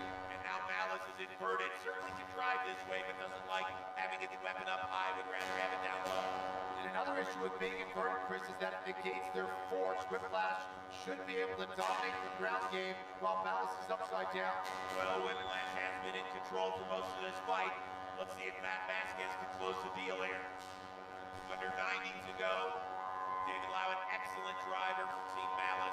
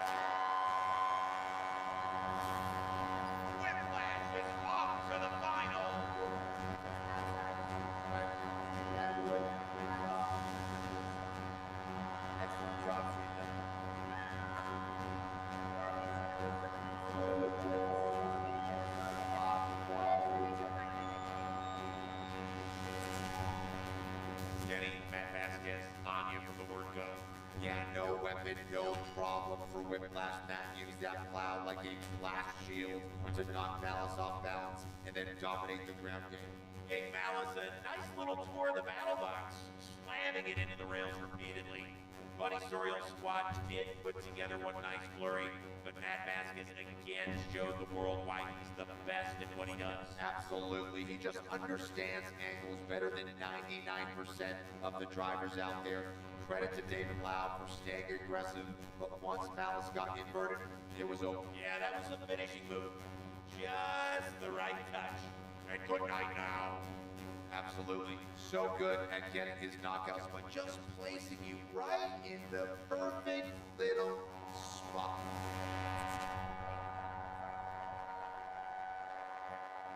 Manny Vasquez, congratulations. Thank you. In a sport where power is king, your touch and ability to place a robot exactly where you want it is unmatched. How in the world do you do that? I like that you use the word touch because that's kind of the same word I use. It's I feel like we're one of the only few robots that really just kind of like, we don't win by destroying, we win by very carefully placing you where you don't want to be. So, but yeah, no, we were able to do it. I don't know how. We have a lot of damage. Like, I don't know, halfway through that fight, I think we were probably running on like 2 of our 4 wheels is what it felt like, maybe 3 of our 4 wheels. So we definitely broke a couple chains in there. But yeah, we got him stuck in the nick of time because we were hurting at the end of that fight, for sure. Jeff, we haven't talked a lot to you, but you introduced both your sons to this sport. They have both excelled. How much joy are you and Debbie getting watching your sons do what they love? It's really the joy of our lives because it's really brought our family together. It's something that they love. We've never forced them to do it. I mean, Matt is a student and has a love of the sport. So does was a student. Yeah, was a student, but he's a student of the sport. You know, they just love it, and they, you know, our robots all hate each other, but all the teams love each other. So, you know, it's just been a great environment. And we're blessed. I mean, it truly is a blessing that Trey and Greg have been able to keep this thing going, and our family we're forever grateful. Truly, it's been a wonderful experience. Hey, Matt, by the way, keep playing that student card, because when you say you're no longer a student, guess who's paying his own bills, right? No more phone. All right, we'll see you in a few minutes at the final. Congratulations. Thank you.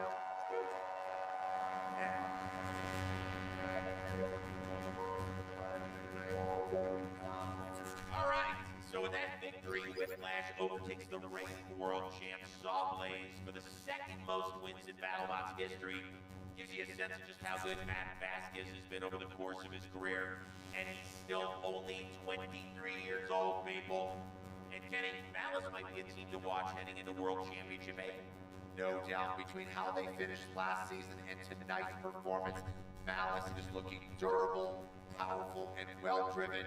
Well done, buddy. And now, coming up in the final, Whiplash against Black Dragon for the 3rd time. Whiplash has won twice. Is going to be great, isn't it?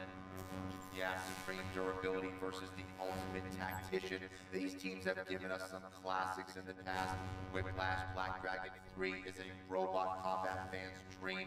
And hey, I'd love to see either of these bots square off with an endgame or a Sawblaze in a few weeks. Can't wait to see which one gets it. That's right, a berth in the Golden Bolt tournament is on the line. Who's going to snag it? Whiplash or Black Dragon? Find out right after this.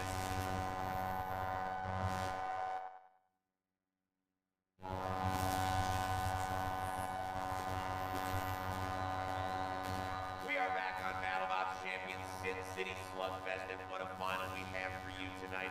We've got 2 teams that are household names in the robot combat universe. The unkillable Black Dragon and the supremely surgical Whiplash. The winner earns a ticket to our Tournament of Champions and a shot at the Golden Bolt. You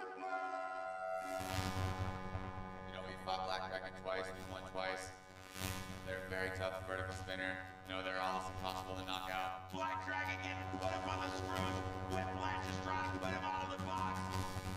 But they also thrive on fighting other big spinning robots. We are not a big spinner. We are a control robot. So we might be kind of their kryptonite in a lot of ways.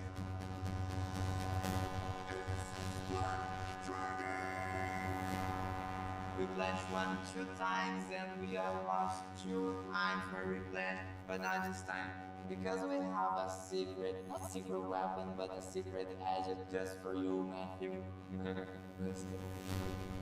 For this fight, it's not a horizontal spinner, so we're putting our vertical spinner back in the robot. We're gonna run some of the longest forks we have for this match. Right when this match starts, we're gonna go straight at them, try to scoop them up as fast as possible. This is a fight where we're just gonna be super aggressive, go all out. Matthew drives pretty well, so it's always a hard fight to go against Whiplash. Our strategy, we need to hit him and hit and hit and don't stop. We wanted this revenge against Whiplash. It'll be a hard fight, but Black Dragon can do it. I think we're feeling as confident as ever, but Black Dragon just had a great win. I think they're feeling rather confident as well. So, I don't know, we're gonna have to let the robots do the talking and see what happens.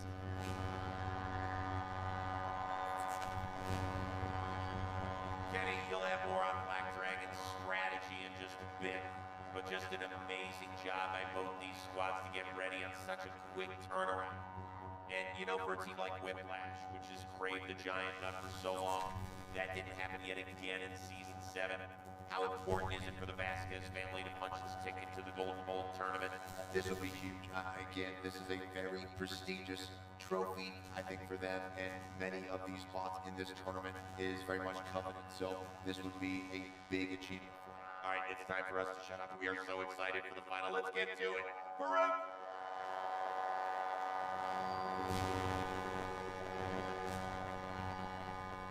Ladies and gentlemen, are you ready?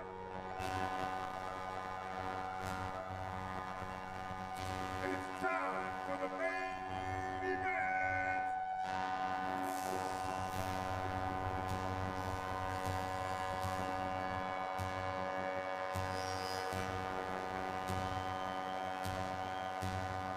In Red Square, this ain't no game. The dragon wants the throne. Better keep that thing shiny. He'll cut you down so small, even Tyrion will think you're tiny.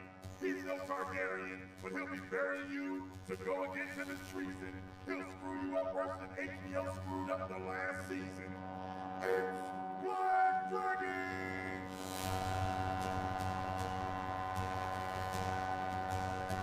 And here come the Brazilians. Kenny, we heard say they got a secret weapon for Whiplash. So, what is it? Okay, so the team's added some weight to their front weapon mounts and placed forks on both sides of the bot. It's a configuration they've never used before, and breaking it out here in the final is definitely a risk, but they believe these forks are going to give them the edge they need in the ground game to finally take down Whiplash. In the blue square, Matt Vasquez is still a student of the game, though he's no longer in school. He'll sign your casket like a yearbook. Have a great summer. Stay cool. He'll divide your ribs and add 2 black eyes. Subtract your arms and legs. He'll get an A+ in furry spots and celebrate with 2 kegs. It's Whiplash!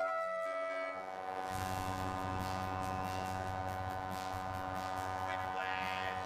Matty Vasquez looking confident. He loves these high-pressure moments.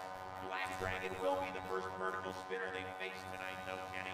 Yeah, and because of that, they went back to their standard lifter fork configuration, also using their longest forks, a little more offensive firepower in a fight they know will almost certainly go the distance.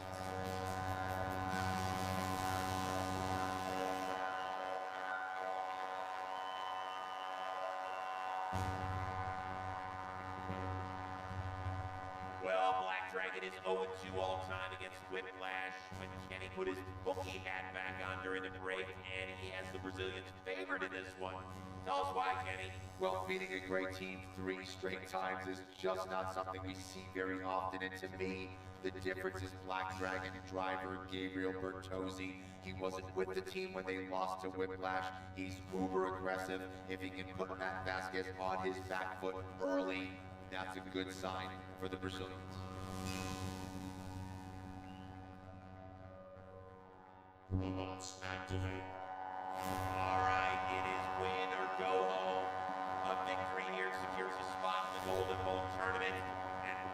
Dragon is going to have to do it against a team that's always had their number. Can Matt Vasquez make it a perfect 3-0 against the Brazilians? Or will Black Dragon finally break through? We will find out next on BattleBots Champions.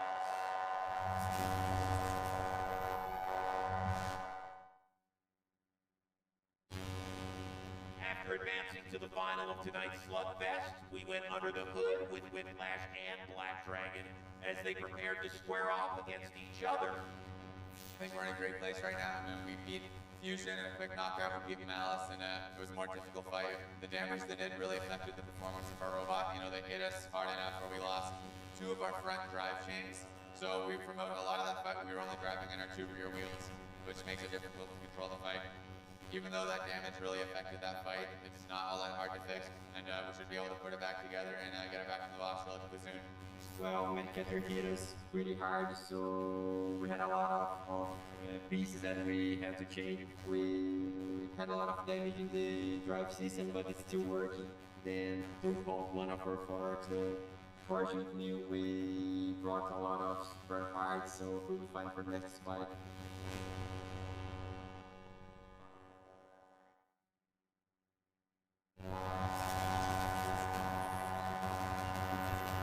Welcome back to the final of tonight's Sin City Slugfest, a fight that'll decide the second at-large bid into the Golden Bolt tournament.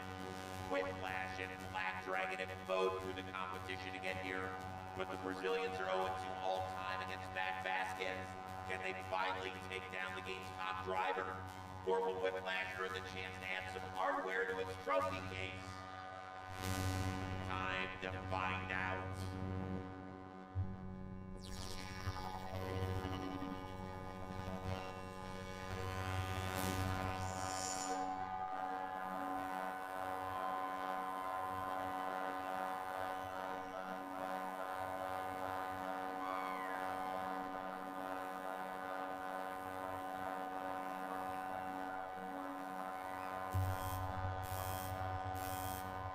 The mock battle begins. Quick rush by Whiplash. Maddie said he's going to go right at Black Dragon. Whiplash, the lower box to start. Face-to-face combat out of the gate. Those 2 spinning weapons searching for the right angle. Let's see if Whiplash can get their lifter involved. And a chance to get to the side or even behind Black Dragon didn't work out for Whiplash. The forks on Whiplash giving them the reach they need. Just have to be careful not to get those forks eaten by Black Dragon. Great shot by the Brazilians. That new configuration on Black Dragon looking awfully effective there. Vasquez does a good job of driving off of Black Dragon. Now goes right back to work, nose to nose. You know, Whiplash makes its money by keeping the pressure on its opponents. And here's Vasquez smothering Black Dragon, looking to regain control of this fight. Nice defensive driving there by Bertozzi. Oh, look at this job that tank beater drum is doing on the face of Whiplash. Oh, and now Whiplash scoops up Black Dragon. Good work. Scoring some points with that vertical disc. Whiplash bent back the forks on Black Dragon's right side with that shot. More than a minute in, we got a close one here in the Slugfest final. Oh, huge shot. Black Dragon's on its head. That's a mistake there on Black Dragon. Oh, where Matt Vasquez can take over the fight. As Black Dragon pinned now, the Brazilians desperately searching for the space to self-right. Oh, nice little flip there. 3 more good hits by Whiplash in a row on Black Dragon. Matt Vasquez with a dominant 30-second stretch there. Black Dragon has some work to do. More than 90 seconds in. Remember, Black Dragon has fallen with Whiplash twice before. The Brazilians hungry for some revenge as well as a ticket to the Golden Bolt journey. One thing to rely on is the durability of the Brazilians. Whiplash pinning Black Dragon against the rails, but good driving by Bertozzi to get out of there. And that lifter isn't late for Whiplash. Great job. There's another lift. Oh, good hit by Black Dragon. Dishing it out to Whiplash. Under a minute to go, so the kill shots are now active too. Black Dragon starting to come back here, Chris. Getting underneath Whiplash. Bertozzi dictating the action. Maddie looking to stay squared up. Black Dragon winning that war. Shot went up for the Brazilians, taking Whiplash. On half a run. Great job by Black Dragon getting underneath Whiplash. Whiplash has some work to do. They may have an issue with their drive, Chris.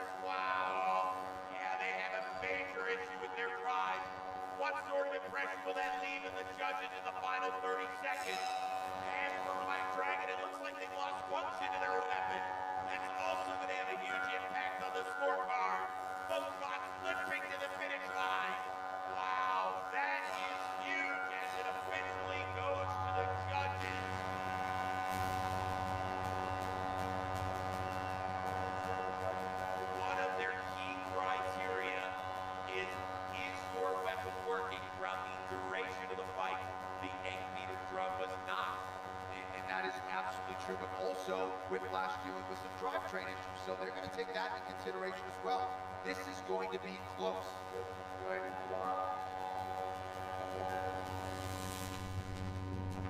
I gotta tell you, Kenny, this is as tough a fight to judge as we have seen. Chris, so much happened in these 3 minutes. It was crazy. Back and forth they went from the very beginning of this fight. They went right at each other. Yeah, I don't know how you call it because the 3 categories are damage, aggression, and control. They were both uber aggressive. At times, each of them took control of this match. Both drivers did a remarkable job battling for the low ground. Whiplash did manage to invert the Brazilians, though. Landed this power shot as Black Dragon was gyroing out of control. That may give Matt Vasquez the edge in that category. Okay, so where do you stand on the damage scores? Again, very tough to call. Whiplash lost half its drive, but you can't ignore the fact that they took out Black Dragon's weapon. All of that will play into this decision. I'm glad I'm not a judge tonight. A legendary fight. Let's get a result with a berth in the Golden Bolt tournament on the line. The results from the judges are in. The winner by unanimous decision is...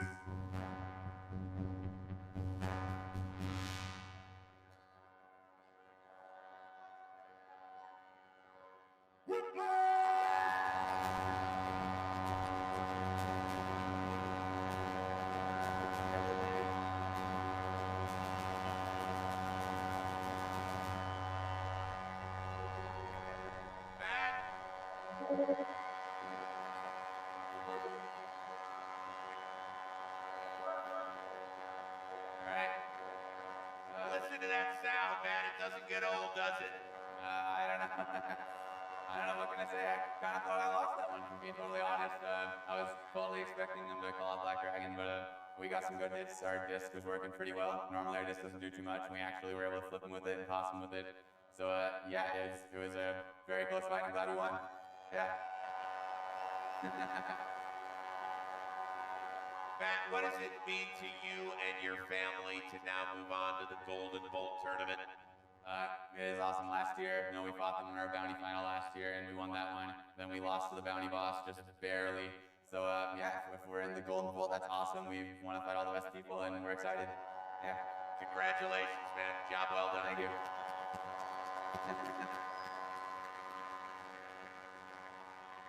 Hello, Julio. Hello, my friends. How are you?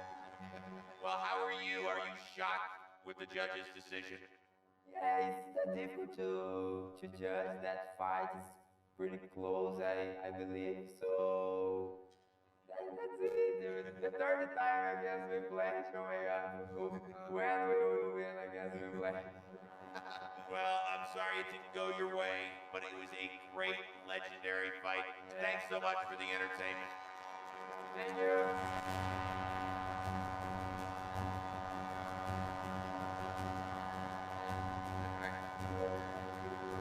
Kenny, that was 2 great teams literally slugging it out here in the slugfest. And that was crazy, just back and forth. It was everything we hoped it would be.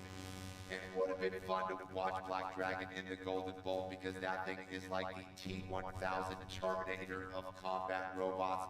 It just doesn't die. And it proved that again tonight. But Whiplash, with a dangerous vertical spinner, could be a very tough out in the Golden Bolt tournament, even against a field of champions. And with Matt Vasquez on the sticks, they are never out of the fight. Well, all the scorecards had Whiplash by a single point, and we are now being told Black Dragon filed an appeal a moment ago. So while the judges review the tapes, let's take a look at the bracket for next week's Slugfest. It's got a little bit of everything. Massive horizontal spinners, a battle for the Commonwealth, and the headliner in the first round is the man, the myth, the legend, Gary Jin and his robot-free shipping, taking on Ricky Willems' towering terror mammoth. Can't wait. Okay, we just got word that the decision in the Black Dragon Whiplash fight will stand. So Whiplash officially becomes the second at-large team to punch their ticket to the Golden Bolt tournament. They join Shredded Bro in an exclusive group that already features our 3 most recent Giant Nut winners, Endgame, Tantrum, and Sawblaze. fun to see how it all shakes out. For Farouk, my man Kenny Florian, I am Chris Rose. We'll see you next time here on BattleBots.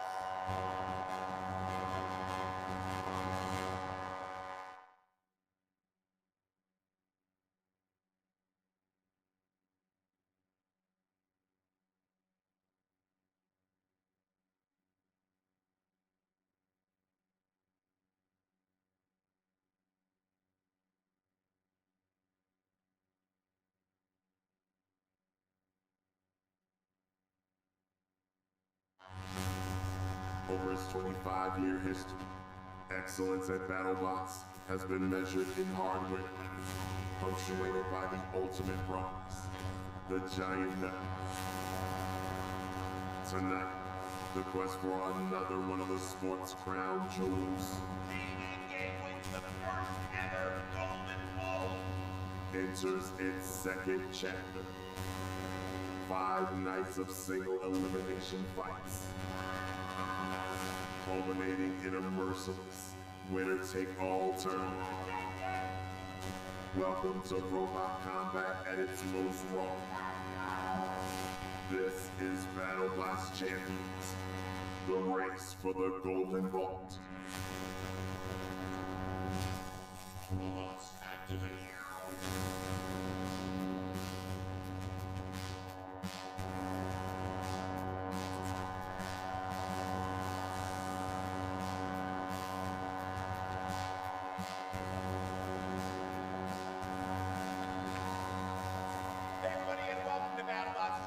Sin City Slugfest. Are you ready to slug it out, Las Vegas? Of course you are. I am Chris Rose, joined as always by UFC legend and the best robot combat analyst ever put on a headset, Kenny Florian. Chris, as you know, tonight we're going to be treated to a 7-fight tournament culminating in an admit-one ticket to the Golden Bolt bracket of champions, where they will face a mix of Giant Nut winners and other Slugfest champs. And have the chance to fight the all-time greats of the sport in a bid to hoist the Golden Bolt!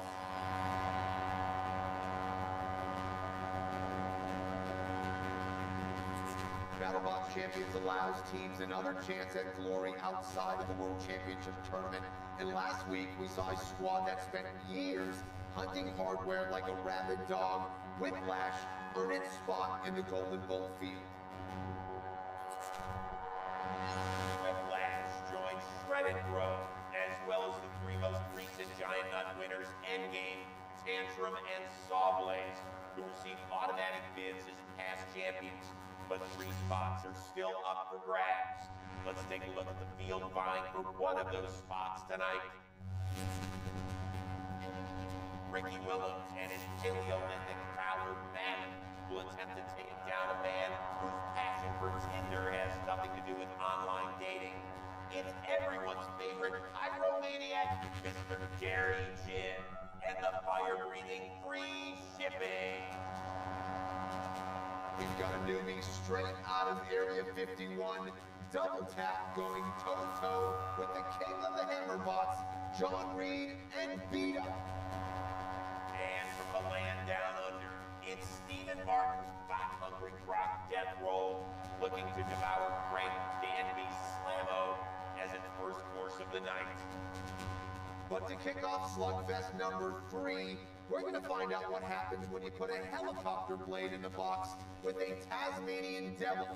Triton and its enormous horizontal weapon has a date with the full-body spinner, Gigabot. These bots are primed for the opportunity to prove themselves and looking to earn a place in the annals of BattleBots history. So you know what? Let's stop talking about it and let them write their next chapter. Take it away, Farouk! Ladies and gentlemen, are you ready? It's robot fighting time!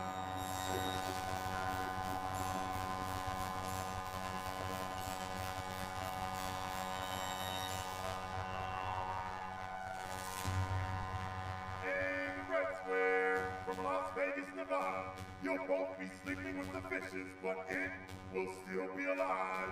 It's Triton! Team Triton, led by the 6'7" Bradley Hanstead, bringing up the rear. Listen, this team likes things big. Their captain, their wins, and their weapon. Right, Kenny? Correct, that is an 80-pound loud weapon right here at BattleBox. The problem is Bradley hasn't quite figured out how to control his beast and get it to connect. The fans are waiting to see if he can find a way to unlock the next heaviest hitter in this sport. Good opportunity for Triton here tonight. In the blue square from Oceanside, California, it took this gig so it could fight. It's Gigabyte!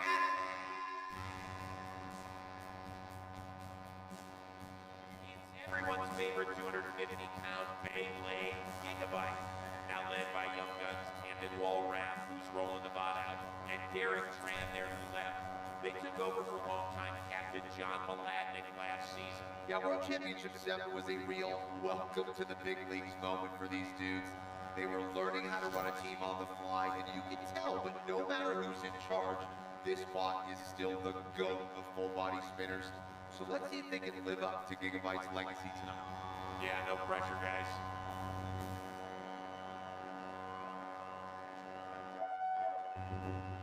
Gigabyte is a really tough opponent.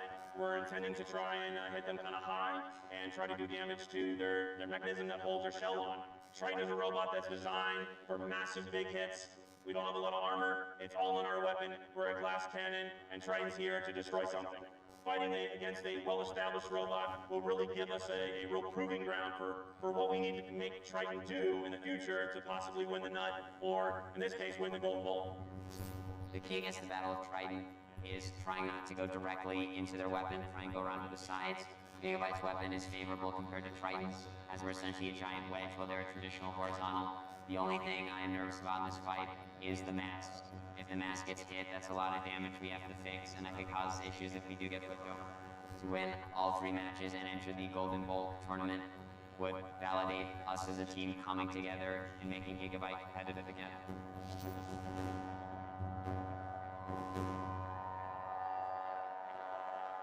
Robots activate.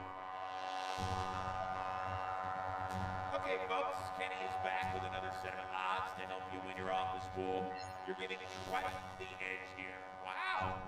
Yeah, could go either way, but based on last season, I'd say Triton is slightly, emphasis on slightly, more reliable. I'm also hearing Tritons change the rotation of their weapon so it spins in the opposite direction as Gigabyte.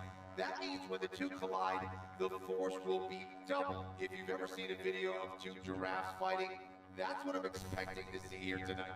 Yeah, I have no idea what that means, Kenny, but I like it.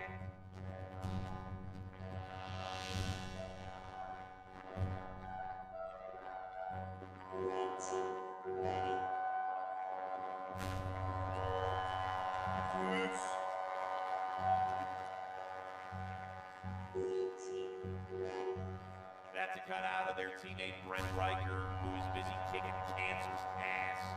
Yeah, we miss you, buddy.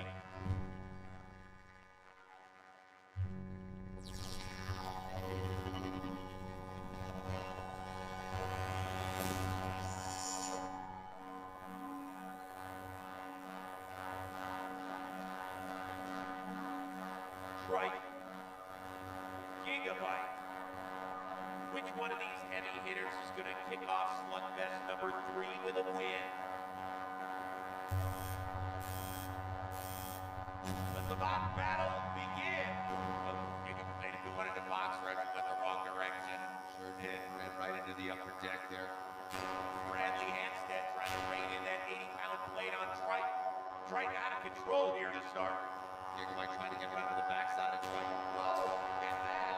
There's that double hit. Beautiful stuff there by Gigabyte and another.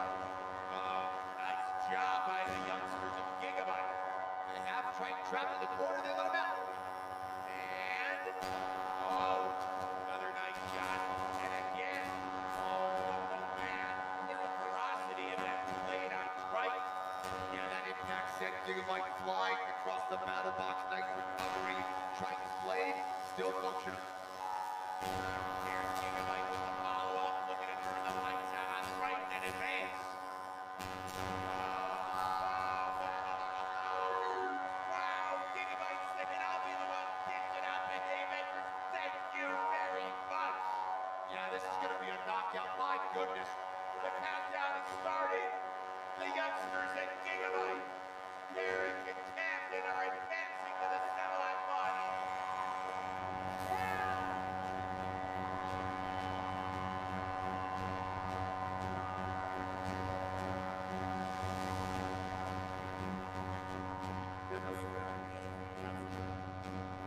I was unbelievably scared of that.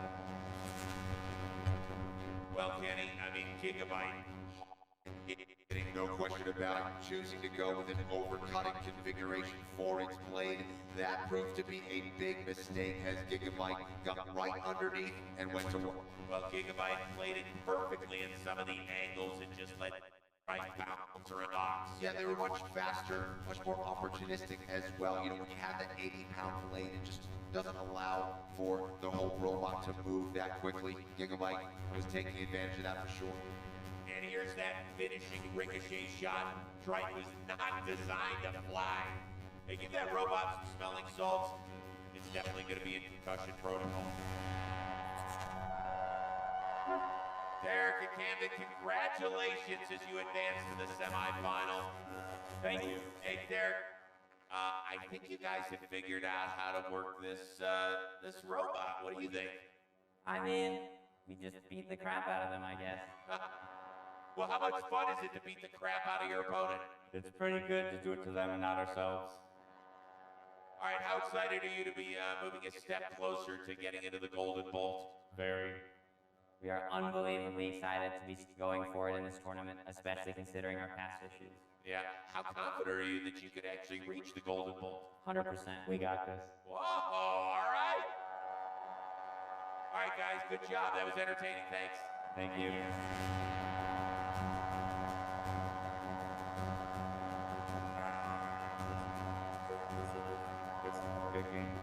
It's so nice when you can see college kids growing up right in front of you, right? I prefer just seeing those robots colliding with each other. That was a lot of fun. Yeah, I think sometimes we overanalyze this stuff. It was just one big spinning top that weighs 120 pounds with that gel delivering some energy. Yeah, but you know, we saw them control that robot way better this time. You know, during the regular season, you know, they had some issues, but this time it seemed like it was totally. So Triton's big-ass blade is done for now, and Bradley's mission to unlock the next heaviest hitter in robot combat trudges on. Gigabyte will be the winner of Death Roll versus Slammo in round 2.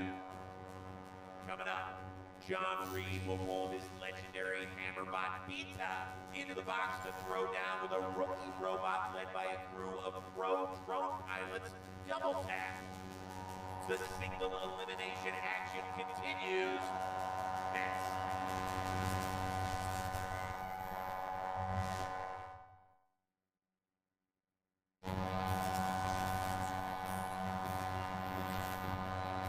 For the opening round of the Sin City Slugfest coming your way right now. And remember, tonight's action will determine who grabs one of the remaining 3 slots in the Golden Bolt tournament, where a field of champions and other Slugfest winners await. Now let's get to our next matchup, as the newbie squad Double Tap takes on a robot combat legend, the UK's John Reed and his Hammerbot Beta. Kenny, John Reed's menacing mallet has been wowing audiences and performing unsolicited robot facelifts since the turn of the century. And clearly, it's not done. The iconic Hammerbot is coming off a very impressive season, but despite its reputation, the trophy shelf is empty. For John Reed, this slugfest is about the hunt for hardware. Yeah, World Championship 7 was a return to form for Beta. New weapons operator Jason Marston fired the hammer 73 times across 5 matches, a huge increase from previous years, which helped them pound their way to a 3-1 record before the round of 32. They did have an embarrassing exit from the tournament, though. The robot just died, which is why John's not playing around tonight. At this stage of his career, he's chasing legacy. If they can get into the Tournament of Champions and hoist the Golden Bolt, it would secure Beta a spot spot in the pantheon of this sport. And on the opposite side of things, we've got Double Tap, a team that is just beginning their robot combat journey. They actually come from the drone world. They were one of those teams that fought in the exhibition matches throughout the regular season, trying to prove that they are good enough to appear full-time in Season 8. Not sure they did that, right, Kenny? Yeah, the saying 2 years away from being 2 years away comes to mind, which makes tonight a big opportunity. The robot has a huge horizontal blade, but it looked only half functional in its 2 exhibition matches.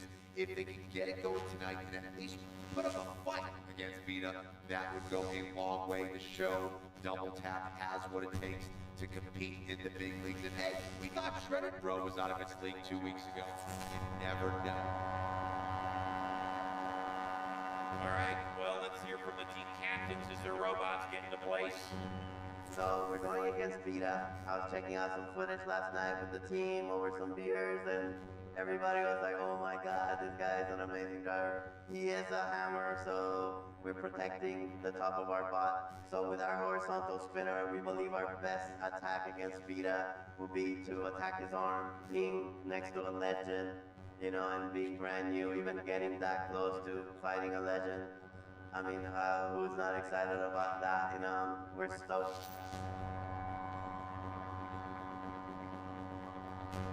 So our first opponent is Double Tap, brand new robot, very inexperienced team. It's a very quite a large, flat machine, so perfect for us. Lots of target area. We are going to be trying to push them around the arena, expose the weaknesses, and give them a damn good thumping. In a series like this, we've got to be a bit tactical, keep it simple, keep it clean, so we're not stressed for the second fight.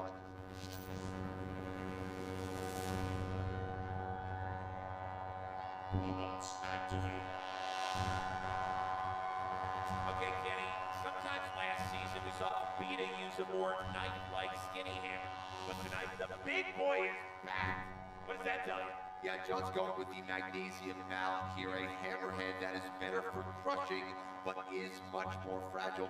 And to be honest, that means there is nothing about Double Tap's weapon that scares him. He almost never uses it against horizontal spinners. So I think this means the wily vet is ready to put on a show. Red team, ready. Go ahead. That is Neil Barrett, Double Tap's drone mini-bot operator. He's going to try and crash land it into the exposed backside of Vita in hopes of damaging key parts. I kind of dig that idea. Let's go.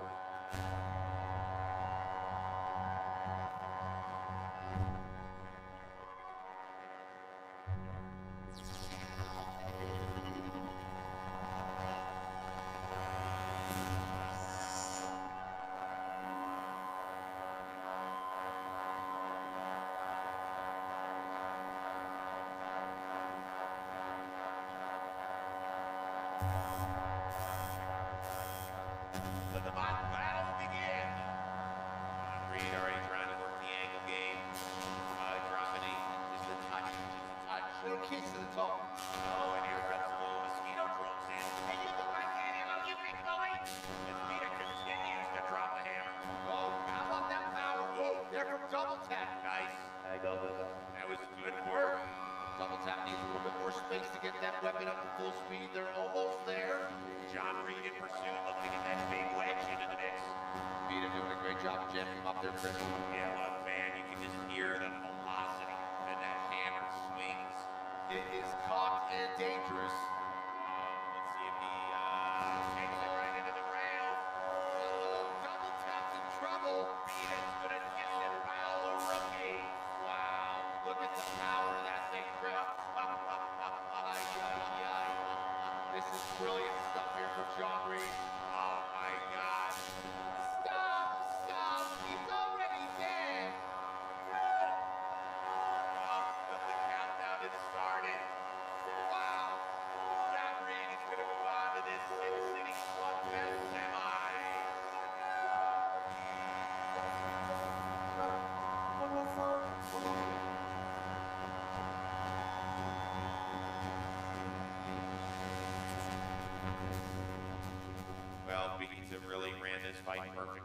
Yeah, 100%. That wedge was working really well. They were able to get underneath double tap. John Reed using the battle box to his advantage, hitting double tap several times, eventually exposing the underbelly. Kids, look away! A beautiful execution by Vita.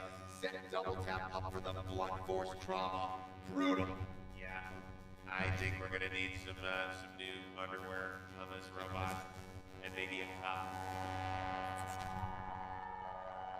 John, that sure looked like fun. That was great fun. Yeah. You know, Kenny and I were having a little discussion before the fight. You're like one of the sweetest men here. I thought you were very angry based on how the round of 32 went, you know, several months ago. Am I right? Were you angry? I'm quite cool. Is this animal here? I was angry. So now how do you feel? Yeah, it's good therapy. John, what would it mean for you and your squad to get to the Golden Bolt? That would be so sweet after our knockout in the championship. Yeah, that would be rather nice. Yeah.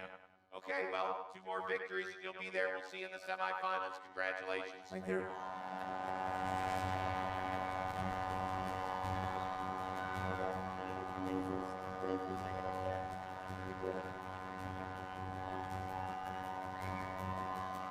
So John Reed with a vintage Vita performance there. And for Team Double Tap, they seem ecstatic to have the chance to compete here at BattleBots, but that was certainly not the outing they were hoping for. Yeah, they've got some work to do. Not sure they're ready for the big leagues just yet. All right, up next for Vita will be the winner of Mammoth and free shipping, which we will see in just a bit. But after the break, we've got a collision between Commonwealth countries. It's the Australian assassin Death Roll versus the British brawler Slammo. There's the Aussie captain Stephen Martin putting the finishing touches on his robot, including the famous self-righting arm. We'll see if it's as functional tonight as it is terrifying. They fight next on BattleBots Champions.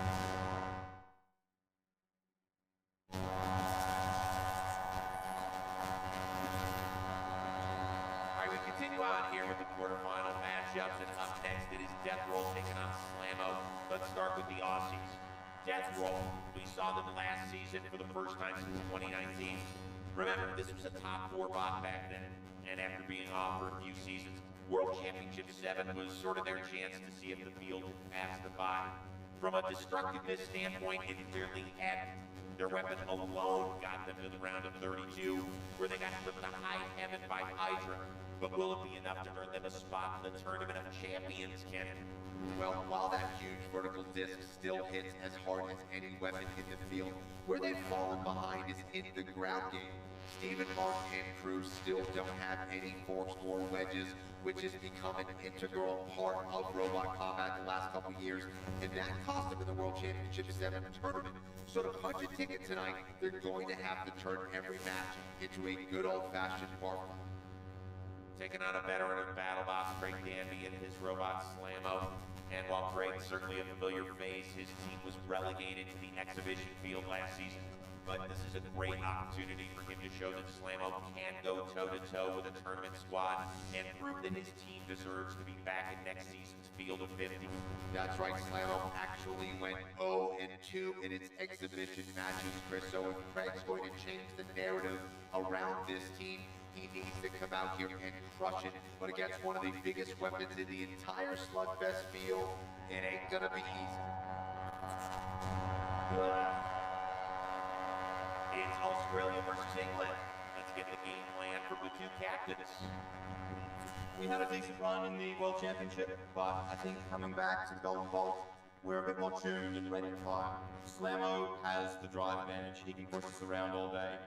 We've got the big weapon on the front. So I think our strategy going into this fight is to try and get some really big hits. The question will be, can Slammo take it? Watching the Slugfest and the Golden Balls on TV last year, we were disappointed we missed out. And we're really excited to get in there and see if we can smash out some fights.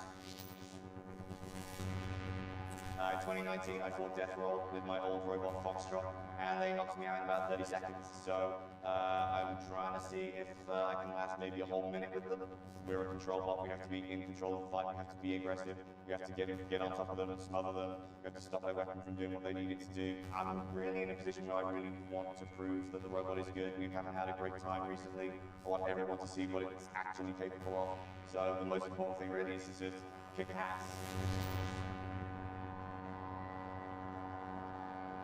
Robots activate. Alright, Kenny, we know Slamo's a long shot in terms of pedigree here, but you actually think this is a decent matchup for Craig Danby's bot? Now listen, when you talk about vertical spinners, Death Roll's unique in that its weapon sits high above the floor with no forks or wedges in the front.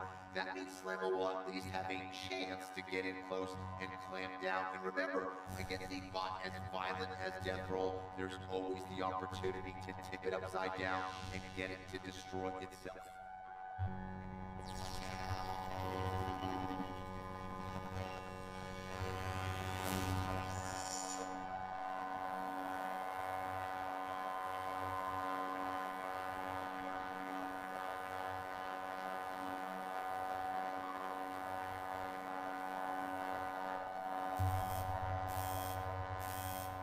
Let the bot battle begin! Wake up, Slamo! Here comes the croc! Oh yeah, that is a real issue. Oh boy. Slamo just got slammed. Yeah, can you help out your jiu-jitsu brother? Well, he wasn't ready. No one told it was starting. Yeah, the countdown. Lights. We're in a dead giveaway. Come on, Slamo! Death Roll, give him a little poke, like, you okay, bud? Craig Danby. Oh no. Alright. Alright, well, Death Roll pretty much a one and done as they move on to the semifinals.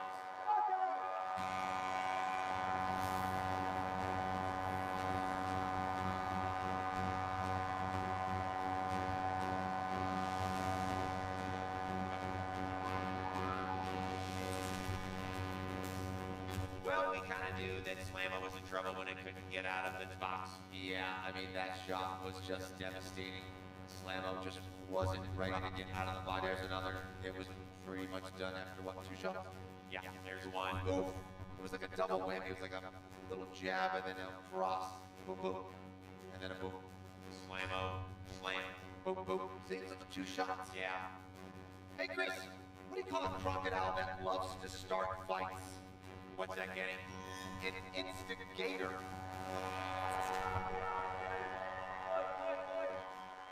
Well, Steven, I guess your strategy worked. Yep, we still kept the big red thing pointed at the opponent. And you didn't get grabbed, so that was good. No, that was good too. We were a bit worried he was going to come around the back of us and just chomp onto the robot, but fortunately our arm survived another fight. Steven, you know, we know how much you guys like to have fun out here, but what would it mean for you to get a shot at the Golden Bolt this year? We had a bit of a disappointing World Championship, but we learned a lot after our time away, and being able to go all the way to the Golden Bolt would mean a great deal to us. We certainly wish you the best of luck. Thank you very much. We'll get back out there.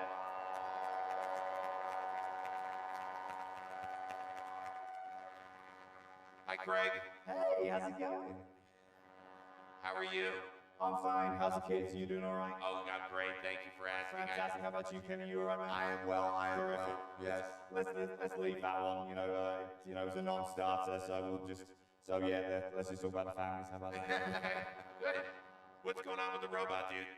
It's done everything it's supposed to do outside of the battle box, and I cannot figure out for the life of me why we started up, we drove over to the square, and it wasn't pulling away correctly, and then lights go green and it doesn't move. As it kind of goes, now what? It's like, well, there's a crocodile coming, at least get out of the way a little bit. Come on. Every loss is a learning opportunity. Boy, have I done a lot of learning. Hey, Craig, you're always fun to watch. We love your enthusiasm and passion for the sport. We do hope to see you back. Good job. Thank you.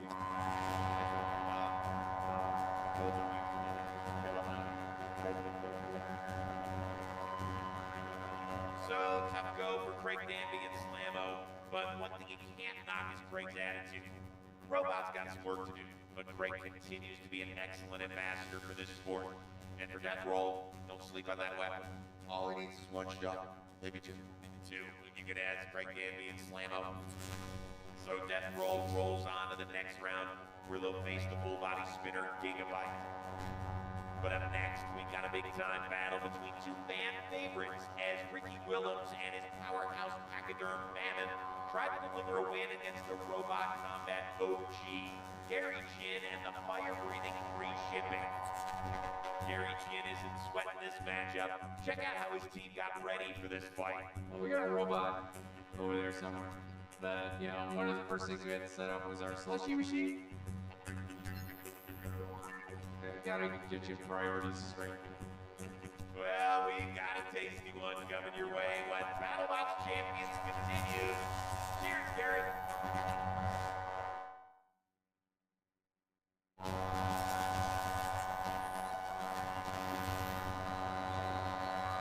We continue on here with the first round of the BattleBots Champions Sin City Slugfest.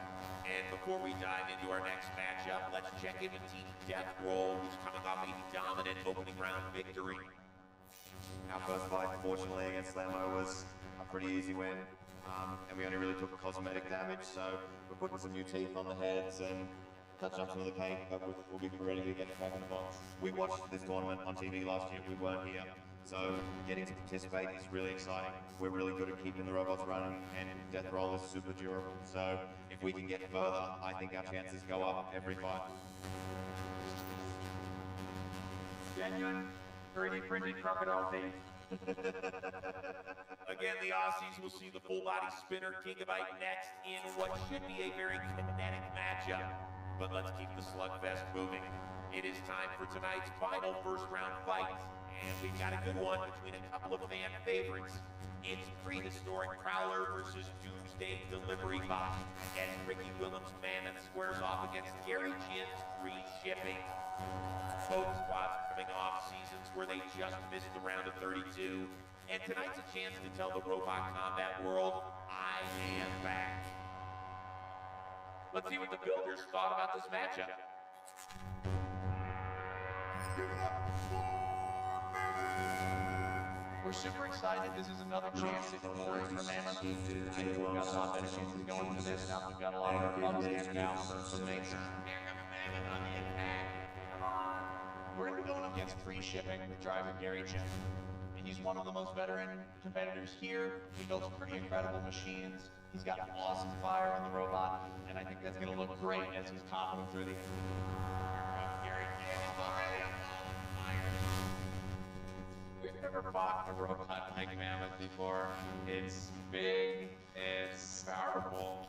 If he actually gets a hold of us, he can actually lift us up and flip us around the arena. Which would be good. We're gonna try to take off the tire as quickly as we can. Stay away from the spinning weapon. Just gotta be quicker than that. Mammoth's weapon is gonna be a really fun matchup. We need to get a good purchase on the underside of the robot and really send him flying over and over again if we want to win this match.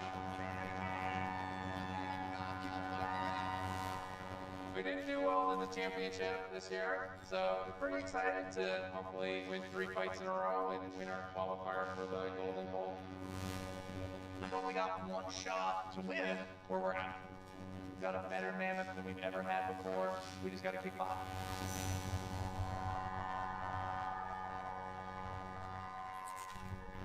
Two very different robots with two very different captains. Kenny, we know Ricky Willems lives and dies with every Mammoth fight. And Gary's like, hey, whatever happens, happens. We went back to the pits today. Dude had a margarita mixer working. I mean, hey, 2 thumbs up, man. That was actually a slushy machine, Chris.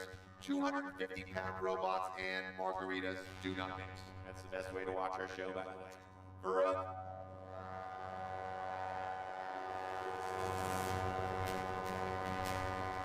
In Red Square, from Baltimore, Maryland, bringing more toss than a Fleetwood Mac concert, it's Mammoth!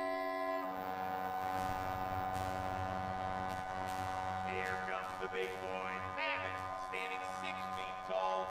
Ricky Willems, 5'9", is a fearless leader there to the left. Didn't make the cut for the World Championship 7 tournament last season.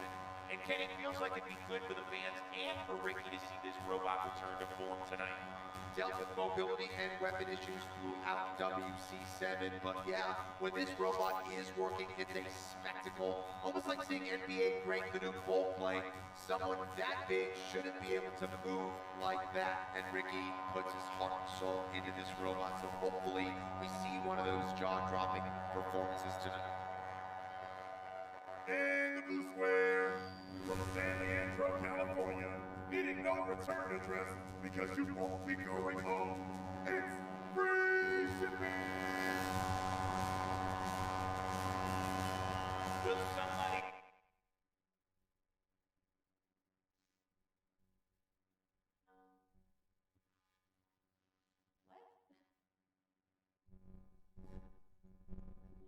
Camera freeze. Have y'all been thinking that I'm just sleeping here like a baby? What the hell?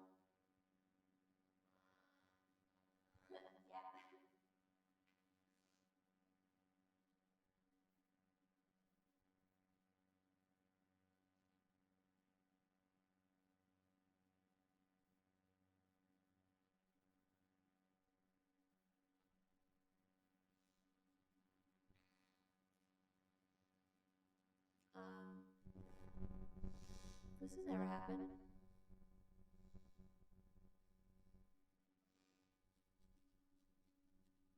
I get this, I get this, I get this. Wonder when it happened. I died.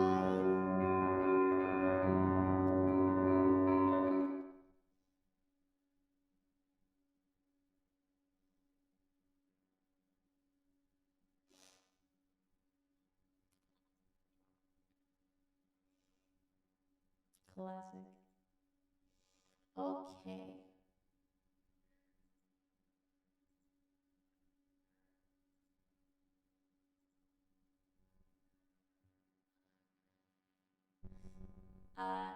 We're gonna keep watching this.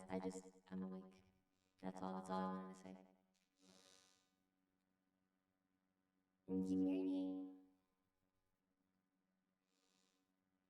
This is my favorite streamer. Don't you butter me up. Fill me up, buttercup. Good morning. Alright. I don't know who's fighting, but are you ready to see who wins? It would be a good morning if we were fishing. Oh, look, here comes Mr. President to say good morning. Mr. President!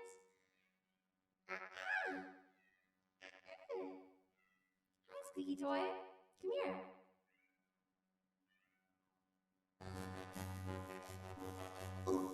Hi, good morning. Hi, good morning, Magnus. Mr. President. Mr. President. Mr. President. I love this dog. They were fucking you up?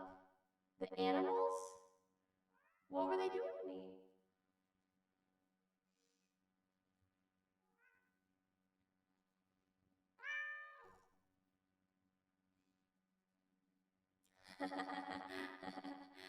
Okay, on my way. Great, awesome.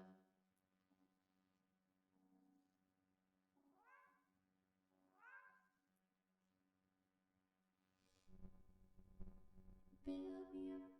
Mr. President, please. Where you need to have composure and the ability to adapt and adjust, and that's exactly what Shredded Bro did. You know, they believe in their robot, and they just kept slamming Valkyrie into the sides of the battle box. Eventually, Valkyrie got into the corner. Shredded Bro just staying on top of it. Valkyrie, Stop it. We're dream of having a being in the full-out tournament WWE. was over.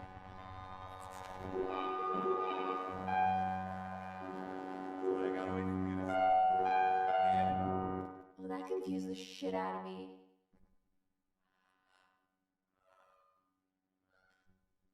And Arius and Shredded Bro, congratulations! You are off to the golden. Wait, but this was the very first one, or no, it wasn't. Spoilers. Oops.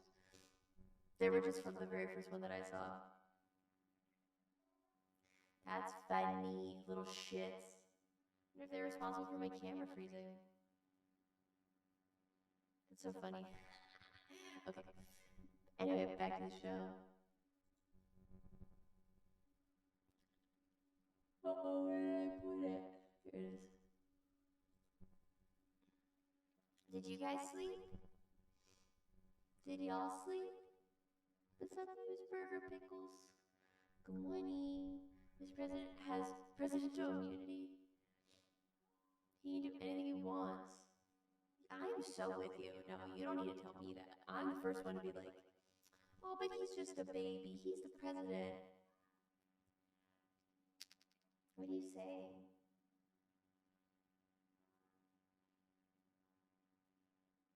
What are you saying?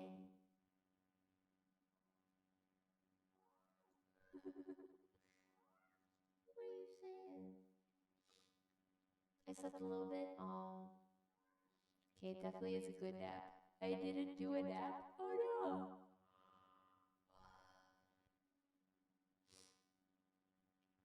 Slept like chicken strips under the hot light at a ballpark.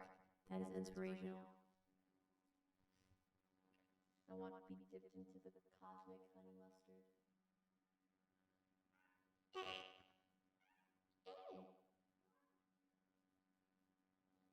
I'm gonna pull my chair up real quick before we continue because I want to sit in my chair.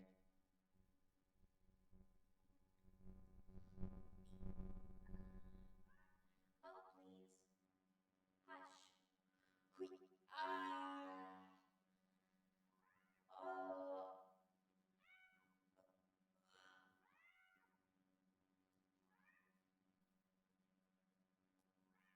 Meow. Meow.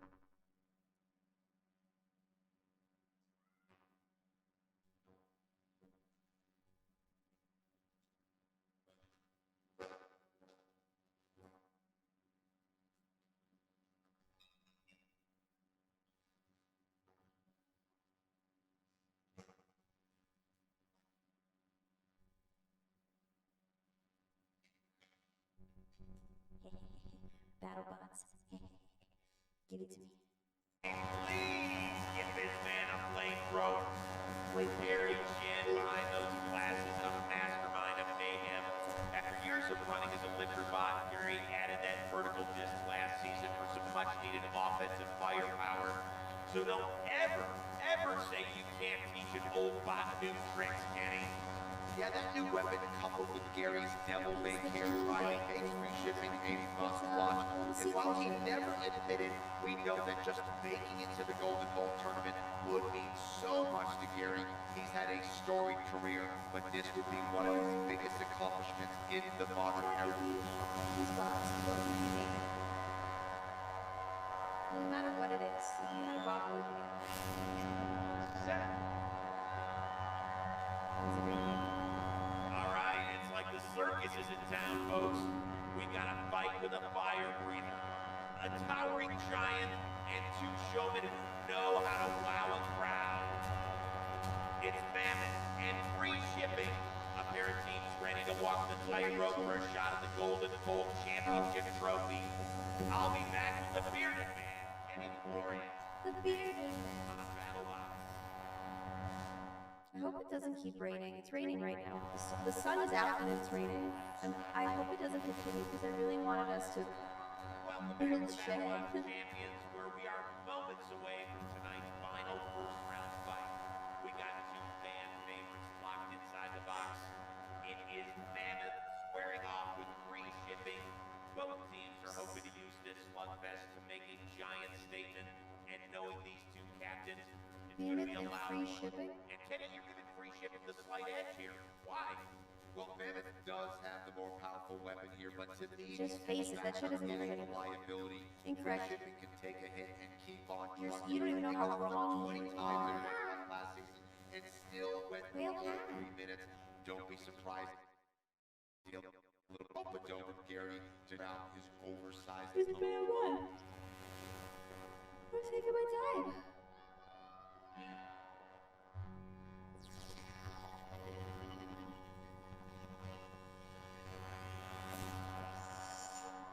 chat. It's beginning.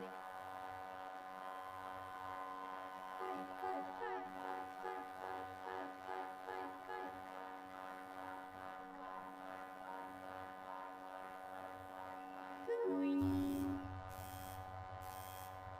April wasn't here tonight.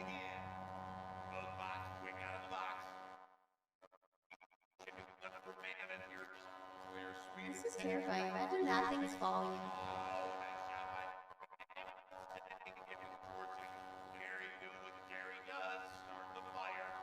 Using his mammoth balance here, well, doing a great job of keeping that weapon pointed at the.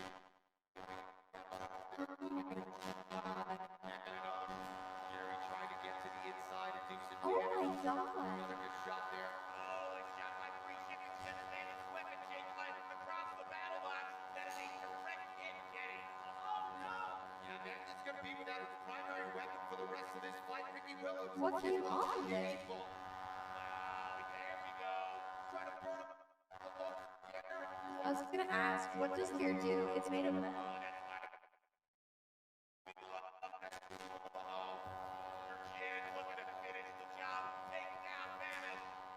Dude, no way. Looks kind of like Mammoth is having drive issues now, Kenny. Yeah, and free shipping has already ripped off one of those front forks on Mammoth as well. Gary Chen hopping for a tire now. Oh, he just missed there. It looks like free shipping's weapon is now gone the way of the It's never the fucking no life what do you think it is? Both of these robots simply Ever. exhausted here after an all-out effort in round one of the slugfest. Oh, that feels bad. The trouble here, Chris, free shipping ran it in circles to start this fight. Picked it apart, and now I think he just needs a nice long neck. R.I.P. Ricky Willis will only watch as his chance to make a run at the Golden Bull tournament slipped through his That's it. The veteran Gary Chen. Moving on. Thanks, Chad. Appreciate it.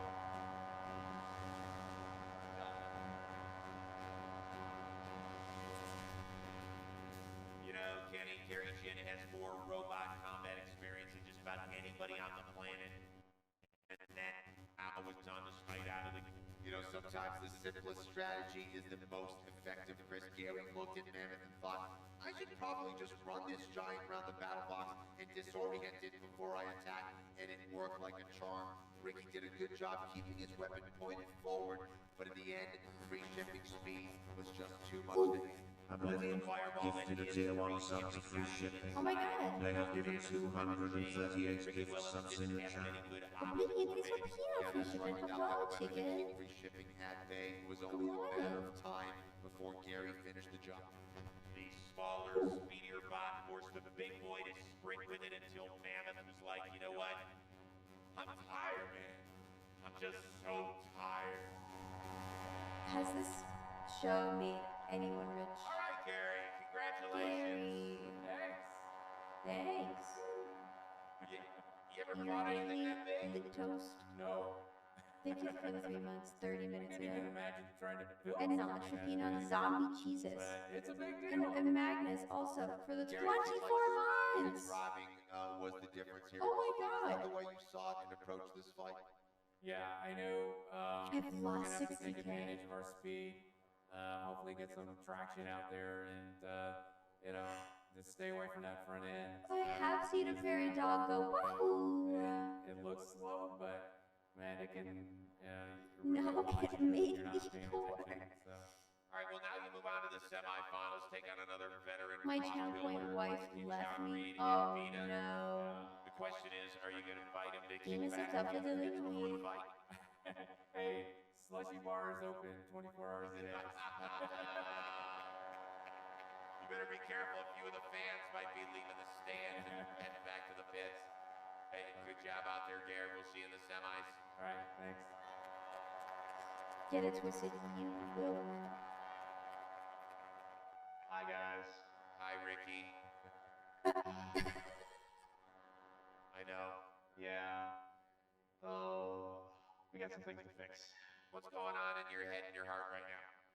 to go up against Gary as the veteran that he is, and to be able to get the good shots that we did get off there a few times, that means a lot. But it's such motivation to go back and make the thing better and make it the butt. work the way that I want it to work.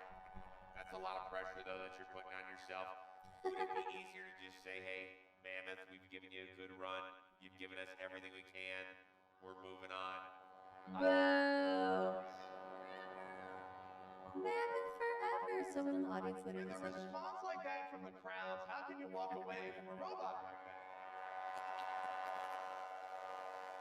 So, yeah, we'll come back. We'll be maybe not bigger, but This is unrelated, but this guy and the way that he's interacting with the host right now is reminding me of when we went to the monkey jungle. There's a dog?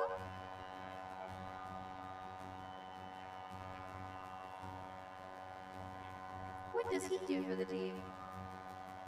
All right, let's start with the good news. Mammoth isn't going anywhere. Sorry, Rick, I didn't mean to offend you. We just have to ask the question. We've seen some bot builders say we're retiring our robot. We're happy to hear that Mammoth will be coming back. It was a tough question, but it was a good question. You know, he's been very frustrated. Anyway, you never know. I mean, we were at Monkey Jungle, and there was a guy, like a tour guide there, who was like hovering around us, but he had nothing to do with anything we were doing. And then he literally came up to us during one of the presentations at Monkey Jungle and was just like, "Oh, don't mind me, I just want to see what it looks like from your side." And he was like standing behind the stream, just trying to watch from the phone what we were looking at. It's like, yeah, I always see it from like the other side, so I was trying to see it from this side. Wow, it's really something. And I was just like, oh?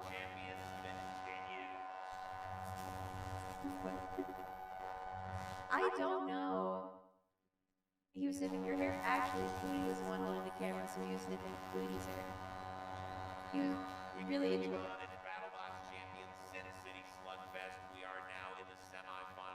Semi-finals! Sounds like something I do. He was just, it was just like when a kid gets excited. Like, I think it's the best way I can describe it. And then he just hovered around us. And was trying to, like, I felt like he was trying to, like, be in the stream, which is fine. I appreciated his energy. But it was cracking me up. As Gigabyte tries to tell Aussie Death Roll, I don't care which hemisphere you're from. When it comes to rotating, it's my way or the highway. And on the other side of the bracket is a couple of robot combat legends, as John Reed and his Hammerbot PETA try to turn Gary Chin and free shipping into a flat rate package. PETA. It's the Spinner and the Croc. It's the college kids, Derek and Camden, leading Gigabyte into its charge against Death Roll, and the Aussies, captained by Simon Martin. I remember that moment that raised pretty bad. I thought the dude said he was the owner. I don't remember him saying he's the owner. He was just like a really excited dude. And we've been able to see Derek and Camden's confidence grow in real time, Kenny. Yeah, at the start of last season, they looked lost. The bot was driving terribly, and it wasn't reliable. Slowly but surely, though, they found their footing. And I'd say that Triton fight was the best we've seen Gigabyte look in the Camden and Derek regime. If it continues to return to form, they're not only capable of winning the slugfest, they could do some damage. I'm just excited. Except that now they're going against a madman, and Stephen Martin, I mean that in the nicest way possible. If you blinked and missed it earlier, Death Roll put Slammo in a body bag in well under a minute. Oh my god, do you remember that, chat? Were you there? Wouldn't you say, Kenny? Yeah, no forks or wedges. Remember the time we built a Roomba that blows fire? Ah, yes. AR500 steel disc.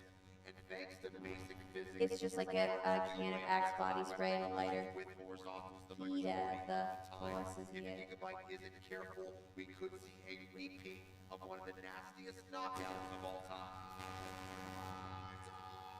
Which saw Gigabyte split into pieces in last year's Slugfest. Ugly for Gigabyte, but awesome for the fans. It's gonna be fun. Let's get to it. For real.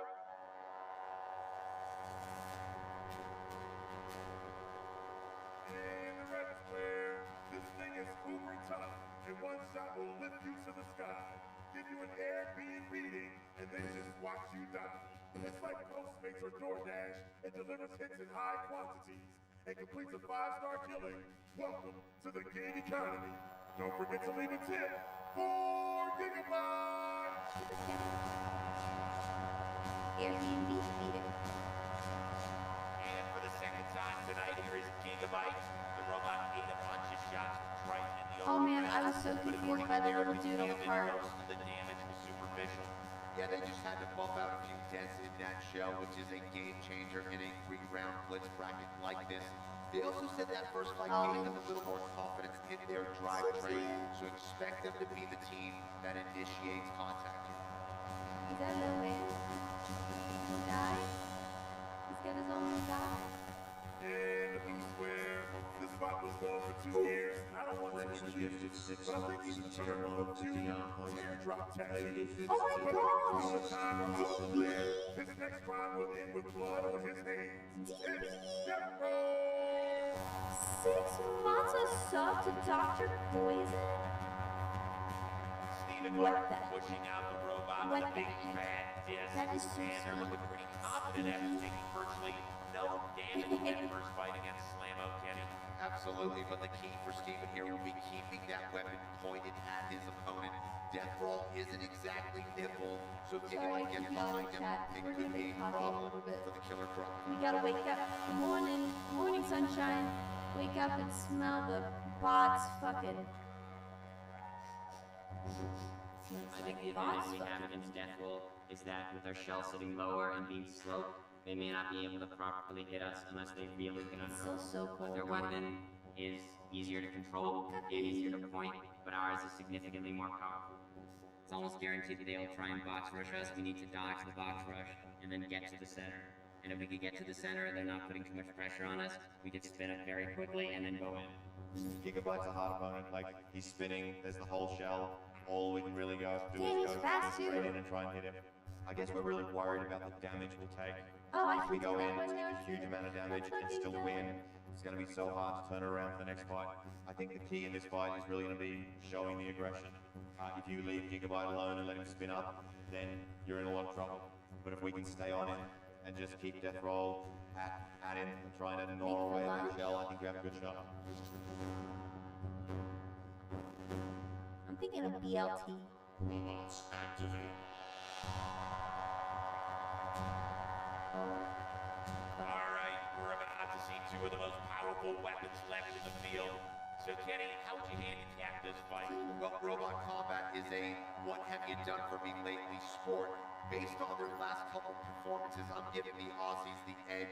If Steven can stay on top of Gigabyte and prevent them from reaching their top speed, they should be able to control this match. It's terrifying.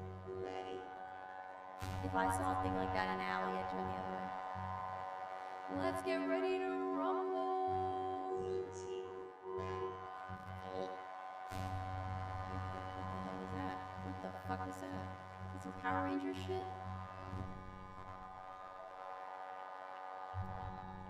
No, fucking do the connections.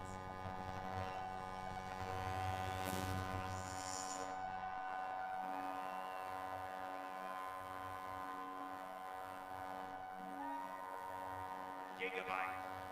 Death Roll. Someone's going to the Slugfest final. The other is going home bruised and bloody. This is intense. Fuck. Let the mock battle begin. Hard charge by Death Oh. Roll before Gigabyte can spit up.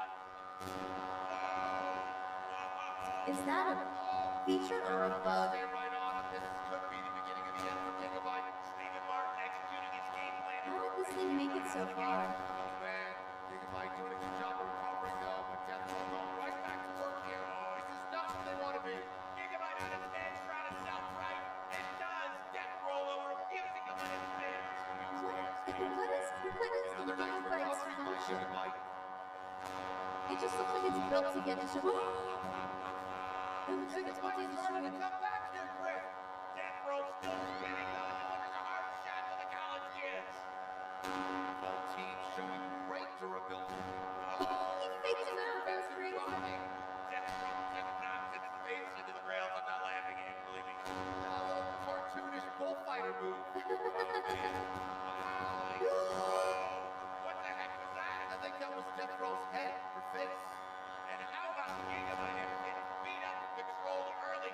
He's getting cocky.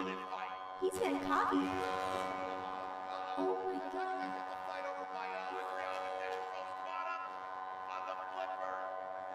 Oh shit. Up and down, Gigabyte. Don't be a poor sport. Up and down.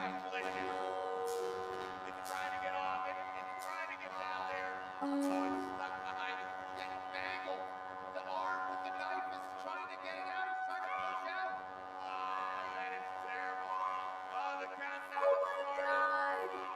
No shot. That just felt like bad luck. That just felt like bad luck. Oh my god.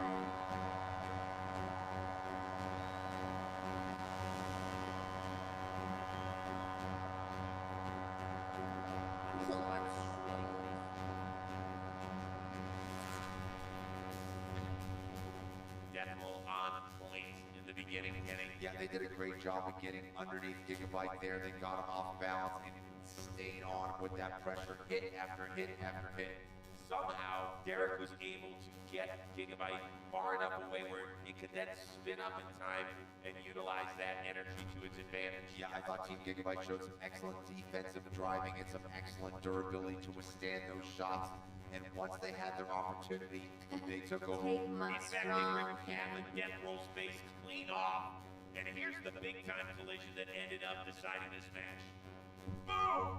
Both bots absolutely blown up in this exchange. That was crazy. But it was Gigabyte that lived to tell the tale. The Croc trapped by the arena, unable to self-right. A gory final scene for the Aussies. Oh my god. Hey there! Camden, congratulations, guys! You are off to the final of the Sin City Slugfest! Woo! Hey man, it wasn't pretty early. They were all over you the first 30 seconds of this thing there. How were you guys able to get away and then spin up? I still don't know. I mean, they were all over me for taking hit after hit. I was thinking to myself, it's all over, but the bot kept spinning. Well, how do we explain your success? Because it looks like Gigabyte is the type of robot it would take seasons in order to properly figure out how to drive this thing. Do we know what's up with the little guy? They haven't said. I mean, it's just, I did a little bit of practice beforehand, and then got some advice from people, and then I just kind of turned my brain off. Okay, if you need a little more advice on how to turn your brain off, ask Chris. He's very good at that. I'm excellent at it. Yeah. In fact, I don't even remember their names. Hey guys, congratulations. We will see you in the finals later tonight. Thank you.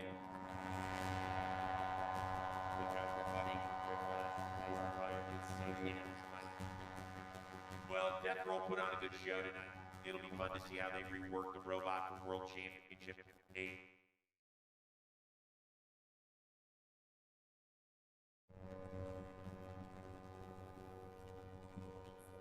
Goblin here to thank you once again for gifting 50 subs. It's the... Chorus can't even watch the VOD. How are we supposed to keep the stream going? You give me money. If I say it's money time, you give money. That's the way streaming works, okay? You think I'm here for free? You think I'm here for free? I'm not. Fuck you. Worst community ever. I'm really trying to milk this.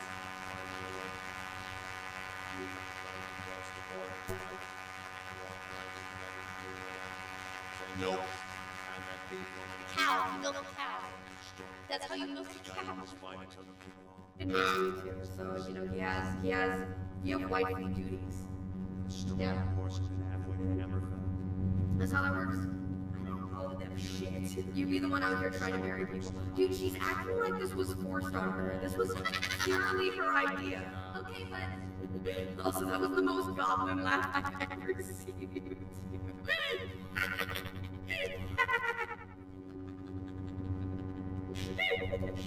What the fuck was that?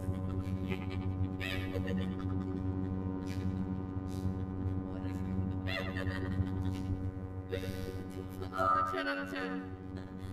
I know. This isn't supposed to be the equipment. One of us may go risk us like the first time.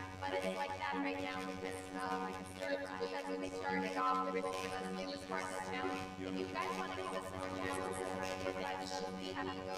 Social experience. Oh, look at that! I'm reading it. Add remaining. Whoa! It's so cool! There's bubbles in. Exhibitor, do you want to see my pants? Also, don't look at what's in my pants. Stole that horse in halfway. I thrifted these. Check it out. You there, you and me, we shouldn't be here. Storm cloaks and pylons. We're all brothers and sisters in minds now.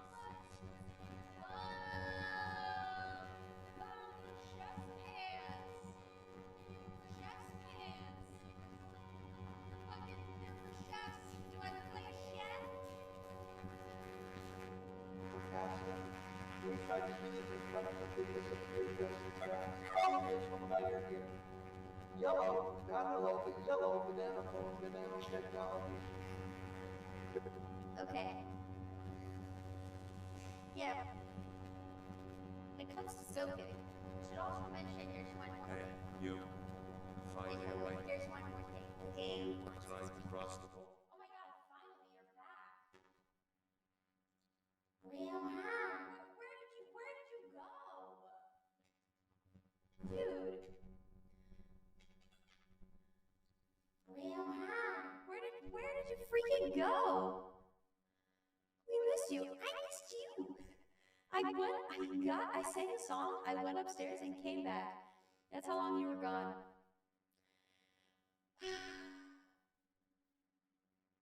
Sure hope this doesn't create any fallout between us. Alright, damn, I paused the show. Did Mr. P unplug the Wi-Fi? No, I just have the worst internet, like, ever. Imagine you can only pay for, like, the bottom tier, like, 50 internet.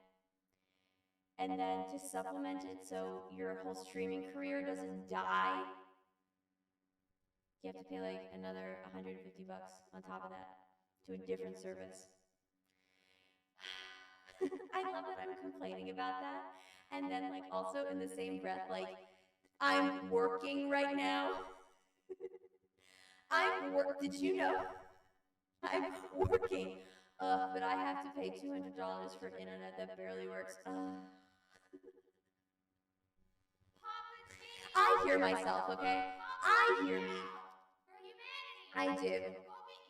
Don't get it twisted. Thank you, Schultz. That's the whole internet that you're giving me. You said it's time to give money, so I'm giving money. I did not say that, but I won't stop you. Thank you so much. Also, you guys are too sweet. You guys have really done so much throughout this 24-hour stream, and I have a hard time feeling like... Never mind, I'm gonna stop talking. My inner saboteur almost won. Haha. It was one of the clips. It was one of the clips? Oh, one of the clips I said give me more money. Okay, good. Yeah, I can't see the clips on my side. No sleeping at all? I took a little bit of a nap. Hi, Soup. I slept for about 2.5 You're hours. getting money right now. Here, money. Money. Right now, me, money. You give me money. Money, you give me money. Give me. We're gonna go make coffee as soon as this... We're gonna go to the kitchen, actually, as soon as this next fight is over. I'm just getting a charge on our IRL phone. And then we're gonna go to the kitchen. We're gonna make some coffee. We'll come back, maybe finish the episode. I mean, that's ridiculous. That's as crazy as two planes hitting the Twin Towers. That would be crazy, Carlos. What if? Dude, I was so mad. I took my 9/11 shirt with me to Miami. And my mom said I couldn't wear it at the airport. But it's like, if the shirt said TSA lore, it would have been fine. But because it said United We Stand, and that's just what makes me sick. You wanna know what makes me sick about you fucking liberals? Never forget. TSA lore. But you didn't have to cut me off. What are you doing? Are you being weird? Come here. That's probably a wise choice for Mom. Mark, don't give me that sass. Also, Schultz, thank you for peeing on those 3 pea pods, and then the 1,000 bits to let me know, and then another 100 bits to let me know. And then DB did 9/11 conveniently. Have you ever seen 9/11 and DB in the same room? I saw a shirt that was like TSA Laura. Where's my phone? Gimme. Soup, hand me my phone.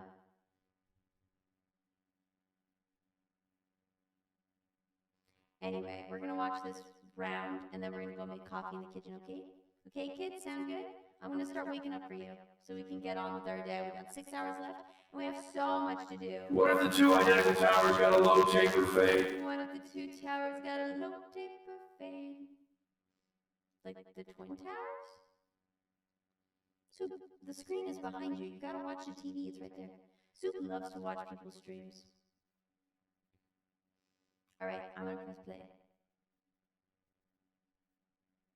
Hey, DB, I actually don't need those subs. I don't know where they came from. What are you talking about? Excuse me. I have size break my stride stuck in my head right now. Hee hum, I got to keep on moving. Ain't nothing gonna break my stream. Okay, you play. Ready? Okay, chat, ready? Okay, chat, ready? Hee hum. New legends.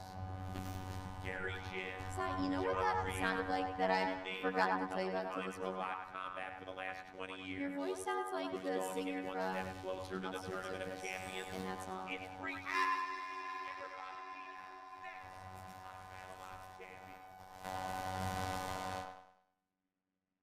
Yeah, the delay is extensive on this. We move on to our second semi-final of the evening. Semi-final! Got two bona fide legends. Enter the battle box at Vita and free shipping. Now in the Slugfest final, the winner of that fight will take on Gigabyte. And we've actually got some breaking news on the full body spinner. I'll take that. Good morning, Laura. Moments after their win over Death Roll, and before the team could even get back into the pits, Gigabyte went up in flames. Here's what co-captain Camden Walrap had to say in the aftermath. That castle behind Death Roll managed to hit our base plate from underneath our bot, which is the first time that's ever happened in 20 years. And it slammed into one of our 4 batteries that we have in the back of the bot. The batteries were on fire, killing themselves. This has been a grueling tournament for us. All right, well, the clock's ticking on that repair job. We'll see if Camden and Derek can rally their team in time.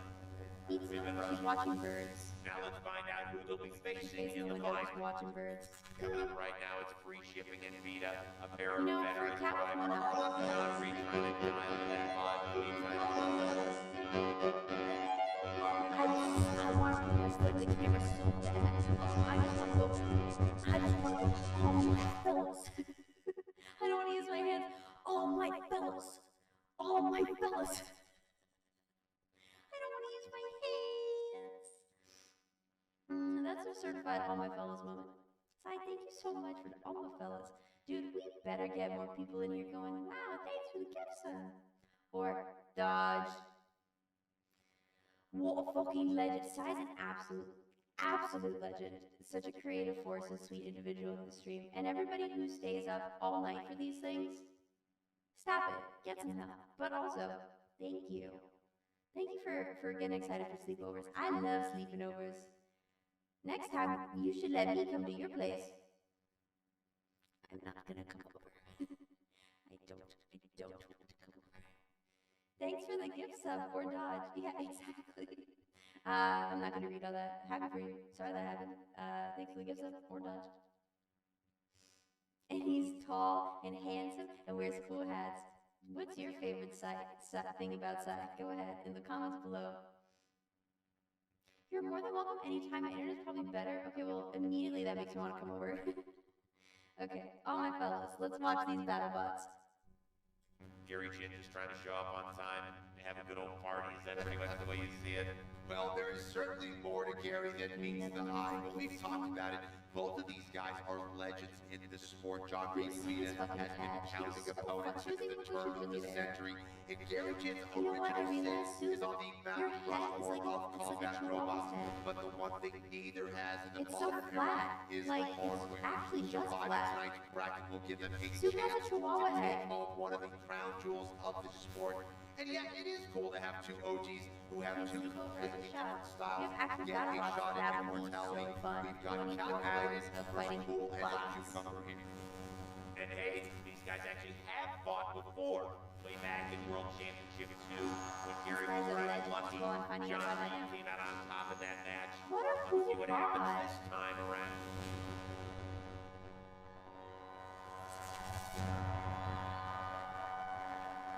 I'm right in my corner right here. How cool. Protect your dome. Get it out. Key moment in this fight is being able to get underneath that huge plow or whatever he's calling it on the front of Vita, and hopefully not take any hits from his hammer. In last year's Slugfest, we did make it past the first round, but then got blown up again in the second round. So it'd be great to make it into the finals of a Slugfest. Good luck, guys. I think he deserves it. I just hope both teams have a good time. This is a tricky one for us, free shipping. They've got their big wedges on the front. They're always going to beat us on the ground game on that. They've also encouraged in one of the best drivers in the world. But we're just trying to reduce weight. He put some respect on that. He's one of the best drivers in the It'd be world. amazing to get into the Still no monkey bot, no? tournament. Top 8 robots in the Oh, world. Soup, baby, if you stand there, I can't see. Real feather in our cap. I can't even pose.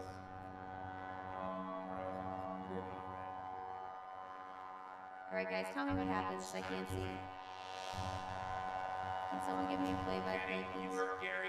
This is the round where free shipping's golden boat run went up into flames last year. Literally. Yeah, it was such a big explosion. I think I lost an eyebrow, by the way, and that was the last time we saw free shipping without its new vertical disc. Maybe that was the straw that broke the camera. I love that. I love that these robots get their asses kicked. Note that Vita's going with their AR and then they come back. hammer here. Doesn't pack the same punch as uppercut's fist, but it's And they definitely just, capable they're like, of okay, I'll do piercing better. the top armor on I free love shipping. that. That's so fucking cool. Can we pause, please? I gotta say.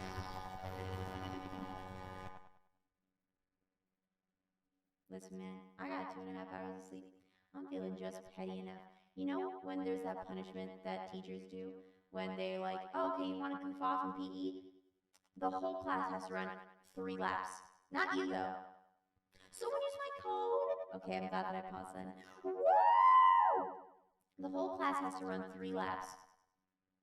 Not you, though. And then everybody's going to be like, oh. So go ahead. Go pee-pee. Everyone go pee. Go pee break. Go scatter. Pee break. Exactly. Go. Collective punishment is a war crime. Yeah. It's effective. Makes everybody hate your ass. Go piss day. Last night I had the strangest dream. I sailed away to China in a little rowboat to find ya. I don't even know what that means. Are they going to tell us when they're back? AKA quarters? Are you going to tell us when you're back?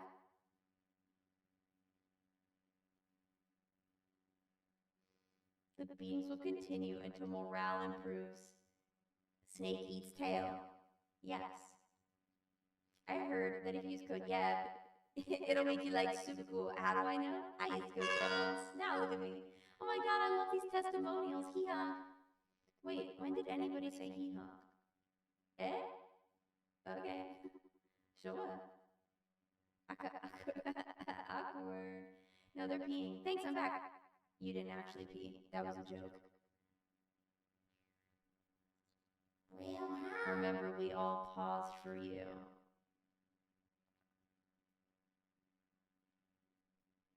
Hope everybody's back from their... Aw, shit. I peed, I really did. Okay, I believe you. Ready? Fight. That's always been my question. Why not put the stream on level?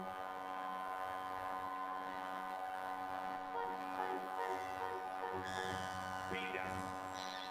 Free shipping. Which BattleBots OG is going to the Slugfest final? Let the bot battle begin. Quick start by Vita. Takes a little love tap. Free shipping. Gary Jin fighting it up. The bot goes out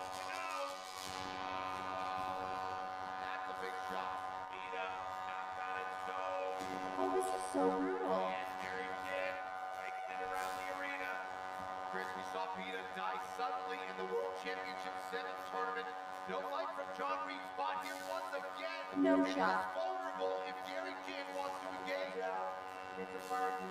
don't think it needs to. Yeah.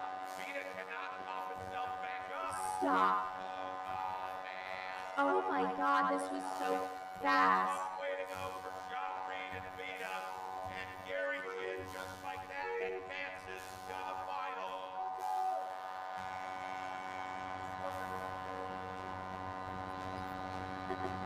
I knew that.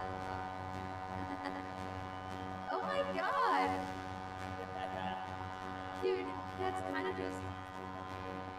That kind of just really blows. Kenny, Gary Jin is like the John Wick of BattleBots. Just a quiet guy, minding his own business. But you put a controller in his hand and... Boom! My goodness, one shot, one kill.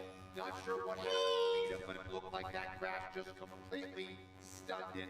And much like in the World Championship tournament, Vita couldn't self-right and just died there by the side of the box. Yeah. The side of the box is undefeated. I need to pick up my gamer slaps. It's waiting for you. Nighty night. Sorry, that wasn't a good fight. Oh. Hi, Gary. Hey.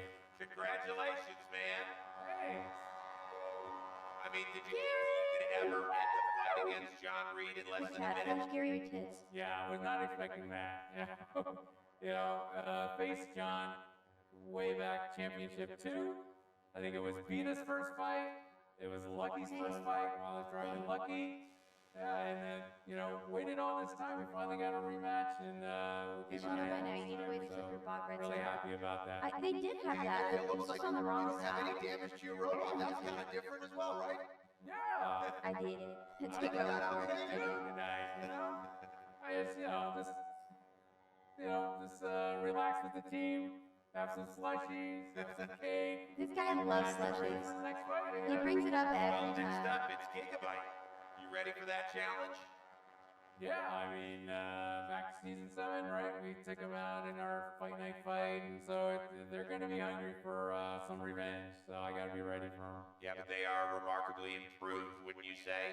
Yeah, so I got to be on my game, and just do whatever I did last time. What a I beat chill them. So just homie go at them and that go created hard an and absolute you know. All death right, well, congratulations. We'll see you in a few dealing minutes on the robot. final. Okay. All right. What a chill dude. AKA the harbinger of death. Hi, John. We've seen your robot take some punishment before, but usually you'll just pop right He does back up the way that slushies. Vita does. Yeah. Why didn't it happen here? We don't know. For some reason, the self-right didn't work today. It's been good as gold all the past few days. See? Don't know, something's gone right, something's gone Harbinger, good. not harbinger. Maybe You know how to say there's that? flames melting something. How frustrating is that when, you expect something to work and you say, okay, well, we get knocked on our head, and then it doesn't work. Yeah, that's so disappointing that we got one good hit on them, got a big hit on them. Interesting to see what that did, but no, once they got us upside down, we couldn't do anything. All right, John, thanks for keeping it classy as always. We appreciate it, guys. Thank you. Sorry, it wasn't a better match. Well, John Reed's going to be kicking himself for missing out on a golden opportunity to run through the rest of tonight's bracket. Always a pleasure to have him on this side of the pond, but it is hammer time no longer. Now for Gary Jin and free shipping, they advance to the final where they're going to take on Gigabyte. This is a rematch of their opening match of season 7. That feels like years ago, right? Yeah, absolutely. And for Gigabyte, they've gotten so much better since then.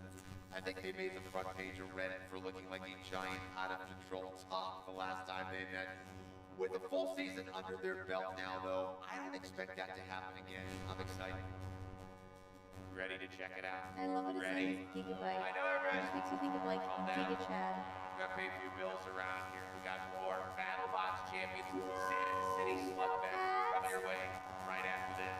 This is so crazy that these are the finalists. And I don't mean that in like a disrespectful way, but like I just feel like I look at them and I just wouldn't pick them out of a lineup, I wouldn't pick these bots out of a lineup.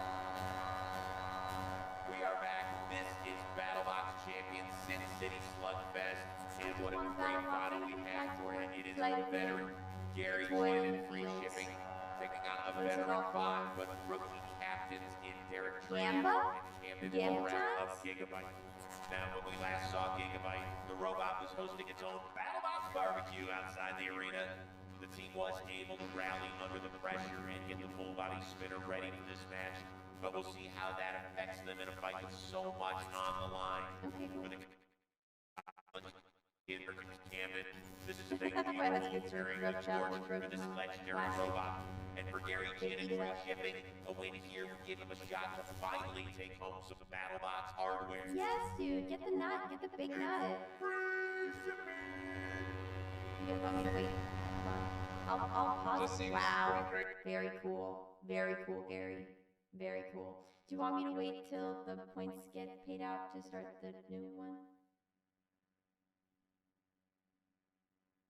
Gary Giga Chad.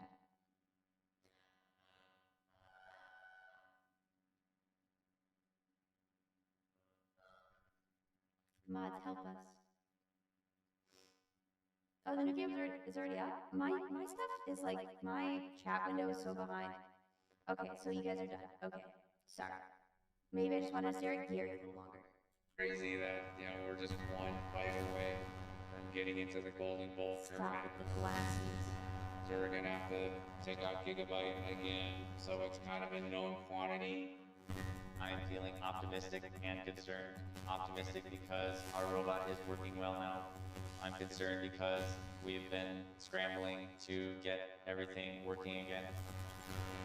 So it's been crucial to make sure everything is buttoned down, taped down, glued down, however we can. Gary Chin all over Gigabyte right now. What do you guys pick? Honestly, okay, I'm gonna get in on this. I'm gonna vote. And they were just spinning like a top. But since Championship 7, they've gotten much more reliable. They've made it to the finals. I'm gonna go with which means they're Gigabyte. coming off 2 wins in a row. I mean, I can't imagine free shipping losing, but something's gonna happen. Our strategy will be to use our speed to try I'm to so good at this commentary thing. I'm such a good reacting to them. We just Chat, need to make sure something's our gonna bots happen. when we hit them. What it would mean for us to get into the Golden Bolt is it would validate Gigabyte as a robot. Gigabyte has such a legacy, and our regular season didn't really show that, and we hope to show that again. I'm feeling pretty confident. You don't want to get overconfident, but we'll be ready for Gigabyte. I think they need to get fuller. What a journey both You're these thinking teams that, have right, been on right. tonight, and But so then impressive the way always the Camden bot and you Darren don't think stepped that up in the wins. 11th hour. We have seen Gigabyte and these college kids grow and grow and grow. Yeah, 100%. Their bot looks way better. They're becoming more familiar with the robot as well as drivers. So many of these bot builders, they are meticulous in their preparation and in their strategy, and Gary Chin don't give a damn. And that's exactly why we love this guy. He just wants to have fun, and oh, by the way, if he wins tonight, he's in the Tournament of Champions. He brings chaos every single time he competes. And also slushies. Baruch, take it away. I slept like 2.5 hours ago. The bots are about to kiss. You didn't miss it. Come on, get in, everybody. Everybody who's just waking up in the morning. Get in. The bots are about to kiss. They're fighting for the finals. This is for the winner. Actually, this is the finals. I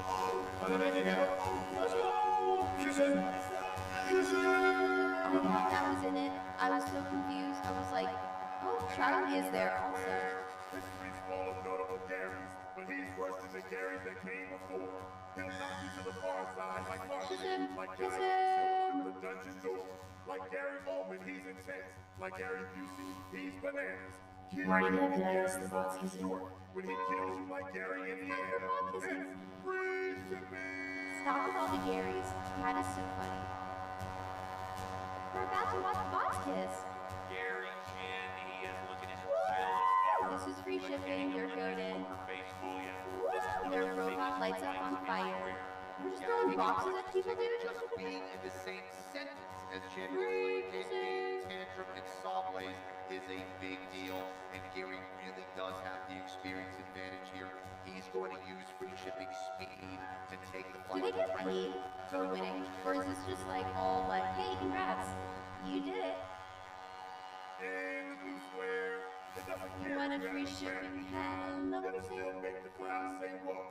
Midday? This is just the beginning of mine. Don't you dare put that voodoo on me, do because... Killer for hire. And if you crisscross this ball, you end up in a quagmire. It's giggity, giggity, giggity, gigabyte!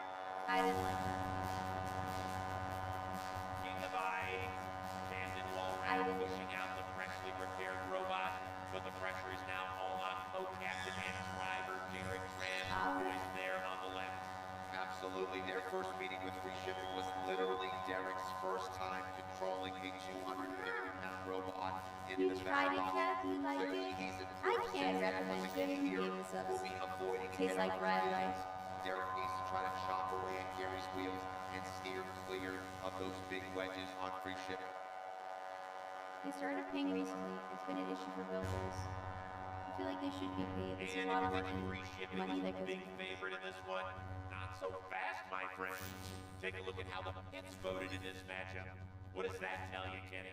Oh my I think gosh, both Derek and Camden are really starting to gain the respect of the other builders. The performance of this team is night and day compared to the last time they fought free shipping. Okay, so if everybody thinks So Gigabyte is hard gonna to be win, the same that means team free shipping is twice. gonna win. That being said, I'd still take the Professor Gary Jin here. He's going to try and create as much chaos in the This is box gonna as be he can. something. So we're going to find out real quick if Derek can handle it.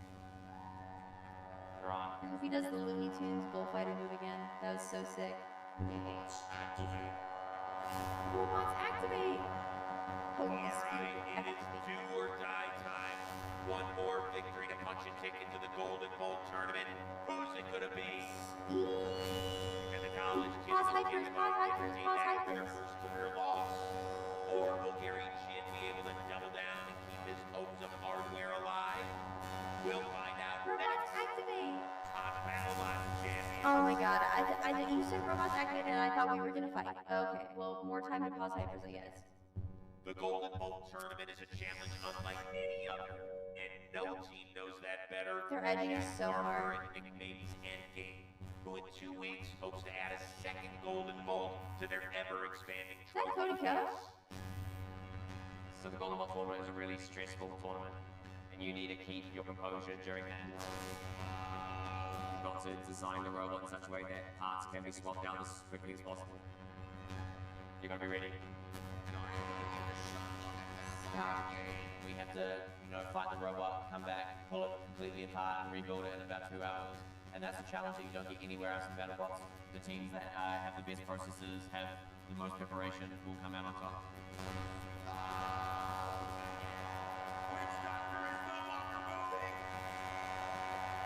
That's our trophy. We're gonna win it again. Yeah, I don't think anybody is ever going to get a golden ball aside from us, so, we're here for it every year.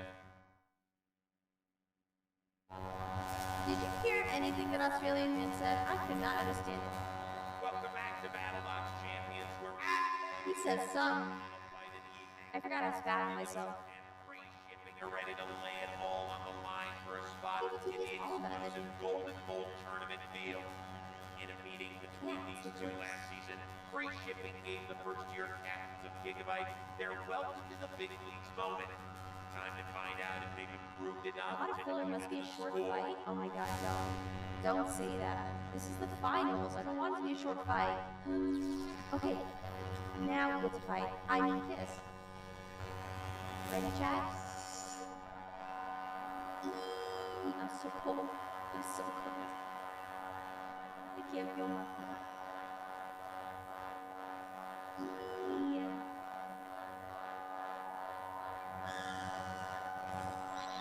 He's talking upside down.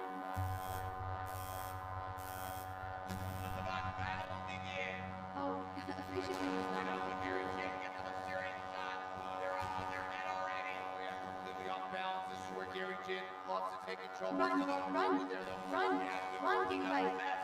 Run. Gotta get out of that corner and spin up quickly. Free shipping lining up a shot. Whoa! Spinning up. Gary Jin just missed there. Oh. That wire. He gets it. Oh.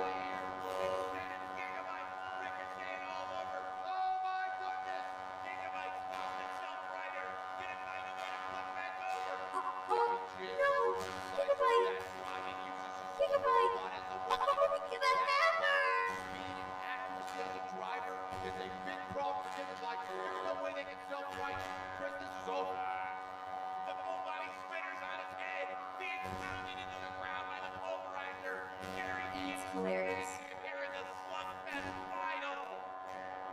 Pre-shift.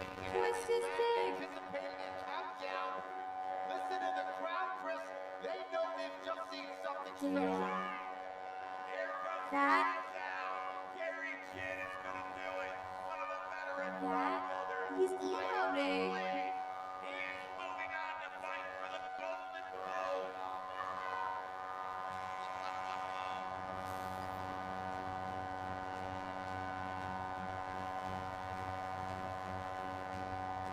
But the slushies.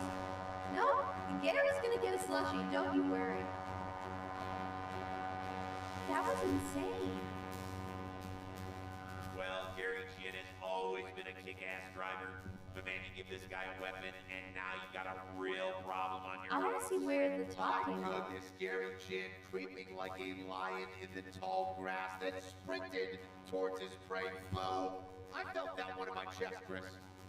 Launched Gigabyte into the side of the box, Right, and the and then- ricochet into the battle box sign. Oh, he Those hit the repairs sign straight too out of your hard. paycheck, by the way, Kenny. What a shot! Gigabyte lost itself right in the crash. It was pretty much